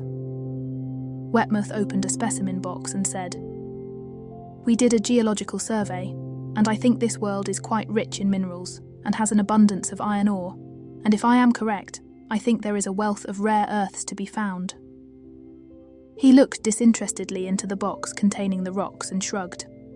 I guess that can be interesting, but iron ore is quite abundant everywhere. I personally don't see the attraction, but I guess you science officer types find carpet mites interesting. I actually came to tell you that you are welcome to use the base ship to go to Richter 5, maybe over the weekend, and make me a nice long report about those ruins you mentioned. Without really giving us a chance to say anything, he walked off. Hans said, holding an entire stack of sample boxes. If you ask me, I think he wants us off the base for the weekend. Every time this character talks to us, I feel I need a shower. Narth, who stood next to Wetmouth looking inside the open specimen box, said, I can confirm that suspicion. He was quite nervous and hoped we would take him up on his offer, Crabble said. But we scheduled the rest of the day as free time. I wanted to go to the amusement park again. Mao laughed. There are no scarier rides than the elevators of Arca, and he can't get enough of roller coasters. Crabble spread his upper leg pairs and said, Roller coasters are much more fun, and besides there is a robot vendor that sells freeze-dried ice cream. It looks like coloured sand, but it is ice cream. I shrugged. He didn't give us an order or anything, so we can do that tomorrow. Go and have fun, you two. Narth held up his hand and 3 fingers. You should say you 3, as I intend to accompany the Arca and experience the rides again. I grinned. Don't tell me you actually enjoy that. Narth cocked his head and said after a brief moment of silence, One comes to the conclusion that I actually do. It is fascinating. I think I just discovered what enjoying means. Besides, one must sample freeze-dried ice cream. Again. Shaka, Hans and Elfie left the group to watch a Virtue Theatre show. They went to experience a new Saran opera. In it, you could take the role of one of the performers, but you ended up singing for 3 hours before you actually were allowed to kill the evil guy, or kiss the girl. It wasn't exactly my cup of tea. Sarut and Ha-Hai decided to go back to the Fleet House and sleep a while. There was nothing Sarut would rather do than sleep, take a nap, except perhaps shopping. Ha-Hai said before they left, I'm actually going to read for a while and check out that book Wetty recommended, Rock Hounding for Beginners, and I am sure it will put me soundly to sleep. Wetmouth could not be kept away from the labs where she wanted to catalogue our finds and do some further analysis. So it came that I suddenly found myself alone, riding a weird contraption with Crabble holding to the ride car, and listened to him scream at every turn was fun, perhaps 2 times, not 20. As much as I enjoyed our excursion, my scientific curiosity was well satisfied, and I didn't want to look at rocks through a micro viewer. So I simply stood on one of the main archery slide belts and let it carry me through the sections of the base. There were faster interstation transport tubes, but I wasn't in a hurry and had no particular goal. So after passing through the main complex and the connection tunnel to the station recreation park, I stayed on the belt, and it carried me to the 3rd dome under which Richter Town was located. It was eerie to see an entire town, designed to be home to 20, maybe 30,000 individuals. Neat rows of family houses near the rim of the dome. Clean streets and tree-lined boulevards with little stores, shopping centres and businesses, and all silent and empty of life. The town had an artificial sky simulating the open sky of a Terran-type world, with one golden sun, clouds, birds and light wind. I wondered if anyone would ever live here, but there was no industry except the fleet base, and thus no incentive to move here. The downtown area had a nice little shopping district with small shops and restaurants. Most were empty, but not all. I had left the slide belt and was slowly walking along a pedestrian shopping area. A shoe store for human females caught my eye. It was a boutique with expensive brands. We had the same one in the Starport Mall on Nilfeheim, and it was one of those places I had visited with Sif, Astrid, Elena and Hedda. I wondered what they were doing right now. From my last talk with Egil, Sif was studying hard to catch up what she had missed and had become a very good student. Elena, of course, would soon be the first female clan chief in Nilfeheim history and would marry. Hedda and Astrid were dead. While I was thinking about these things, I noticed the door was unlocked, It slid open as I walked by, and so I went in. There was a fine layer of dust, and I did not see a robot attendant.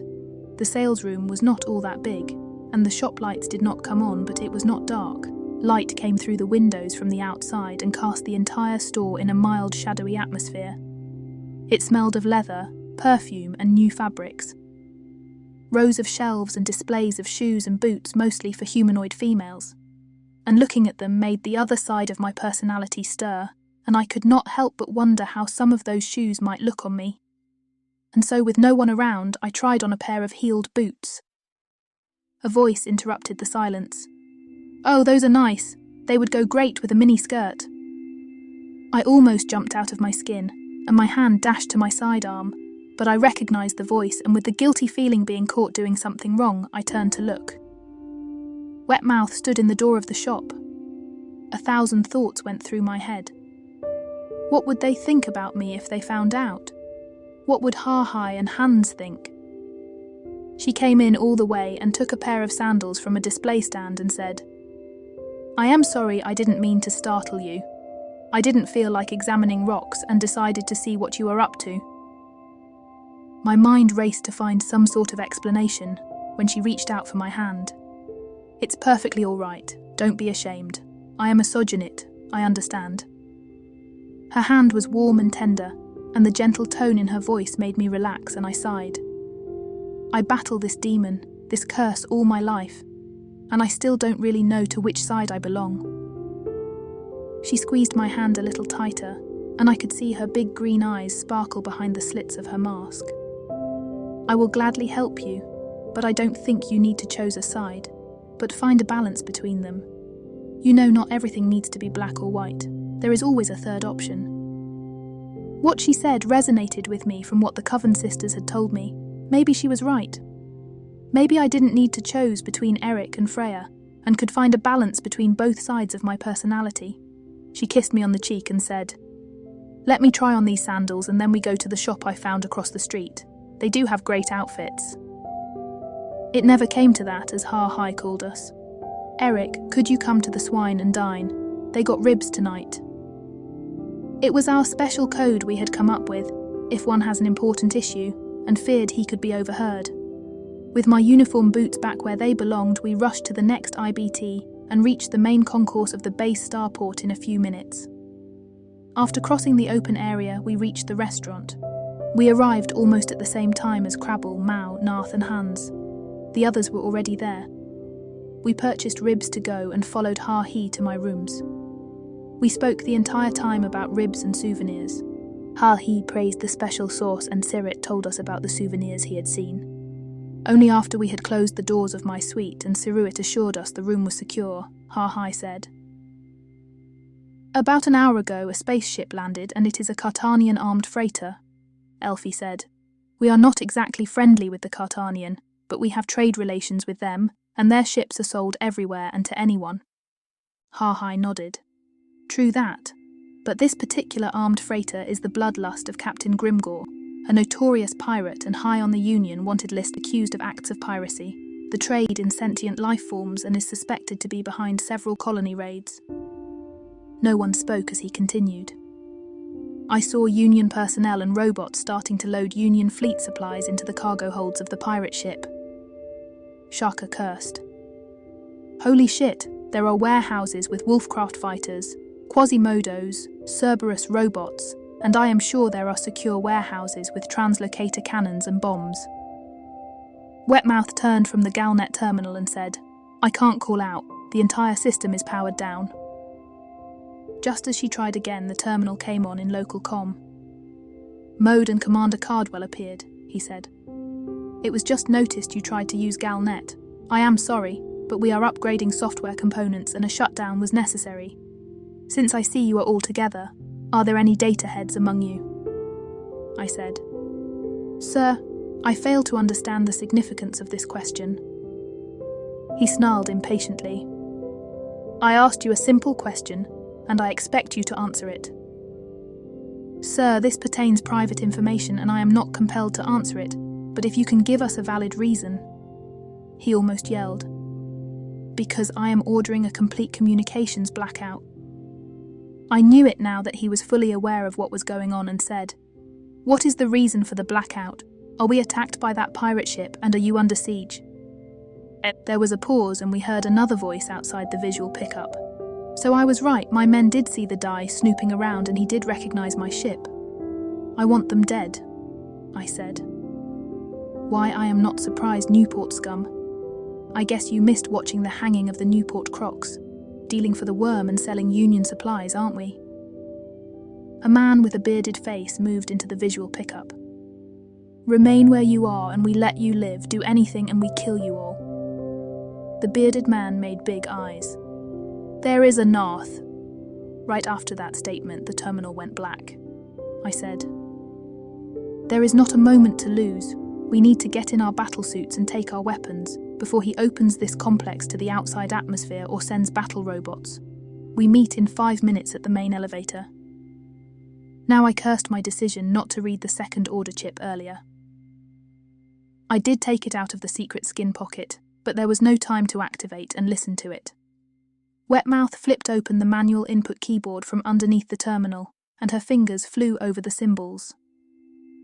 "I have put the station computronic in a deep diagnostic cycle, and after a reboot it will have to be connected to Fleet Main before they can use it. That means they need to go to environmental and shut down life support manually, and that isn't done in a few moments and it should disable most of the intruder containment systems of the base," Narth said. "I informed the Narth representative and he will relay this information to Fleet Command." I praised them. "Good thinking, but now get going." The autodresser was not responding. Getting a space or battlesuit was out. So I girded my blaster and went out. 12 S-10 robots with shock batons stomped down the corridor and the lead unit snarled. "You are arrested. Resistance will be met with force." I wondered why S-10 robots were used for security on a base like this, and not Cerberus battle robots as usual. Not that I was complaining, we would have had no chance otherwise. I said to the lead bot. "No robot may arrest humans without a commanding officer present." The robot snarled. "Correct. Remain where you are till an officer arrives," I said. "No robot may issue commands to a human without a human supervisor present." Again, the robot followed its base programming and said, "Correct." The shock batons lowered. Those poor simple multi-use bots without computronic guidance were no real obstacle. So I said to it, "Robot weld all elevator doors shut except main shaft. Disengage communication equipment and follow verbal spoken commands only." New order acknowledged. The others came running. Crabble holding 4 TKU blasters, Hans carrying his big blaster, and Ha-Hai wore his complete dye battlesuit and handed me one of the old TKUI rifles he had secured at Quagmire. "Take this one. Looks like we have to go against bots and suited troops." "Am I the only one not travelling with an entire arsenal?" I said and looked surprised at Wetmouth. She carried not only a blaster but a long sword over her back, making me suddenly wish I had Mjordarin with me as well, and I asked her. "A sword?" she said. "It is a very special one, you'll see." We went to the main elevator shaft. It was out of order, but Hans had little problem opening the sliding doors with force. I wanted to stick my head into the shaft, but Ha-Hai pulled me back, and a laser beam singed my hair. Luckily nothing else. He said, "Part of the intruder containment system, independent from the main systems. We lost quite a few men to those nasty shaft lasers in Union ships." While he said that, he tossed a little round thing down the shaft. We could hear the sharp shriek of laser beams and 6 sharp explosions. He then held one of his blades into the shaft and nodded. "My scan seeker has destroyed the nearby sensors." We all went in and climbed down the emergency ladder incorporated into the side of the wall. The shaft was barely lit and appeared to go on forever. Ha-Hai had taken point and I was the last. He asked, looking up, "Where are we going exactly? Fighting our way to CNC and kill that bastard?" I responded, looking down. "If they have battle-sealed it, it will be as hard to penetrate as a battleship bridge. We go to the hangars and see if we can send a message with the brig's transdim radio." Elfie said. That's a long way. Let's hope we won't run into any Cerberus robots. Wetmouth, just climbing below me, said. He is using S-10s all over the base because he cannot use Cerberus robots. They are highly intelligent and have Galnet incorporated, and their programming cannot be altered. Sirit below Wetmouth looked up. Then we are lucky because there is a warehouse full of them. We wouldn't stand a chance, I said. That's it then. We go and activate the bots and let them secure the base. We had climbed all the way to the ground level, and I could barely feel my arms. It must have been 1,000 meters at least. Hans had forced a door open. Sirit yelled for me to look up, and I saw the elevator car coming down at great speed. There was no way we could all make it through the hole before it hit us. I fired my blaster into the rails, hoping to cut the power and engage the security brakes. The elevator car did come to a shrieking stop only about 10 meters above my head, but molten metal showered down, and one blob of molten metal hit my wrist. It burned so bad I lost my grip to the ladder and fell. A thin, barely visible silvery thread stopped my fall and Crabble pulled me to safety. The elevator cabin rushed with speed centimeters past my feet, a heartbeat just after I had cleared the shaft. We had reached the ground level of the crew quarters tower. Access to the base concourse was blocked by a massive reinforced ultranet door. Commander Cardwell's voice blared through the base PA system. I give you one last chance to surrender. I am no monster and I make you an offer. I have read your personnel files and I know that Mr. Olafson has the highest security clearance there is. I need you and your code key to open a few doors with me. In exchange, I will let your friends go free with the brig right away, and I will let you go on the first free space planet we stop at. I'll even throw in 1 million credits. Consider it. It's not a bad deal. To help you make up your mind, you need to know that there are 4 men in Quasimodos on your heels, and when they reach you, the deal is off the table. Harhai whispered. If he gets your key and codes and combines it with his key, he can open the translocator warehouse. You know we must first die before we can have these get into the wrong hands. To Sirit, I said. Can you open that door somehow? I asked. No, sorry, that thing weighs 100 tons or more, made of molecular compacted ultranet, and the power is cut. It would take days to burn through it. Wetmouth pulled her sword and said with a confident tone in her voice, I can cut it. At the same time I could hear the heavy stomping of battlesuits from the other side of the corridor. I yelled, Find cover, and threw myself on the floor behind a sofa seat group. I heard Siruit. Holy Mother Machine, that sword is cutting the ultranet like paper. I didn't turn to look but yelled, Everyone protect Wetmouth while she cuts. The doors that sealed the other end of the ground entry lobby and half the wall it was set in shattered as 4 Quasimodo suits stomped in. Harhai said with a calm voice, Everyone concentrate your fire on the left one. His strategy made sense. There was no way we could stop fully shielded Quasimodos with 1 or 2 blasters, but with all our firepower combined, we could wear them down one after the other. I fired, and so did my friends. 12 thermokinetic bolts hammered into the shields of the first suit. Due to the fact that we used these old-style super-strong TKUs, and Crabble was firing 4 at the same time, the Quasimodo's shields were overwhelmed almost instantaneously. The wearer did not use his additional force field shield he could have deployed from his underarm, and thankfully it was not a heavy assault version. The first man died a heartbeat later. If he or the others had been trained Marines, we would have been toast by now. But whoever used those suits now had no training, and it was obvious they still had trouble even walking straight. As easy as it might sound, it was quite a challenge to walk in a Quasimodo battlesuit, especially in a confined area since every move was augmented, and even a little step ended up being a giant stomp. A blast roared over my head, missing me by a good 5 meters. Still, the air became very hot. I fired into the ceiling above, showering the next 2 with molten metal. One of them instinctively raised his arm to protect his face. It was a reflex, even though the molten metal shower could not have hurt him. It gave me time to send a second blast into the floor. This trick had served me well against the Yeol, and it worked better here. The man's tumbled, actually backhanded the one next to him with his left arm. Ha, he yelled.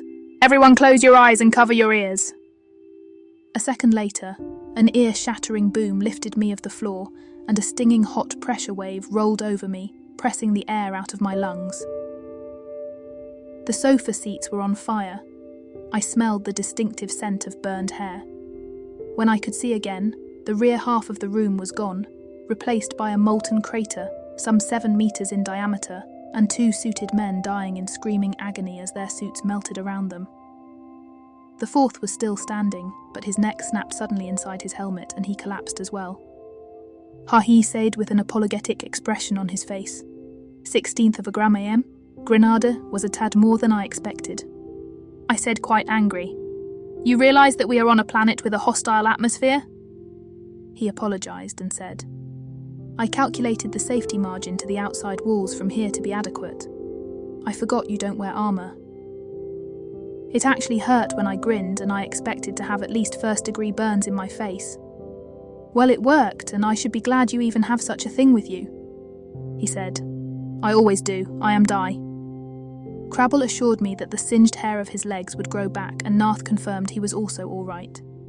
We went back to the blocked entrance, and to my and the others' surprise, her sword cut big chunks out of the several meters thick emergency door. Her mysterious sword sliced through reinforced molecular compacted ultranit, as if cutting butter with a hot knife. All excited, barely containing his amazement, Ha-Hai gasped. What kind of blade is this? She had carved a neat tunnel into the metal and now made a final circular cut. She answered without stopping. It is a very unique sword. I tell you how I got it at a later time. Hand stomped against the last piece she just had cut, and a meter-thick disc of at least 2 tones of ultranit clanged onto the shiny floor of the spaceport concourse, and the way was open. Ha-Hai glued something into the breach Wetmouth has just cut, and explained looking to me. Proximity mine, a full gram. We had made it into the base main terminal. 6 men armed but not in battle suits were totally surprised by our presence and were burned to atomic ashes before they could send 1 bolt into our direction. Sirit said, pointing the way. We have to make it across the main lobby, cut again through one of these ultranit doors and into the connection tunnel, traverse it, and cut into the warehouse section, and... Circuit collapsed as if someone had cut the strings of a puppet. Simultaneous, all the lights went out. Our weapons went into safety lock and shut down. Elfie pointed at a group with a tech stop projector across the hall, and 3 of them struggled to put a P4 paralysator on its tripod. Hans grabbed the several-ton piece of metal. Wetmouth had cut and threw it like a giant frisbee all across the lobby before the paralysator beam hit him first. The disc hit them with force and destroyed the paralysator, and smeared the 3 men into stains across the floor. The other 2 manning the tech stop projector dropped to the floor with their heads twisted to their backs. Despite the fact that I would have killed them too, I felt sick to the stomach seeing how deadly Narth's telekinetics were. I shouldered Tirrit and noticed how heavy he was and said, Everyone see if you can drag Hans. Without Narth, we would have had no chance to get our big Saturnian friend across to the next door. Hans floated behind Narth and together we made it to the tunnel entrance. Again, Wetmouth's sword cut through the metal and sliced a big round passage. An enormous detonation rolled across the lobby and Ha-He grinned. Amateurs! We made it unhindered through the tunnel. Sirit was starting to move and I lowered him to the ground. He sat up in a very mechanical motion, his head turned completely to his back and his eyes blinked in red and green colours. Finally, his white, expressionless mechanical pupils rolled into their sockets and his head rotated into the normal position. He got back on his feet and said with a coarse, more mechanical voice than usual, Tech stop does things to me you don't want to know. Any more of it and I would not be able to get up again. Wetmouth administered a drug into Hans.